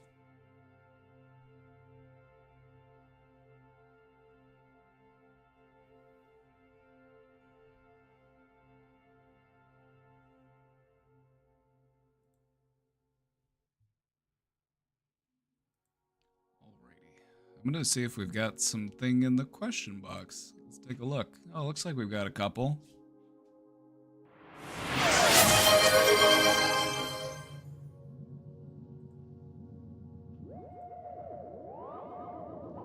Sugar Biscuit! Thank you for gifting that sub to Rorschach. I heard that Rorschach didn't like the new Superman movie. I'm probably still going to go see it anyway. My neighbor saw it and he said he liked it, so I don't know.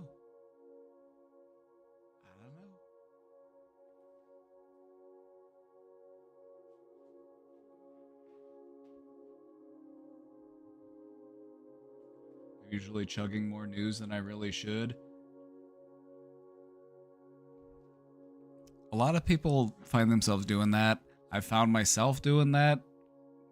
You know, just gobbling up the news, or you're just constantly refreshing or constantly scrolling. You're just waiting for that new update on what's going on in the world. If big enough news happens, you will find out one way or the other. That's the way I look at it. I'm like, if the big enough news happens, somebody will tell me, somebody will fill me in. I don't need to constantly seek it out, you know? I don't need to constantly seek it out. I don't need to take all of that passive psychic damage.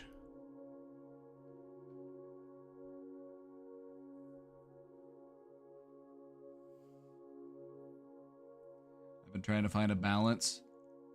It could be helpful to schedule that time for yourself. Like, there are times of the day where I like to scroll. Sue me. There are times of days where I like to scroll on my phone. But I try to keep it within certain time frames. You know, before I start scrolling, I'm like, all right, the time is this. I will quit scrolling at this time.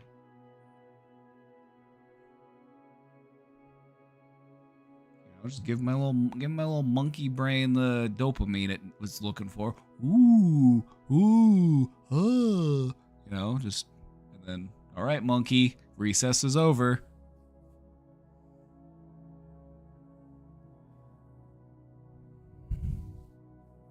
I mean, Hassan streams all day is the problem. You know, I hope he has good downtime. You know, staying so dialed into the news, it kind of keeps you on edge. So I hope he has good self-care.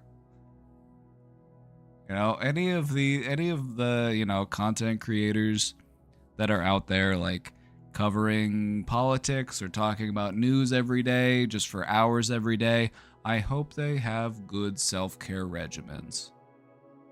You know, we would hate to see them burnt out and depressed because they're constantly exposing themselves to all of the worst things that humans are up to every day.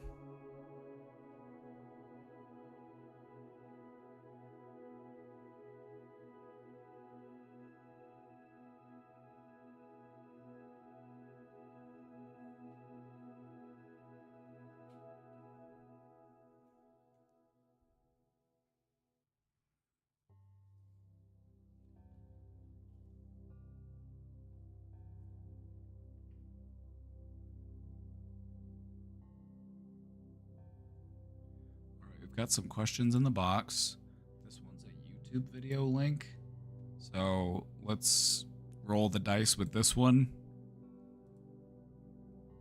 Just as a fair warning, if it's just a music video or something, we're not going to watch it. I'm a Latina. Yep. I saw that coming. Saw that one coming.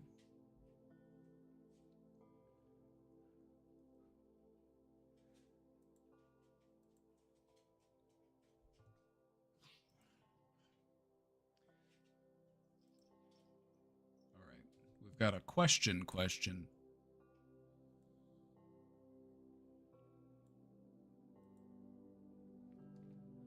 Hi, Papa. Right now I'm booking a train ticket to leave my abusive family. I miss the life I had without them, but now they have changed a bit, and I feel guilty for leaving that soon. What should I do?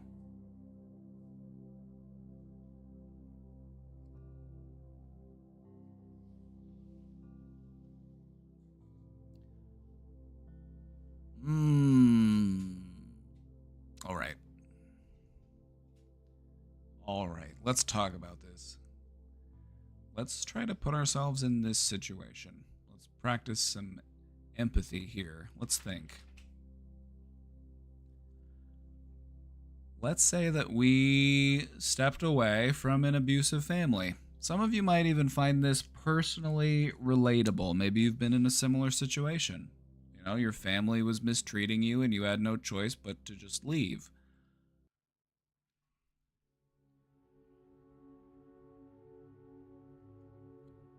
When a person does that, the family that you left can respond in a few different ways.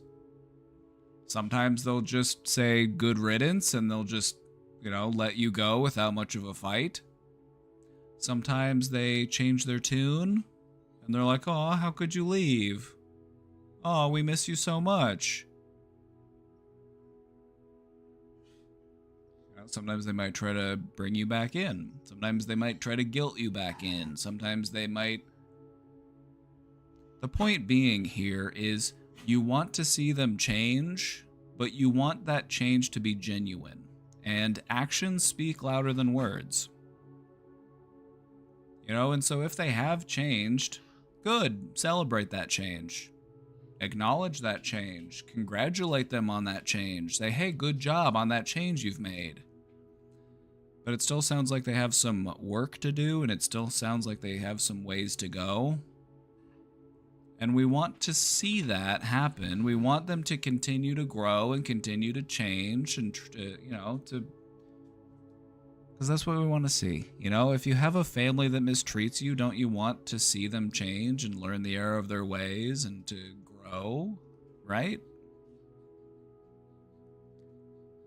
So what I would say is, if you do want to re-engage with a family that has mistreated you and they're indicating that they have changed, what I would encourage a person to do is proceed with caution.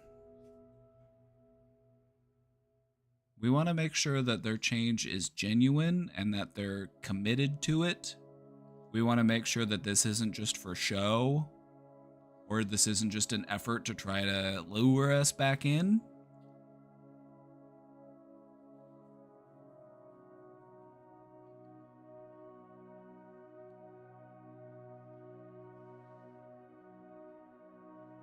This will be a really important opportunity to practice setting and maintaining boundaries.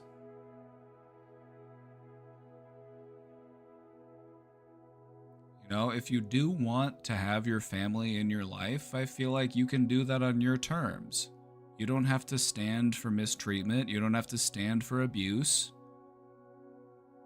You know, and if they treat you in such a way, you can, enforce that boundary. Like, all right, I'm revoking access to me. I'm taking away your me privileges. Cynical perspective, they're just trying to lasso their punching bag. That's the worst case scenario. That does happen. But we're going to be cautiously optimistic here.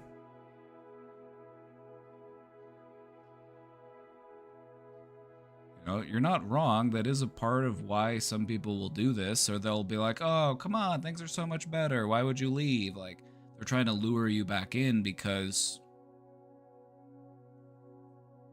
they miss having somebody to take their frustrations out on. So what I would say is, if you do want to re-engage with them, do that at your own caution. And just make sure that their actions are in line with their words. You know, you want to make sure that they're committed to learning and growing and treating you fairly. You know, recognizing their mistakes and growing from those things.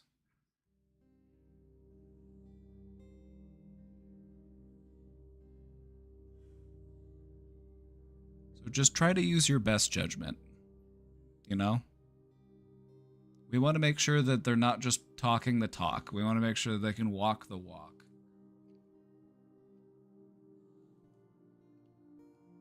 Also, you don't need to feel guilty for protecting yourself, because that's what you were doing. You wouldn't have left unless you had to leave, right?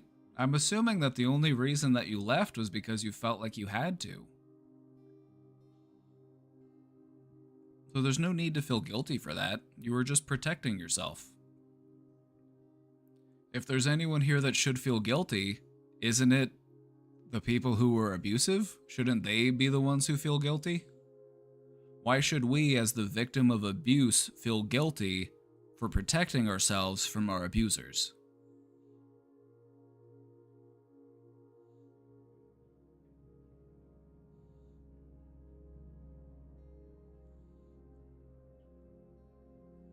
Don't feel guilty for protecting yourself. You were doing what you had to.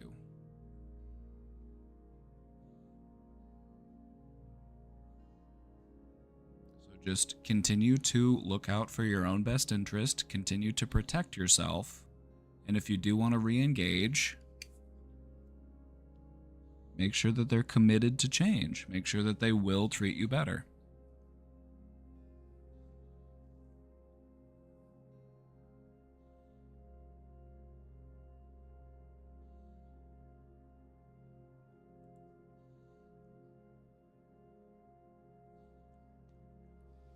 Also, as much as it sucks, because it is difficult to be in this position, to feel like I have to leave, I have to remove myself from the situation, it's very difficult. It's not an easy choice to make. Sometimes that's the only way that we can communicate things to people. Like, if you treat me this way, you will not get to see me. You know, if you treat me this way, like, I'm just not going to be in your life. I'm not going to come around anymore. Sometimes that's the wake-up call that people need to actually start doing the work and start making the changes they need to make. And so sometimes it's what you have to do. You know, if you keep showing up for your abusers, if you continue to allow them to treat you the way that they treat you without stepping away from the situation, you're enabling their behavior. They're learning that they can treat you this way and that you won't go anywhere. You need to teach them that if you treat me this way, I will leave. And hopefully that can motivate them to make the changes they need to make.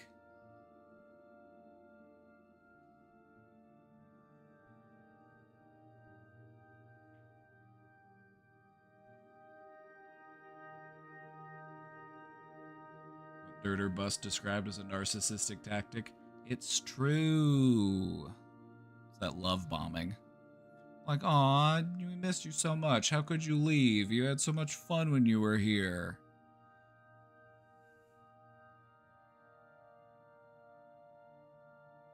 If your family acts like animals, a little horsing around is okay. Just don't get hog-tied. There you go, partner. That's cowboy logic.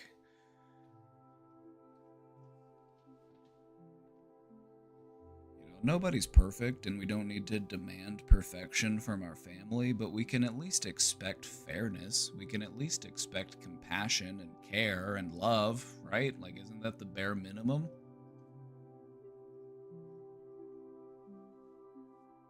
If you feel like you're lacking in those things, then maybe it's a good time to reevaluate.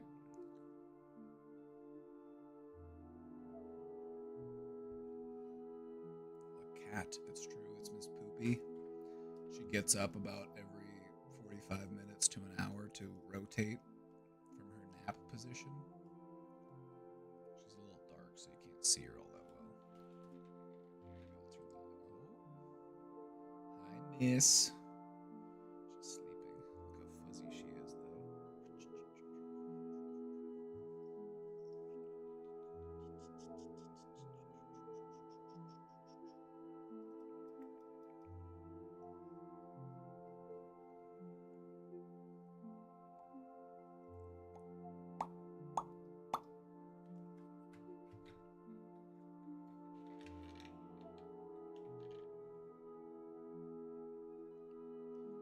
Cat Orange. The orange cat is Beaver, and Beaver is Miss Poopy's brother. They're related.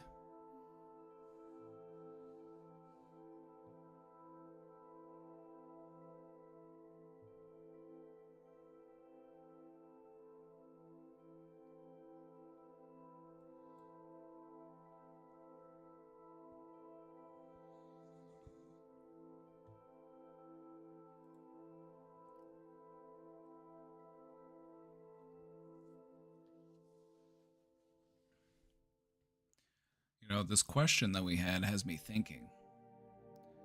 How difficult is it for an abusive person to recognize that their behaviors are abusive?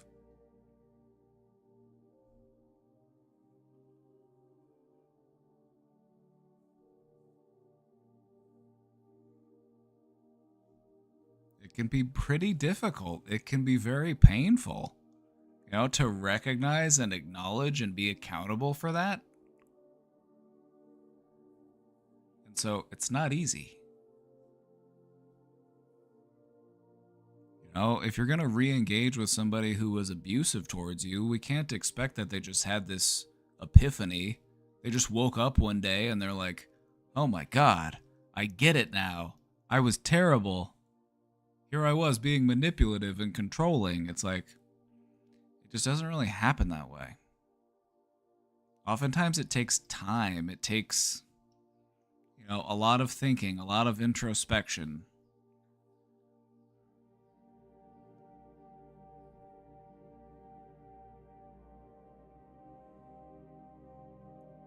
I do believe that people can grow and change.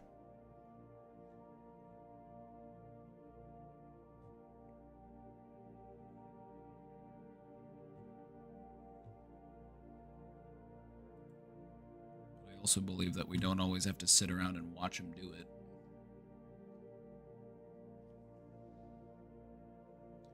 If their normal growing up environment was abusive, they wouldn't even know any better. It's true. That's a good point. For a lot of people, that type of mistreatment is normalized. Or the way that their parents treated them was even worse, and so in their perspective, they treated you fine because they weren't as cruel as their parents were. And so, from their perspective, they were just trying their best and they were doing what they were supposed to do and they were trying to be better than their parents.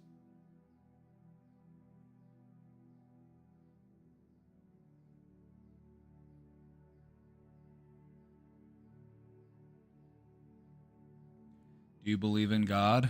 Which one? I believe in a God, but in reality, it's more of like the Tao or like La Brahman. It's more of like the ultimate essence of everything and then everything that is beyond that.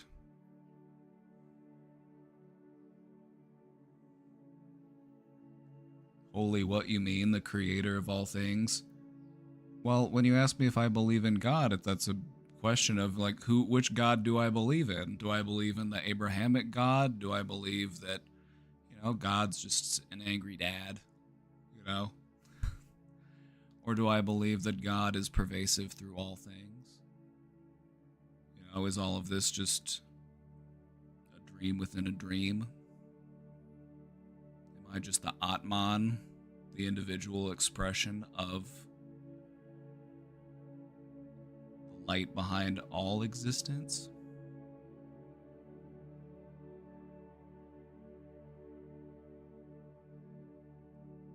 Forget God, do you believe that this world was created?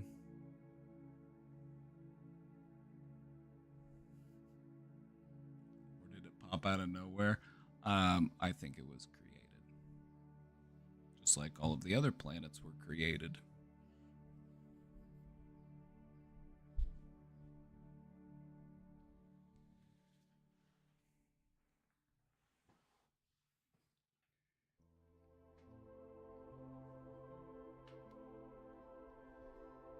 So you do believe in a creator?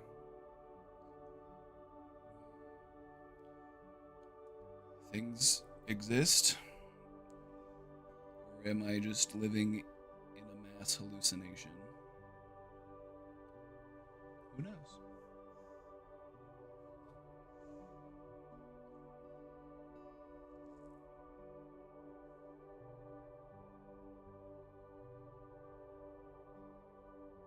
Do you give advice for heartbroken people? Sure.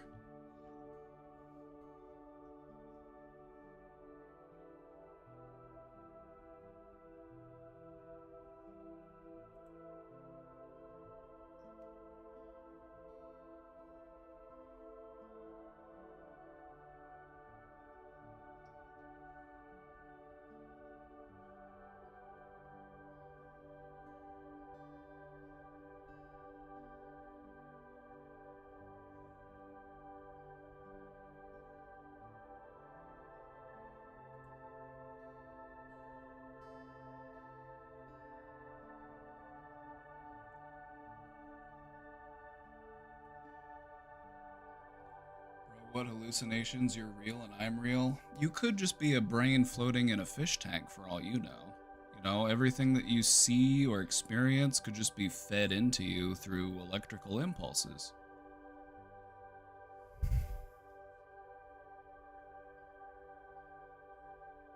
Who knows? Maybe you're just in a coma. Maybe you need to wake up.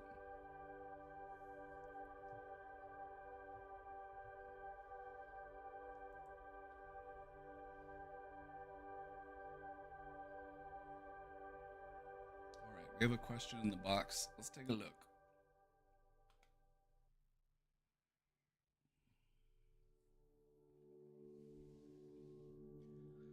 I have ADHD, PTSD, and Asperger's, and all of this affects my life because some days are so bad that I'm just in bad thoughts. Bullying in school pushed me on the floor, hypothetically. I know CBT works, but what you know is very hard sometimes, and I feel like giving up even though I still need to finish electrotechnic school.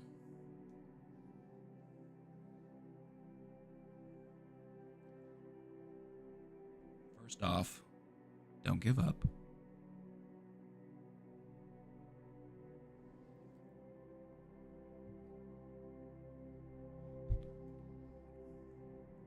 Don't give up. Things can get better. CBT does work. CBT can take time. What CBT is all about, cognitive behavioral therapy, it's all about changing your relationship with your thoughts. It's about understanding what thoughts you're experiencing and practicing new ways of thinking.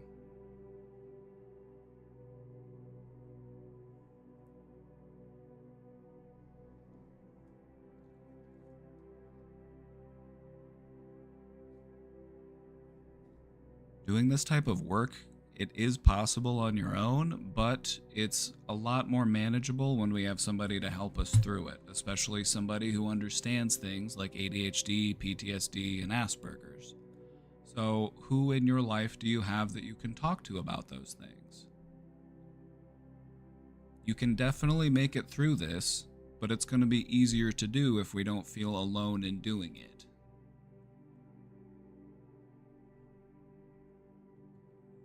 Making the changes that we need to make is difficult. It is a challenge, but I feel like being stuck where we're at and having to deal with that grief every day is going to be harder overall.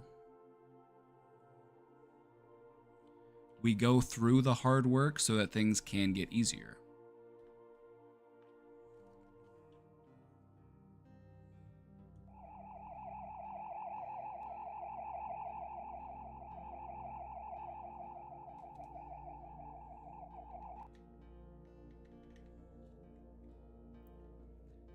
Based on like what you're telling me, you're dealing with a few different things. I would say dealing with the trauma can make it easier to deal with the other things, because the thing about trauma is that it can be so persistent, it can be so disruptive. And so I would highly recommend talking to somebody, working with somebody who understands trauma. Because if we can get that manageable, the other things will be easier to handle. Trauma will make any other issue more challenging.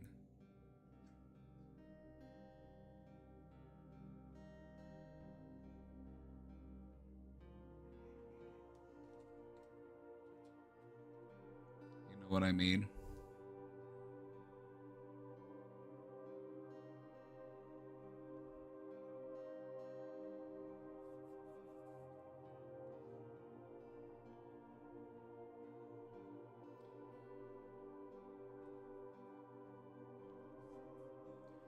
Like, people who go to counseling or therapy, or people who just want to work on themselves in general, they always have more than one thing that's worth working on.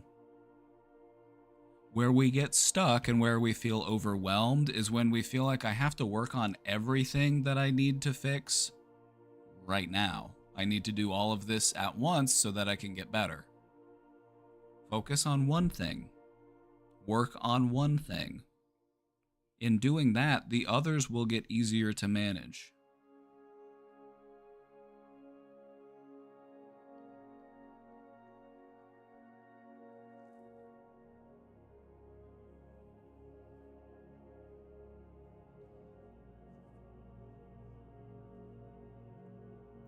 Done by default. Thank you for the 10 months.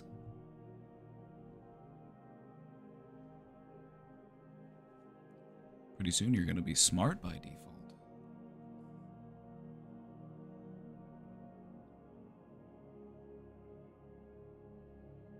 Remember this, questioner. You are not your thoughts. You are the thinker of your thoughts. A thought is not a belief. A thought does not define who I am. A thought is only a mental event. A big part of changing your mind going forward is going to be changing your relationship with your thoughts.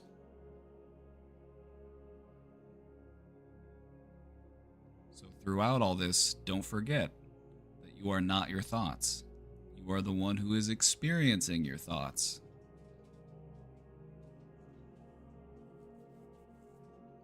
Thoughts have a way of making us feel like they are true just because they create a powerful emotion within us. Whenever a thought generates a powerful emotion within us, we assume that it must be true. Otherwise, why would it make me feel something so intensely? Why would I feel something so intensely if it weren't true? Well, that's the paradox. A thought is merely a suggestion. Your mind is postulating, how should I feel right now? What should I think about myself? What should I believe? What should I have for lunch?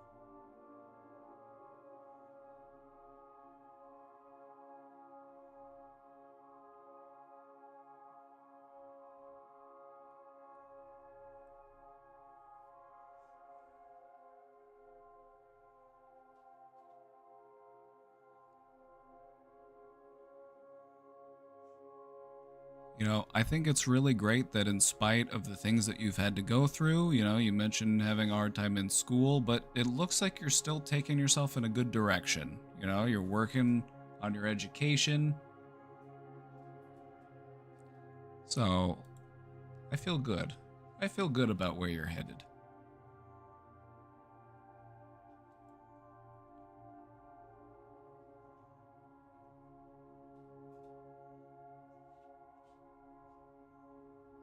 And I think you're coming to a place in your life where you're going to feel more prepared and more equipped to do some of that internal work that we haven't been able to do up until now.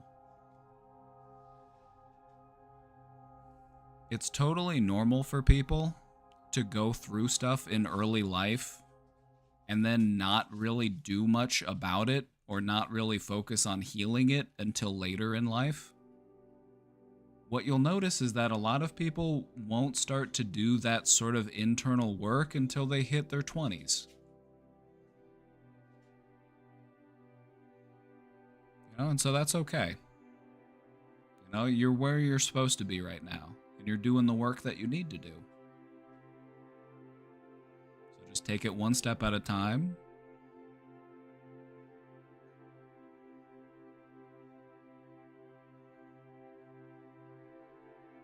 Try all the time to not be lazy and try new things in small steps. That's the way to do it. You've got a good head on your shoulders, and it'll take you in a good direction.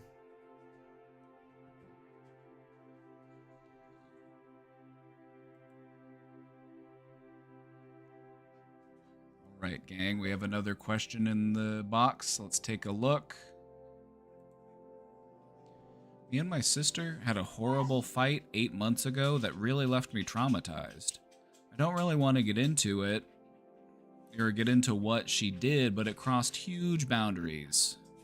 Today she sent a long, thoughtful apology explaining how drug use was a big part on why she acted out the way she did towards me and many others in my family. I was wondering, should I forgive her or walk away from this connection that can potentially be unhealthy and cause triggers? Still reflecting on it, but I wanted your input. All right. The apology is a meaningful step. This is okay. Let's look at it this way. If things were to get better, wouldn't the apology be a really important part of making that happen? And I'm not saying that things will get better in the way that, well, hold on. Things will get better, okay? And it might look differently than you expected. What I meant to say was things won't return to where they were. There's no returning to the way things were. You're going to build something new. And it's up to you to define what that looks like. The apology is an important part of making that happen. And so, you get to decide going forward what your relationship with her looks like. This is where we're going to want to set some boundaries. You know, maybe we don't need to immediately resume being as close as we were. Maybe we can do things in a more controlled manner. You know, you want them to prove that they're committed to their growth and change. And also, if they are working on themselves, if they are growing and changing, are you in a position where you would want to be supportive of them in that? You know, if part of what caused the disruption, if part of what caused that conflict was drug use, and they're working on being sober, if they're working on their recovery, you know, consider that you being a supportive factor could contribute to their positive outcomes.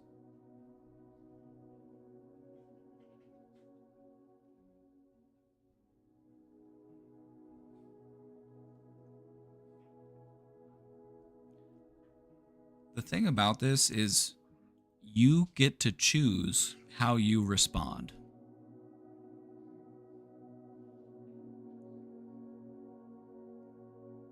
You know, if you appreciate the apology, let them know that you appreciate the apology.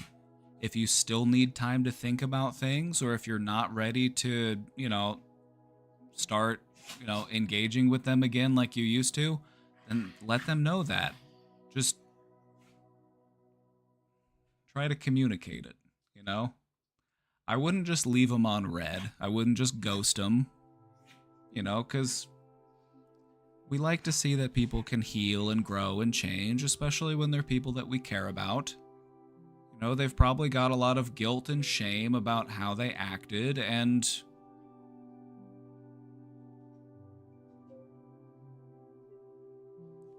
you know, do we think that the way that they acted was really reflective of who they are deep down, or is this, you know... Anyway. You get to decide going forward what your relationship with her looks like. If you want to be friends, if you want to be on good terms, if you want to be speaking to one another, you can do that. And you can decide when and where and how long that happens.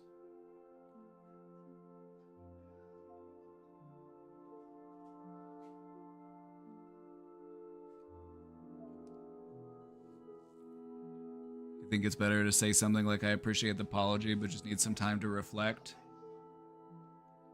I think something like that would be a good way to respond to it. You know, just reverse the situations for a moment. Reverse the situations for a moment. Let's say that you did something that was just very disruptive, you did something that was very damaging, and it harmed your relationship with your family. Now imagine that you've been taking time to try to make things better and to try to find balance and to try to heal so that you can make amends. How would you like for people to respond whenever you offered those amends?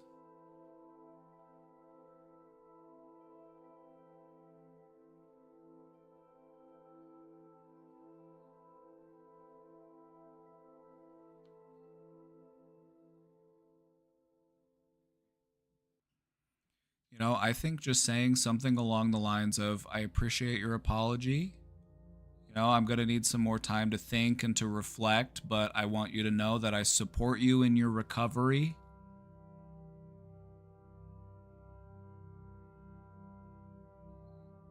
You know, and that you'll talk again, you know. Anyway. This is a bridge to healing and to making amends. And we don't have to rush it. We don't have to, you can take the time you need to build that trust back up. That's okay.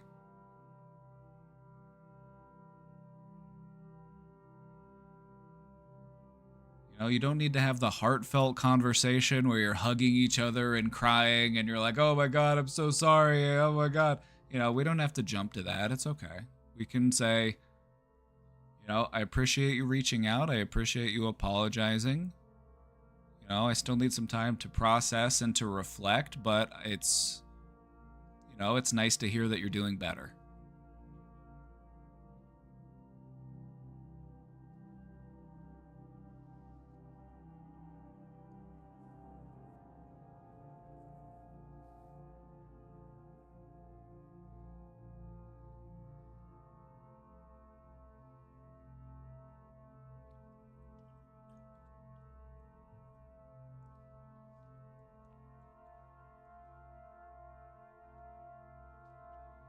I think approaching it that way also serves another benefit.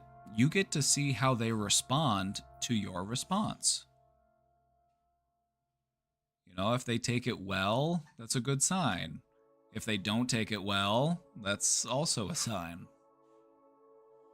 So give a response that's fair, amicable, peacemaker, just see how they respond to that.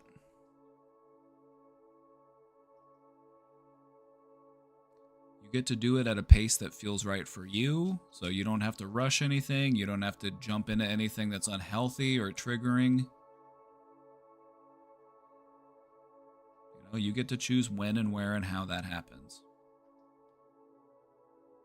So just take it at a pace that feels right.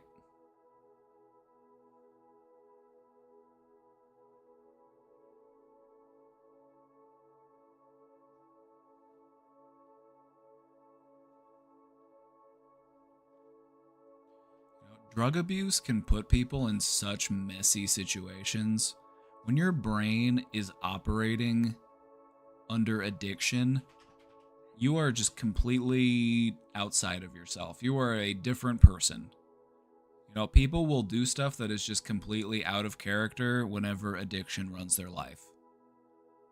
They'll be stealing stuff, breaking stuff, starting fights. It's messy. But that's what addiction does to you. Addiction has a way of overriding your brain and making it the most important thing in your life. That means it's more important than your own safety. That means it's more important than your family. That's how addiction is. It's devastating.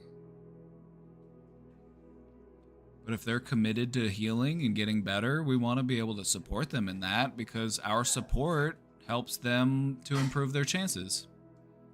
It doesn't mean you have to come on over. Hey, come on over. We'll have you for dinner. It doesn't mean you have to, hey, come over. Let's hang out. Let's go watch the new Superman movie.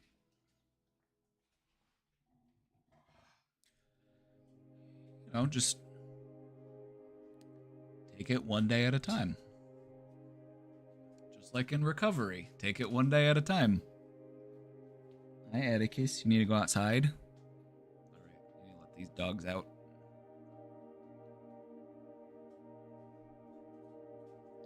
Oh, wait, I think Casey's... Yeah, Casey can let you out, dogs. Here, I'm gonna let the dogs out real quick. We've got another question in the box. Let me let these dogs out because they're barking at me.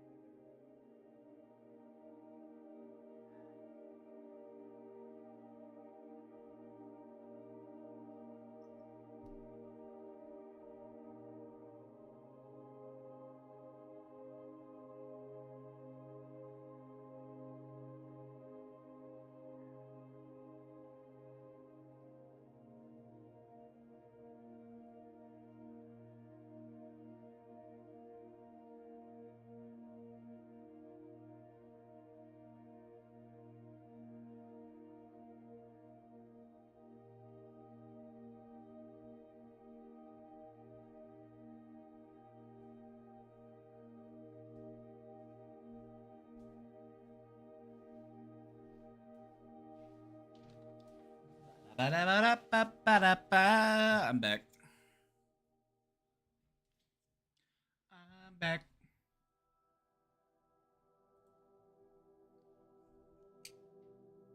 I miss Poopy. Oh, hi, kitty.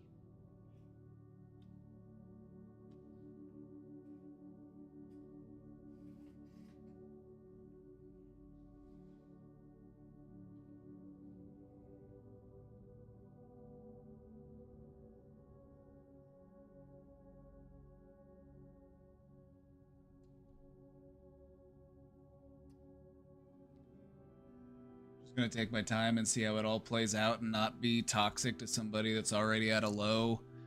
You know, that's a good way to put it. It's like this person is at a very low point in their life.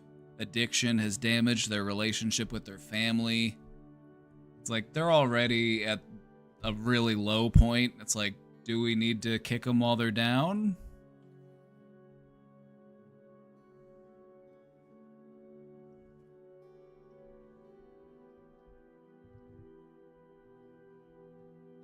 You don't sit on my keyboard. Sit here next to the keyboard. These cats are just obsessed with sitting on the keyboard itself.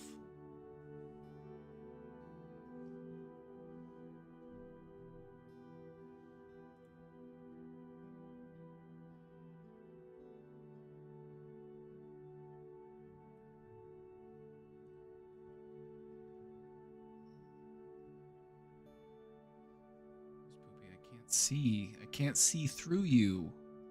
You're in the way. I can't see. Miss.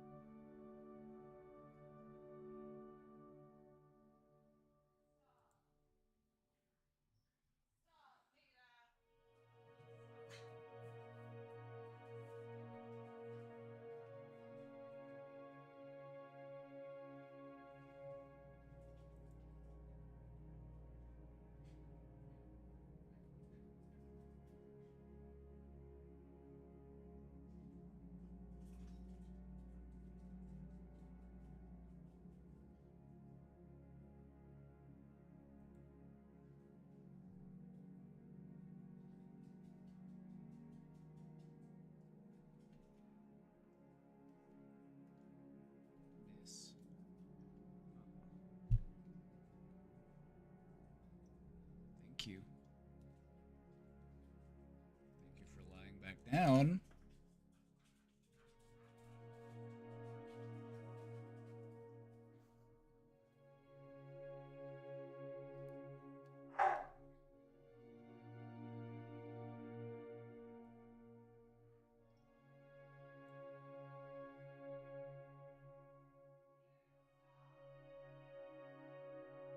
Hold on, I need to close the door.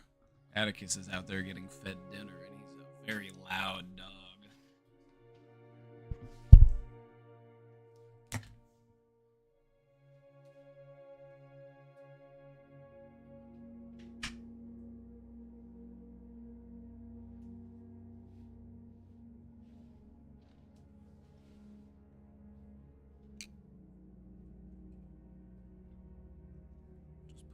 Push the cat reset button.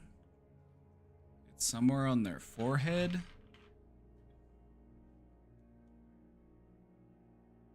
Yeah, Miss Poopies is right here, actually. You can see it. It's the orange dot. See it? Boop. You have to hold it for a few seconds.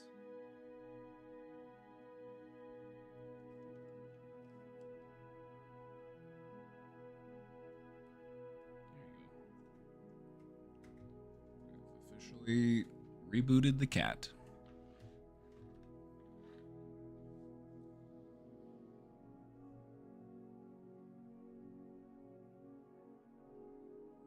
How do you process the trauma of pain? As in the trauma of being in an endured state of pain. Okay. What we're talking about here is kind of the body's physical response to trauma. What we've learned about trauma is that it doesn't only exist in the mind, it can also exist in the body, especially if it's trauma related to physical pain.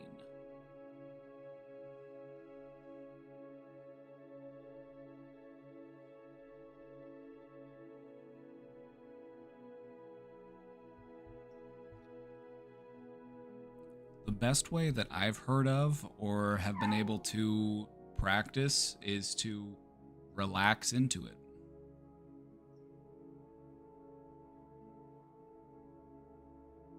Find a place that's comfortable, lay down and just feel.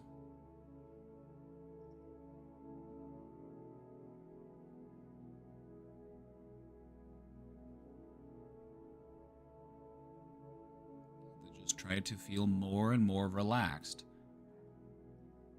If your body is kind of stuck in this response process of the anticipation of pain, one of the ways to deal with that is to practice relaxing. Relaxation is a skill, and it's one that, pain can interfere with. So try to feel as relaxed as possible and just exist. You might have those memories, you might have those feelings, you might have those flashbacks. Just keep relaxing.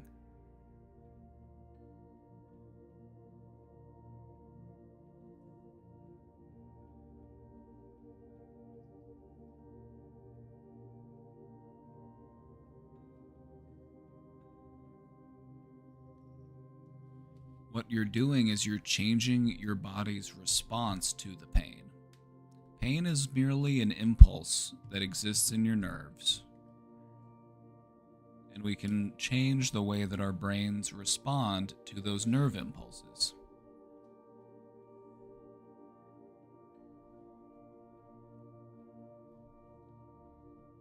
So relax into it. Kind of like when you get into a hot tub and it's kind of like, ooh, ah, ooh, and it's kind of hurts for a moment, and then you relax into it, and then, there's relief on the other side of that pain. Pain persists when we continue to avoid pain. The way that we find more comfort is by going through the pain.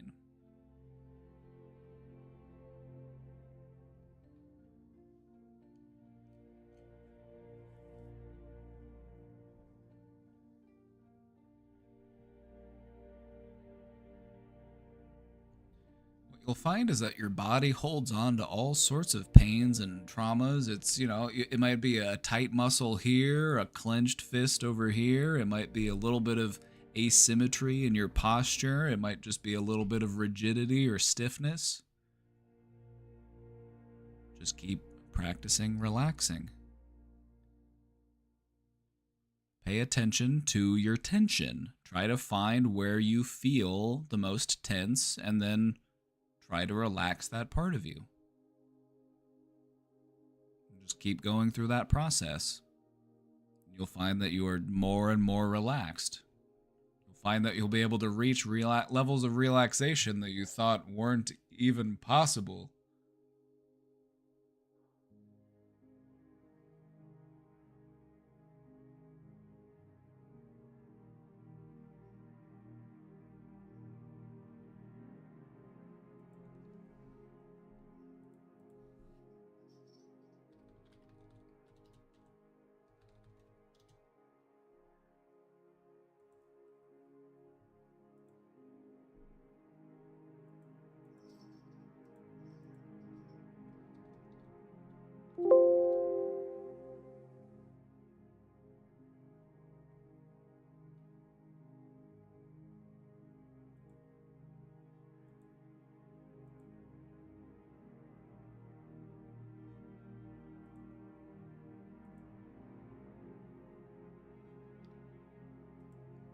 There's a book that I like. It's called The Untethered Soul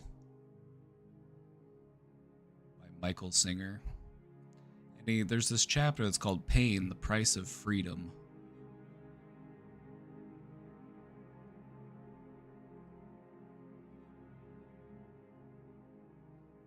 And he talks about how avoidance of pain condemns us to a life of pain, and that the way to be free is to go through the pain.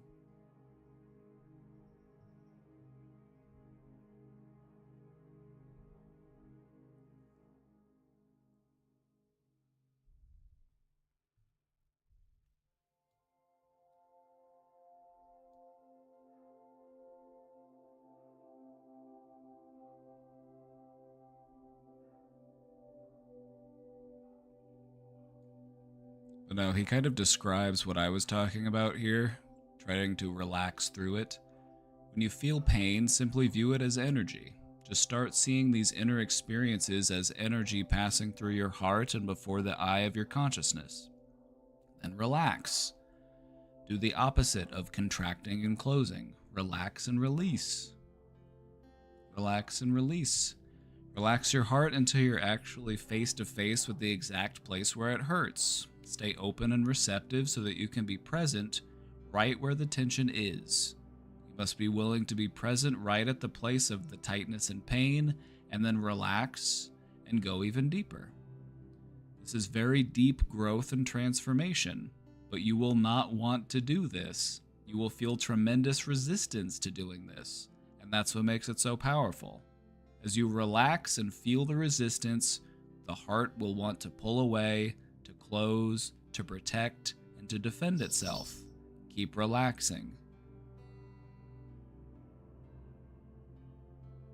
Relax your shoulders, relax your heart, let go and give room for the pain to pass through you. It's just energy. Just see it as energy and let it go. If you close around the pain and stop it from passing through, it will stay in you. That's why our natural tendency to resist is so counterproductive.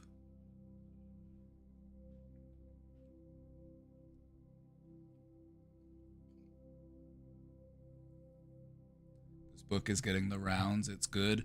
This is your book recommendation. It's not terribly long. It's a pretty short book, but it's called The Untethered Soul by Michael Singer. I'd recommend it.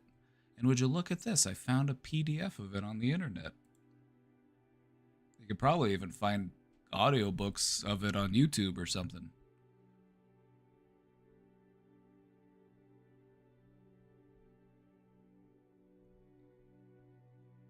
Anyway, definitely recommend. I found it to be,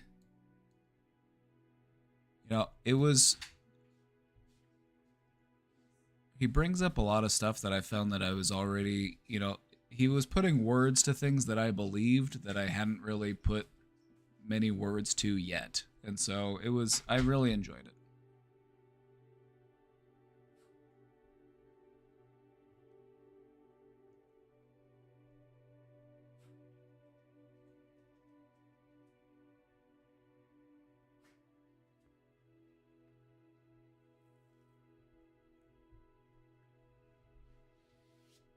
There are limits to this advice. There are limits to all advice.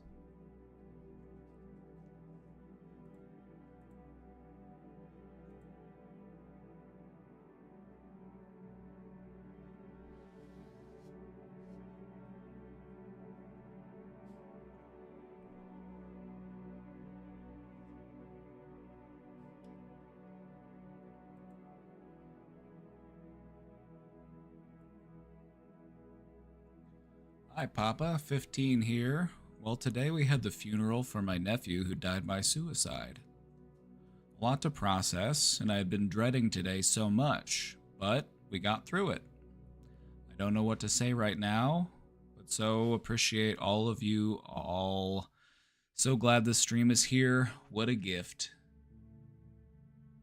We're happy that you're here too. It sounds like a really stressful, painful day, and you did get through it.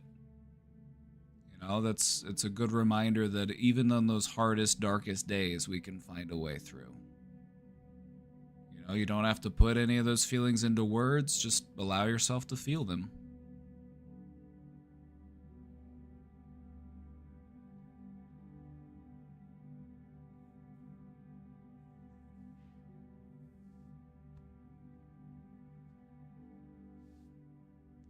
Our heart goes out to you.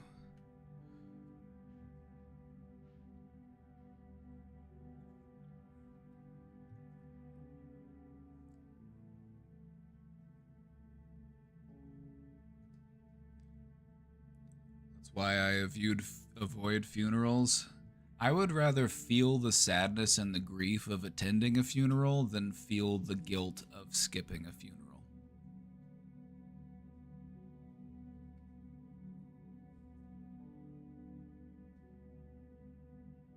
You know?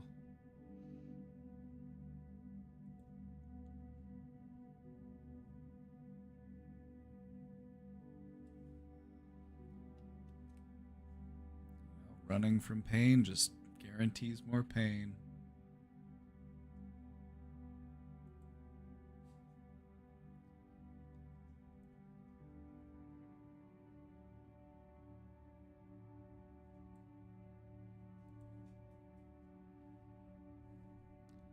Hi there. I've been struggling with impulse control and I've been engaging in risky behaviors. I know it's wrong, but can't seem to be able to stop myself in the moment. I'll tell myself I won't, but then I do the damn thing over and over. It's related to sex, and I'm worried I'm training myself to be a freak. It's nothing illegal, just something I feel very icky about. Any recommendations on how to stop myself in the moment? I feel like an animal.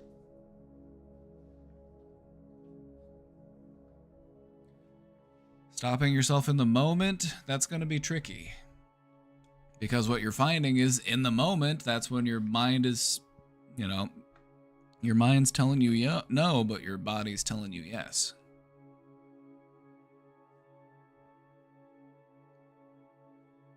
I think, since you're looking at how do I reel this in, how do I dial this back, we need to look at what is it that leads us into finding ourselves in these situations.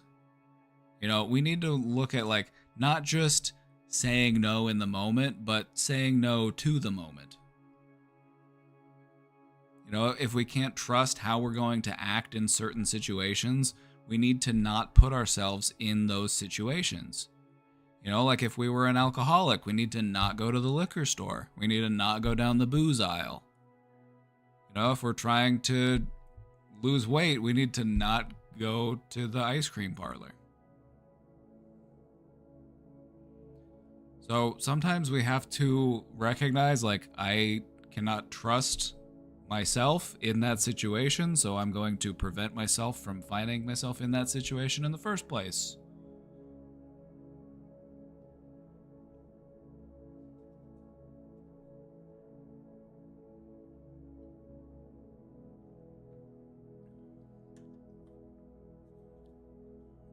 So do what you gotta do to prevent that from happening. Uninstall the app. Whatever app it might be. I can't help but feel like there's an app involved. Could be wrong though, but gut feeling. Also, have an idea of what you'll do instead. Offer yourself an alternative. I'm trying to redirect myself from this risky behavior. What's something that I can do instead that's a good, healthy replacement for that behavior? Because just telling yourself no and then just sitting around bored doesn't really do all that much to offer you the distraction that you need.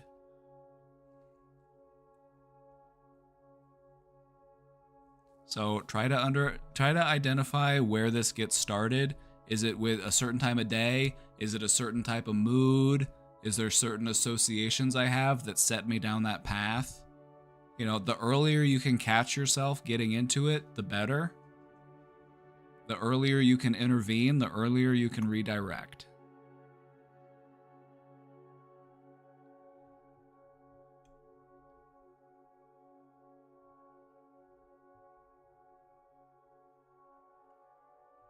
Can journaling the steps/actions that lead up to the behavior be helpful for awareness and empowerment to walk away from those situations before it's too late? Yeah, that's the type of activities they'll do in recovery groups and stuff. You want to understand what your triggers are. You want to understand what it is that makes you feel like I want to do this type of thing. Sometimes you can start at the event itself and then work backwards, because sometimes it's not so easy to recognize the pattern.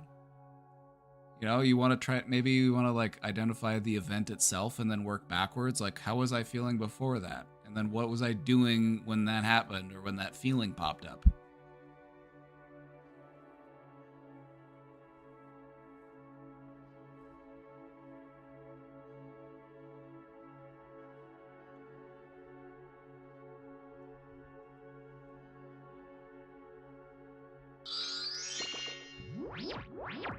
Ketsuki, thank you for the 4 months. Thank you for the 4 months.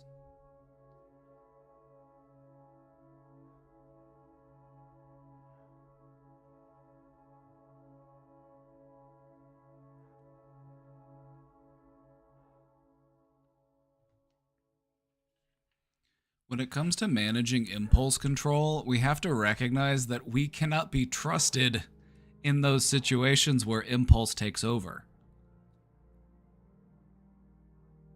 We just can't. As much as we would like to trust ourselves to do the right thing and to, change the behavior, it's like we need to recognize, like, I need to put some guardrails on this thing. I need to, I need to make sure that I'm not even going to put myself in a situation where that could happen.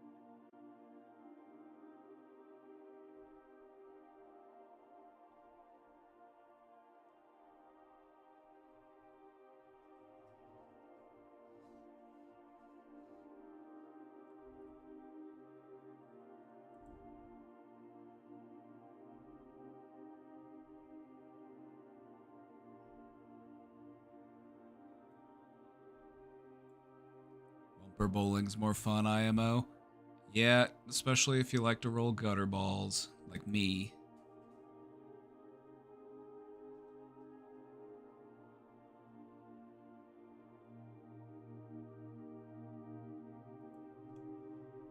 Not really a question. Mike from PA had some thoughts on therapy, and I thought it would be fun to hear your comment on it. Before the clip, he was making a basic statement that he's just too analytical and goal-oriented for therapy to help. He says a lot in the clip without explaining much. Here's your discussion material. The thing about it is that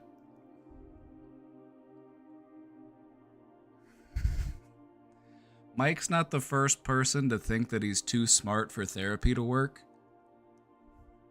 Therapy isn't just about telling you what to do or giving you, step-by-step guidance. Sometimes it's just about offering you a new perspective. And no matter how analytically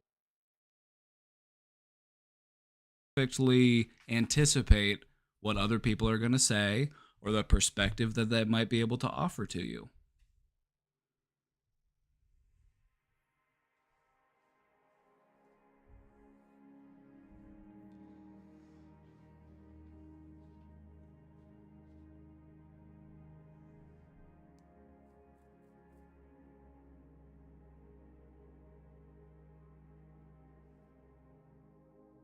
It's part of why Mike likes me. It's part of why we're friends.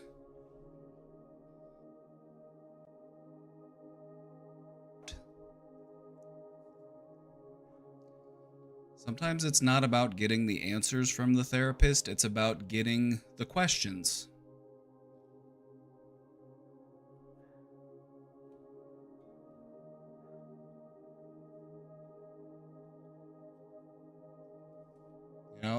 What great therapists will do is they will help you to reach conclusions on your own, using your own logic, using your own analysis.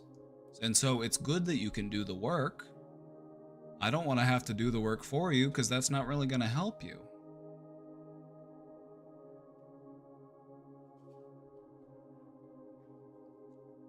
Sometimes therapy is just about affirming what you already know. It's about getting that validation. Like, okay, it's nice to know that I'm not the crazy one. It's nice to know that I am a good person, that I am doing the right thing. Sometimes just hearing that is enough.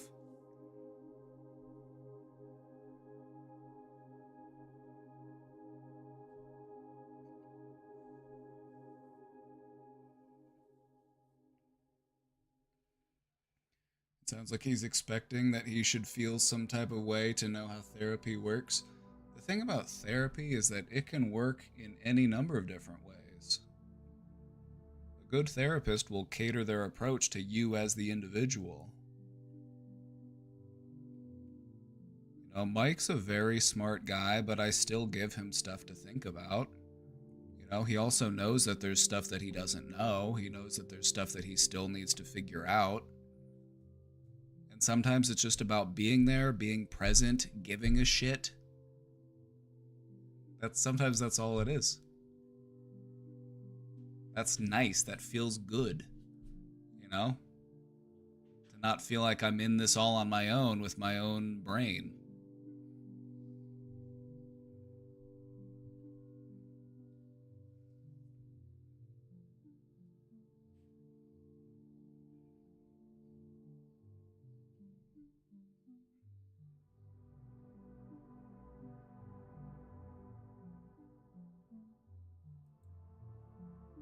Anyway, let's check out the clip.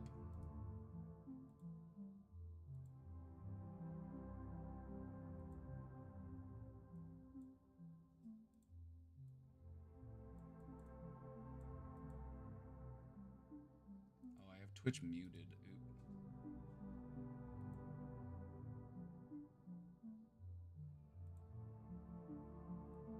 Autism diagnosis before. Oh no. Therapy can 100% work. Here's the thing about therapy. I feel like therapy should be results oriented. And what I mean by that is, when you go to therapy, you should be going into therapy with a goal in mind. Nope. Nope. Sometimes you have to go to therapy to figure out what the goal is. Sometimes you got the wrong fucking goal. Sometimes it's therapy that helps you to parse that out and to figure out, maybe I've been investing all of my energy in the wrong direction, you know? Now, you want to figure out what your goals are in therapy, and you want to figure out those goals out relatively quickly in therapy, but you don't need to know what your goals are going into therapy. Most people go into therapy just knowing that, you know, this could help me, or, you know,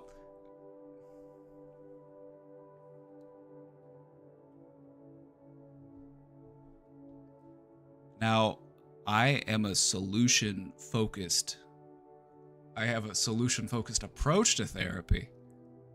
That's the way that I like to approach therapy. I love achieving goals. I love making progress. Some therapists are very just like, now tell me how that felt. You know, they're just there to be validating and just to, you know, let you feel like you're not the problem. And that's what a lot of people do, and that's good enough for a lot of people. But some people want tangible progress. They want measurable results.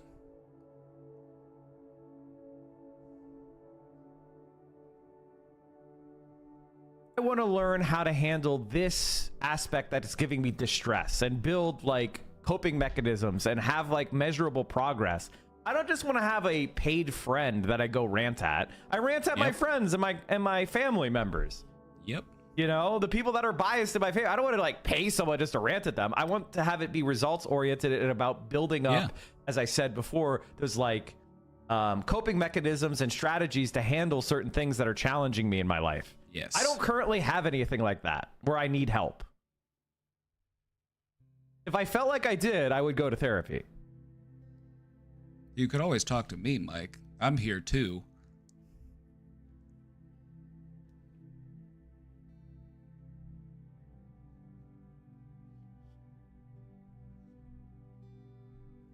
The thing... I'm not going to psychoanalyze Mike. I'm not going to do that all in front of you. I'm not going to psychoanalyze anybody right now. I feel like we could all use support. I feel like we could all, you know, we've all got areas for growth. You know, there are things that you know, there are things that you don't know, and there are things that you don't know that you don't know. So sometimes you go to therapy because that perspective is what you need. You're not going for validation. You're not going to be coddled. You're going there because you need somebody to look at your life, how you present it to them, and let you know what they think about it, and let you know what they like, help you to figure out what that next step is to make things better.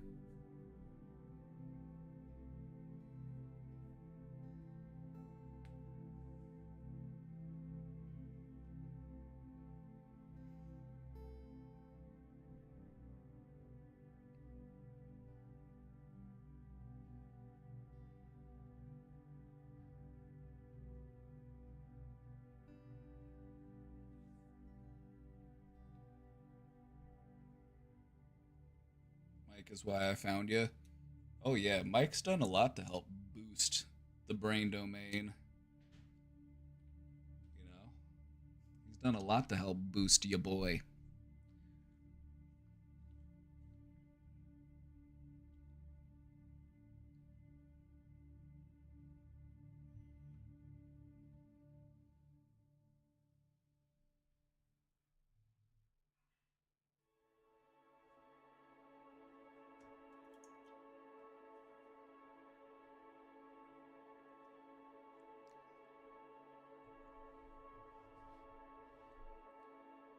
Didn't want to criticize Mike. Yeah, I wasn't gonna criticize Mike. No, I think he's right. And his preference for what therapy is, that's the way that I like to approach it. You know, because I like to see results. I like to see outcomes.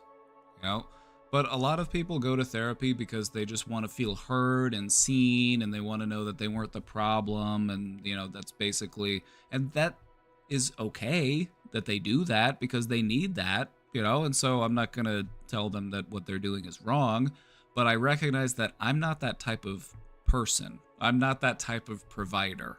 That's not my approach, and that's okay. Because there are different people, different preferences, different approaches. So there's no right or wrong way to do therapy. There's only the way that works for you. And that's what you're trying to find. What could work for me?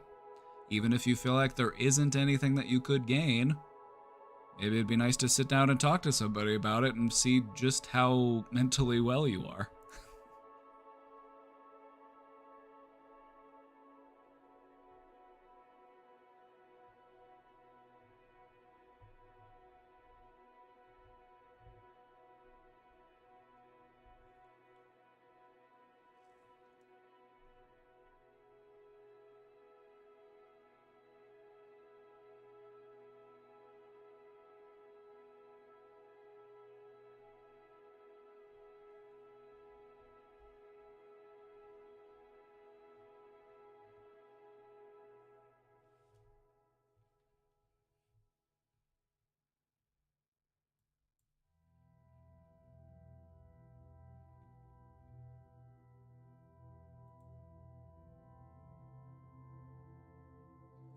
No, what he was talking about, I've heard other people here express similar frustrations. You know, they've worked with therapists. Maybe they've worked with therapists for a long time and they just feel like they weren't really getting anywhere.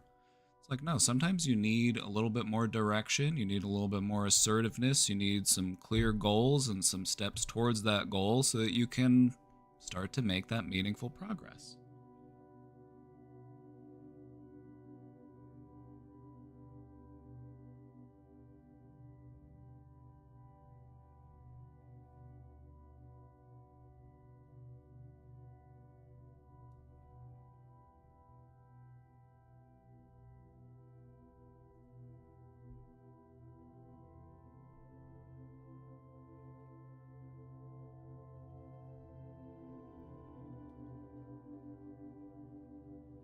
Legit didn't know that a lot of the childhood abuse I endured was similar to others with a narc parent until I started therapy and found this space. I thought I was all alone. For a lot of people, that's one of the biggest parts about starting that recovery or healing journey is recognizing, oh, I'm not the only one that's been through this. Because that's what pain and trauma does to us. It makes us feel like this is only yours. No one else has anything like this. No one else can understand what you've been through. And that's just simply not true. Don't underestimate the value of feeling heard, of feeling seen, of feeling validated. You know, and for people who have endured trauma, that's really important.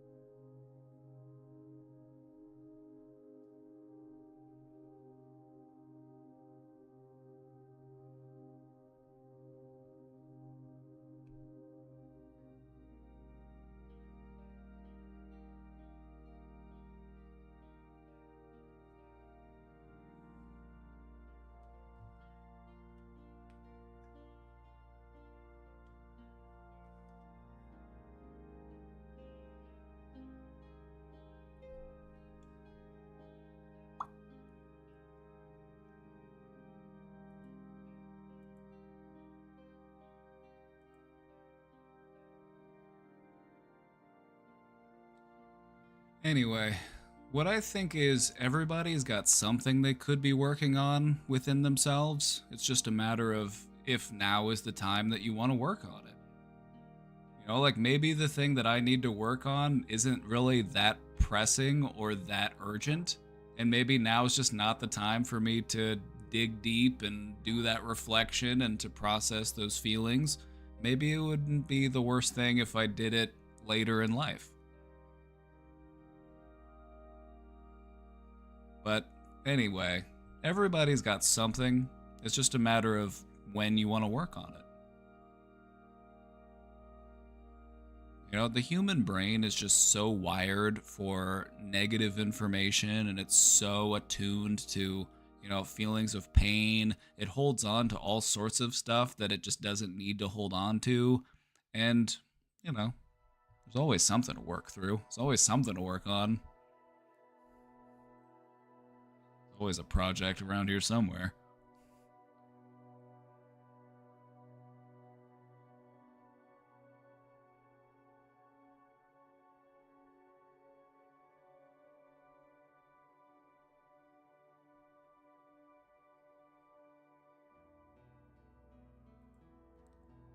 Actually, please don't read my one about impulsivity. Oh, oops.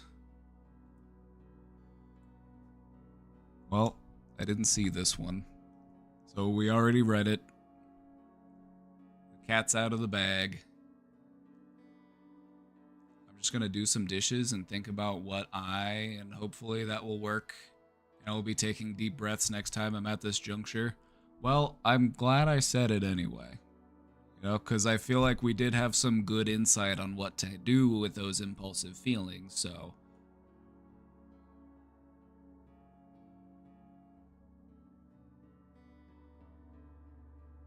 You know, sometimes I'll pre-read questions just to see what's coming up and just to make sure that it's not like spam or a goof or something, but I didn't pre-read questions that time.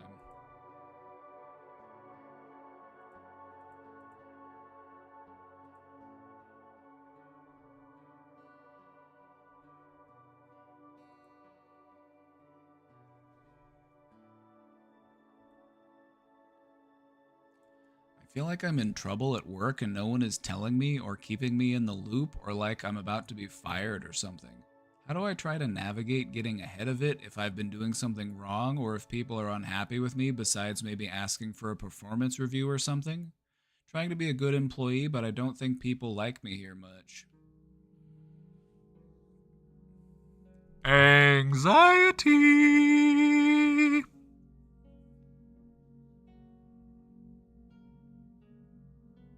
Could this be happening? Technically, yes. Could it be anxiety? Also, yes. Regardless of whether or not people are worried about your performance at work, anxiety is always going to make those feelings worse.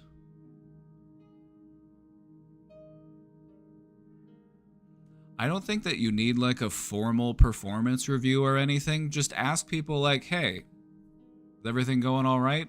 You know, I just like to check, you know, I like to make sure I'm doing everything okay. So if you ever have any feedback, you know, just let me know.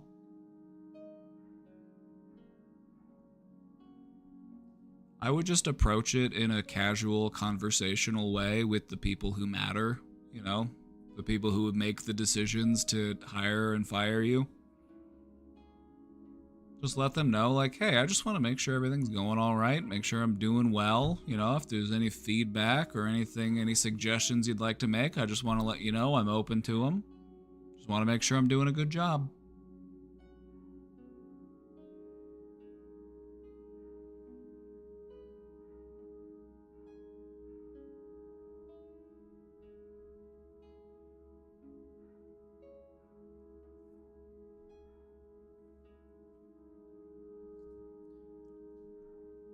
Either way, though, we want to try to get our anxiety in check.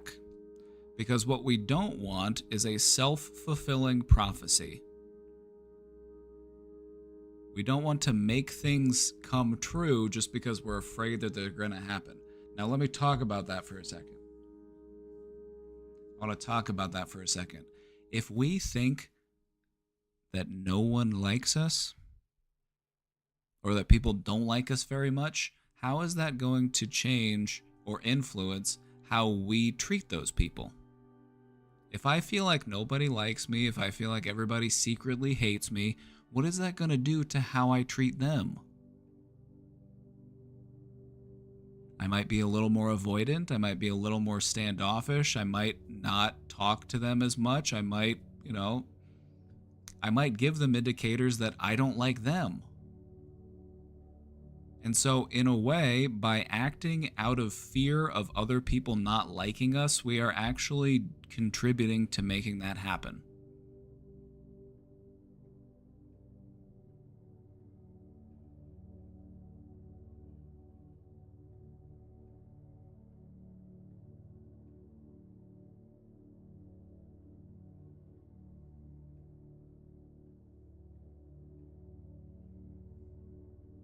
If you don't want people to dislike you, just give them nothing to dislike. Just be friendly.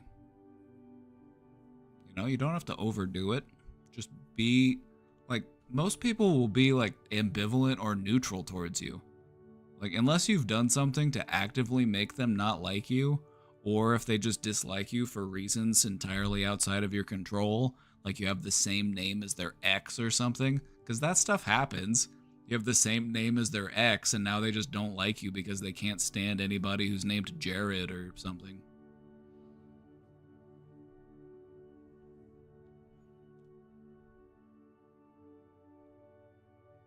Give people nothing to complain about. Just be friendly. If people say hi back, or be the one to say hi. Give them a smile and a wave. Be like, hey, good to see you. Hope you have a good day.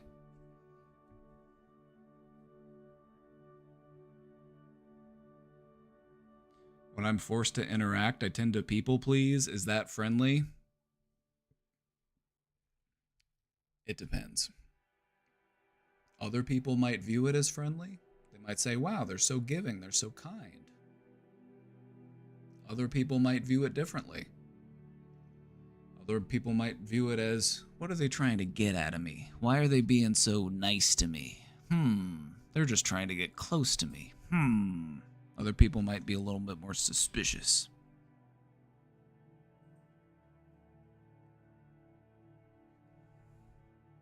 Be friendly in a way that works for you and them.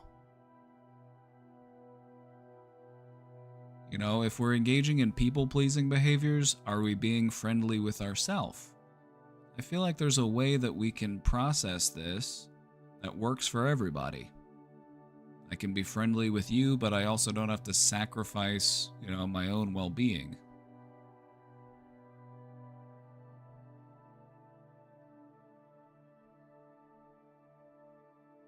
I just worry everyone can see through it and think I'm a fake, which I am.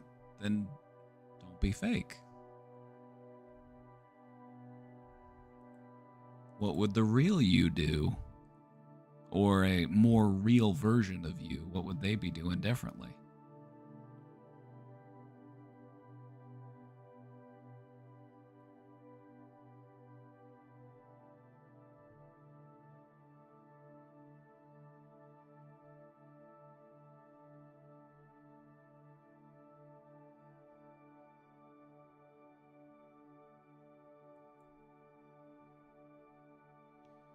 Don't have to set yourself on fire to keep everybody else warm.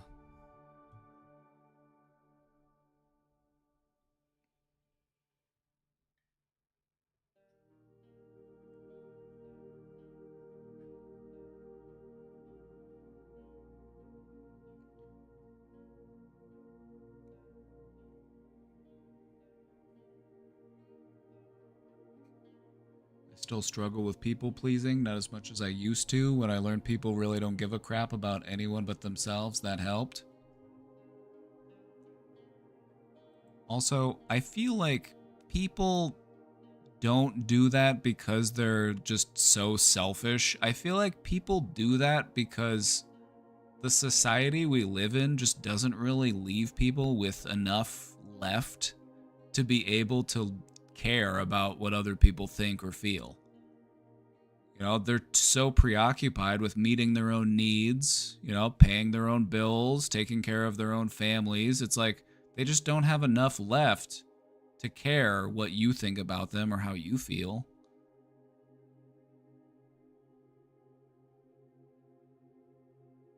I feel like when people have their needs met, they're able to be more empathetic.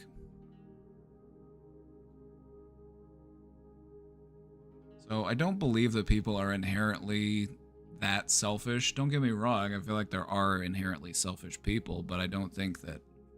I feel like people are more caring than we give them credit for.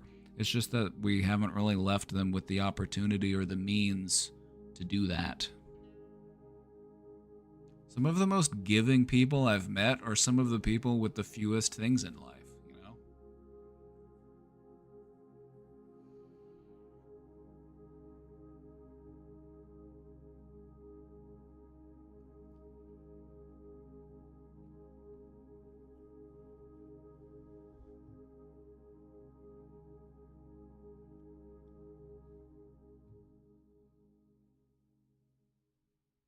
I care too much what people think about me, I fear.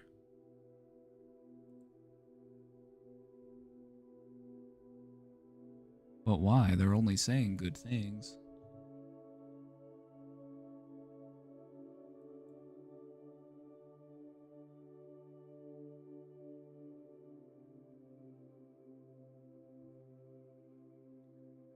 Speaking of, we had a presentation just the other day about people pleasing. So if you'd like a copy of this one, it's posted in the Discord. If you go to the Show Talk channel here in the Discord, it's just right here. Everything you need to know about people pleasing.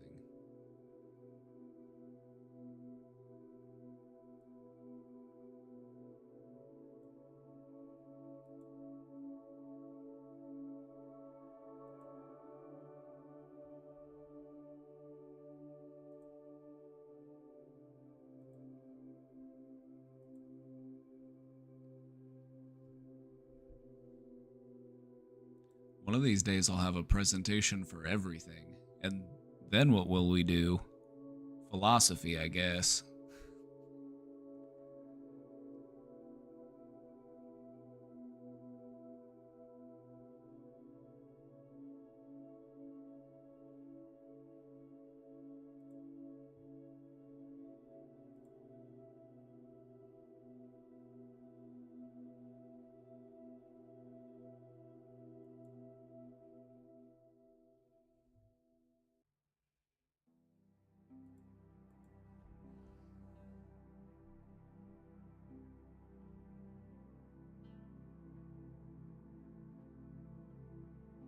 Yeah, the thing about people pleasing is that it's not the same as genuine kindness. People pleasing is a way to try to protect yourself.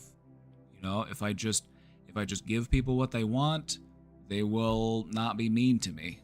You know, it's a way that we try to protect ourselves from harm.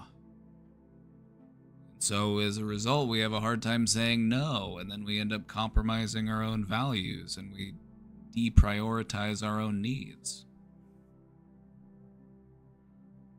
But either way, if you're a people pleaser, don't forget that you are also people, so don't forget to take your turn. You're people too, aren't you? Alright, we got a couple more questions in the box. Let's take a look. We're running late and I'm getting hungry. I've noticed in politics, a lot of the country plays on people's fear and rage baiting to get people to agree to certain ideologies. True. You see it all over the place. Just watch Fox News for 5 minutes. Is anger really the best way to motivate people? Yes.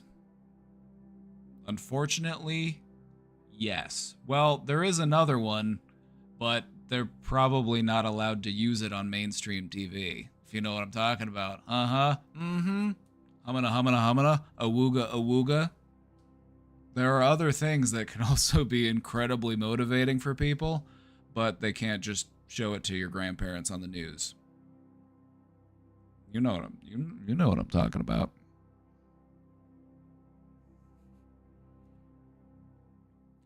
How come there isn't a wave of wholesome and empathetic content from psychologists to sway people in the other direction? Well, if people were well-adjusted and mentally well, we wouldn't really be able to exploit them now, would we? I'm thinking about manosphere content creators like Andrew Tate and the negative effect it has on men and youth. There's a lot that goes into this. Like, first off, negative news is more enticing, it's more engaging than positive news because our brains have a negativity bias. It's part of how our brains protect ourselves from harm. We are overly sensitive to negative information because we feel like, hey, if I have that information, I can protect myself and I can continue to survive. And so that's part of it. It generates more engagement, and so that's why they're incentivized to do it. It generates more profit. It also makes people more easily manipulated, and that's a part of it as well. Like, they want you to be afraid, they want you to be worried, because then they can control you. They can tell you, this is what you should be afraid of, and this is what we should do about it. And so you feel like, okay, well, if we want to be safe, we need to do what they're telling us to do.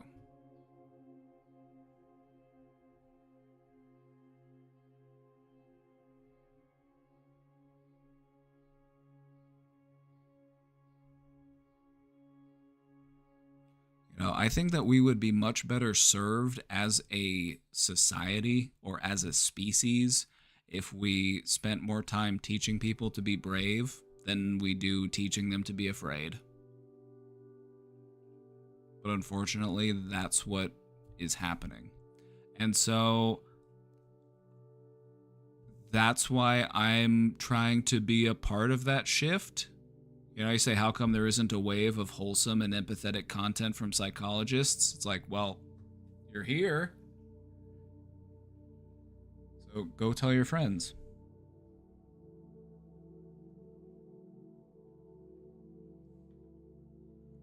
Also, society seems to be run by people who use their knowledge of human psychology against you. It's true, but thankfully they're not that good at it. They're okay at it, but they're not that good at it. They are pretty crafty, though. They are pretty crafty. The psychology of manipulation, we've been aware of how to do that for hundreds of years. You know, being able to manipulate people into doing what you want them to do, that's a method of control that has been used by the state for a very long time. You know, give people something to be afraid of and then offer them a solution to, you know, protect them from what they're afraid of. You know, play to those primal fears.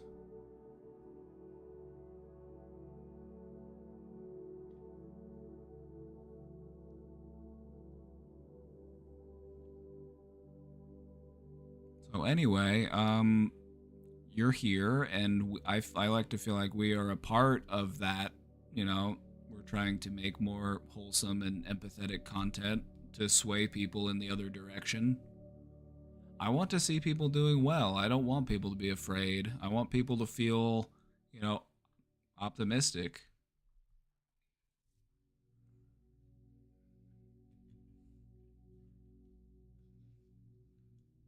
So, we're working on it.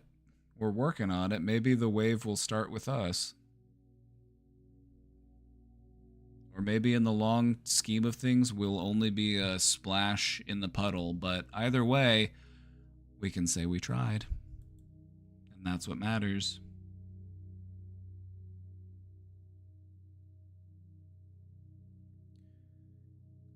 Chat, we've hit a milestone. This is also probably going to be our last question of today because it's getting late and I'm hungry.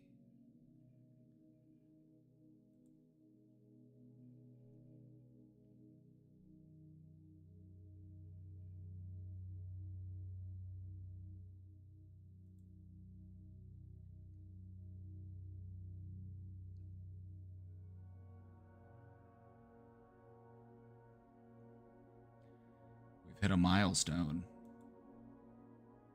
We have hit 5,800 questions.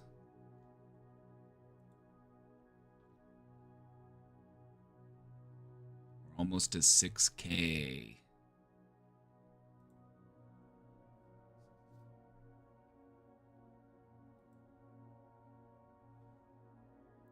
The question here is, how do you fully love yourself? You cannot stand yourself or the way you look. All right, let's talk about it. What we're doing here is we are trying to figure out the difference between loving myself and liking myself. Oftentimes we assume those to mean the same thing. As a part of loving myself, I like myself. I like who I am as a person. I like the way I look. I like where I'm at in my life. But it doesn't. Liking yourself has nothing to do with loving yourself. You may not like where you're at. You may not like where you look. You might not like where you... You might not like where you're at. You might not like how you look. There might be things about you that you're not so fond of. But you love yourself enough to do something about it.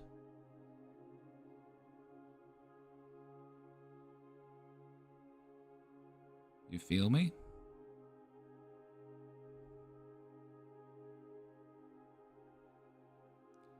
Love for yourself should be unconditional. I don't need to wait until I like myself in order to love myself. I love myself so that I can learn to like myself more. See, normally we think of it the opposite way. You start off by liking someone and then you end up loving them. But when it comes to ourselves, we do it the other way around. I love myself so that I can learn how to like myself more. There might not be things about me that I dislike. There might be things about me that I want to change. But I love myself enough to do that work and to make that change happen. So, how do you fully love yourself? By focusing on the love that you know and expanding it.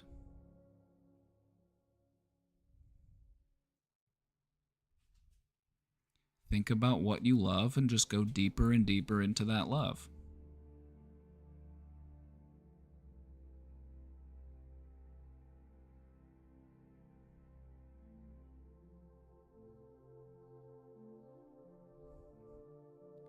I find it to be an interesting paradox, but one of the things about love is that the more of it that you give, the more of it that you feel. We oftentimes fall into this trap where we feel like I only have so much love to give, and I need to protect the love that I have because I could run out. But that's not true. Give your love away. And what you'll notice is that you will always have more to give. And that the more love that you give, the more you get.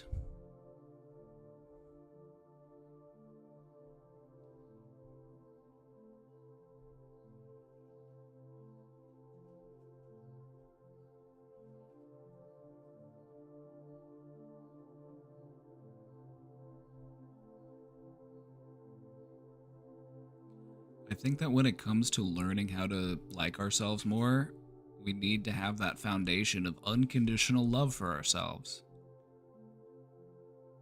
I might not be the biggest fan of me. I might think that I'm cringe or embarrassing, or there might be things I need to work on. You know, maybe I'm too quick to anger. Maybe I'm too anxious. Maybe I'm too avoidant. You don't have to like those things about you. But since you love yourself, you're willing to do what you need to change those things. See, now that to me is what love is all about. I'm not going to wait until I'm perfect in order to love myself. Because if that's the case, I'm going to be waiting forever.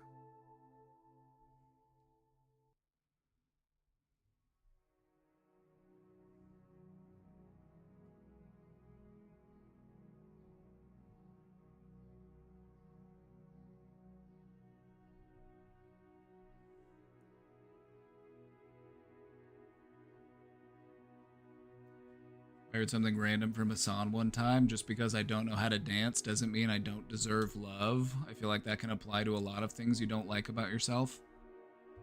Well said. I think that can apply to many things that we might not like about ourselves. Oftentimes when you want to make sure that love comes before like when it comes to yourself. Because if you're waiting until you like yourself completely before you allow yourself to love yourself, you're going to be waiting forever. You're giving too many terms and conditions to your love. Your love should be unconditional.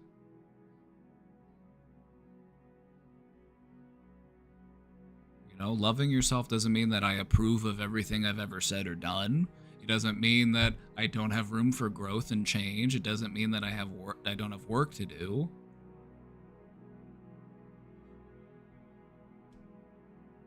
Loving yourself is all about wanting to see yourself do well, to see yourself grow and to heal.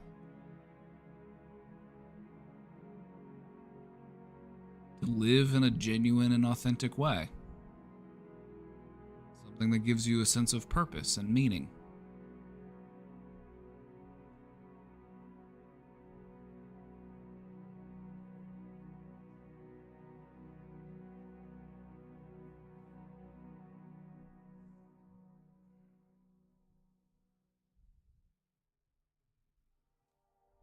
Also, to quote RuPaul, if you don't love yourself, how in the hell are you going to love anybody else? The love we have for ourselves sets the standard for the love that we show others. If we don't have much love for ourselves, we don't have much love to give to anybody else. At least not in a genuine way. It might feel like love, but it more than likely isn't. It more likely comes from a place of fear, of abandonment, or fear of,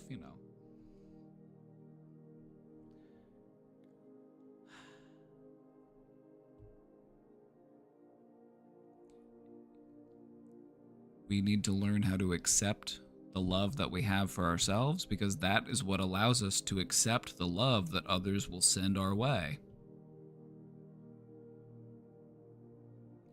Just think about that for a moment. Have there been times in your life where other people tried to communicate love to you, whether through words or actions or compliments or whatever, and you swatted it away? You said, that couldn't possibly be true. I don't deserve that type of stuff. Why would anybody think that about me?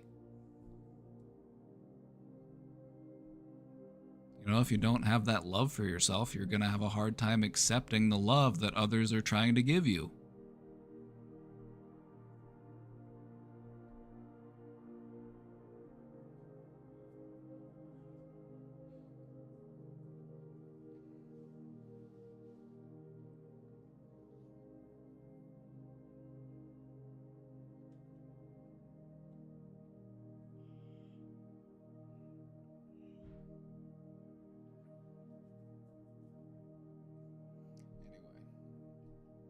Anyway, go find a mirror, go look yourself in the eye, and go tell that person in the mirror, I love you. No matter what.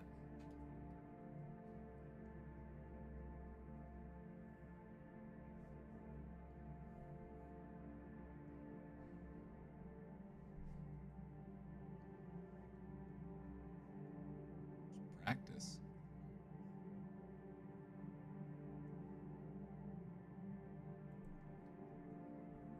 Practice, practice, practice.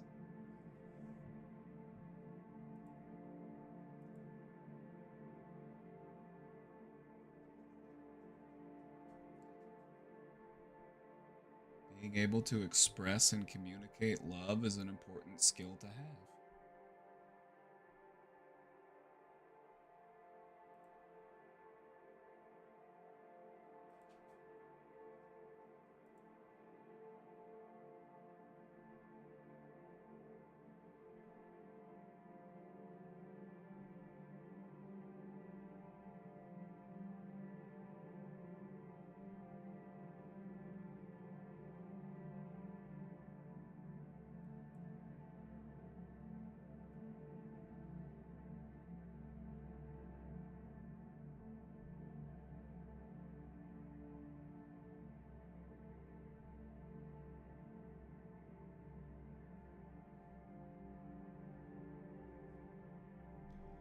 It's the psychology of asking for validation, even if you won't feel validated, getting the answers or approval you want.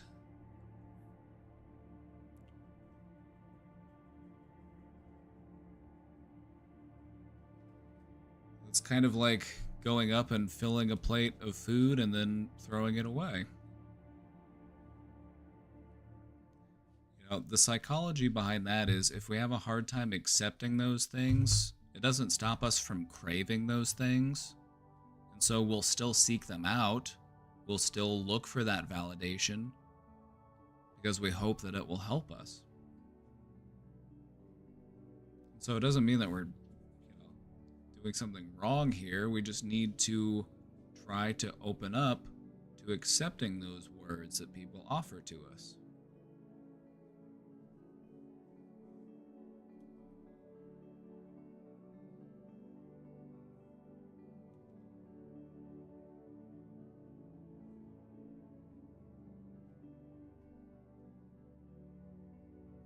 Whether it be challenging our own thoughts or allowing ourselves to be vulnerable so that we can take a look at how we really feel and what we really think.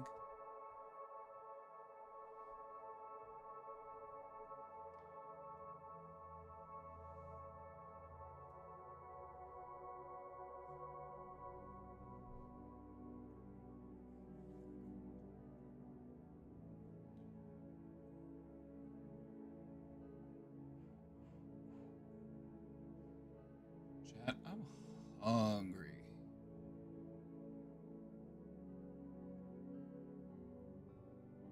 I'm hungry. I want to go find some food.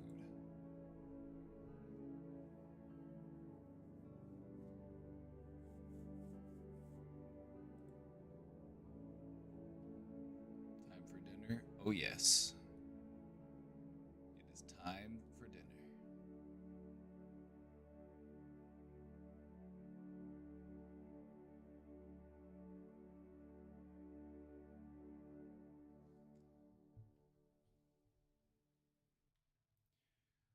Alrighty, everybody, that's gonna be it for today. We'll be back tomorrow with more. I hope you all have a great night. Thank you for being here. Thank you all for hanging out. We'll be back with more tomorrow. So we'll see you next time. Thank you all for hanging out. If you're not in the Discord already, get in here. It's the best.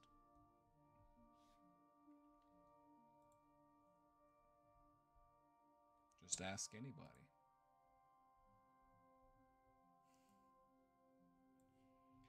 Alrighty, everybody. Have a great night. I hope you all have a great night. Try to have some fun. Do something nice for yourself. Stay safe out there. We'll see you all next time. Alright, everybody. Have a great night. Bye-bye. Bye-bye. Bye-bye.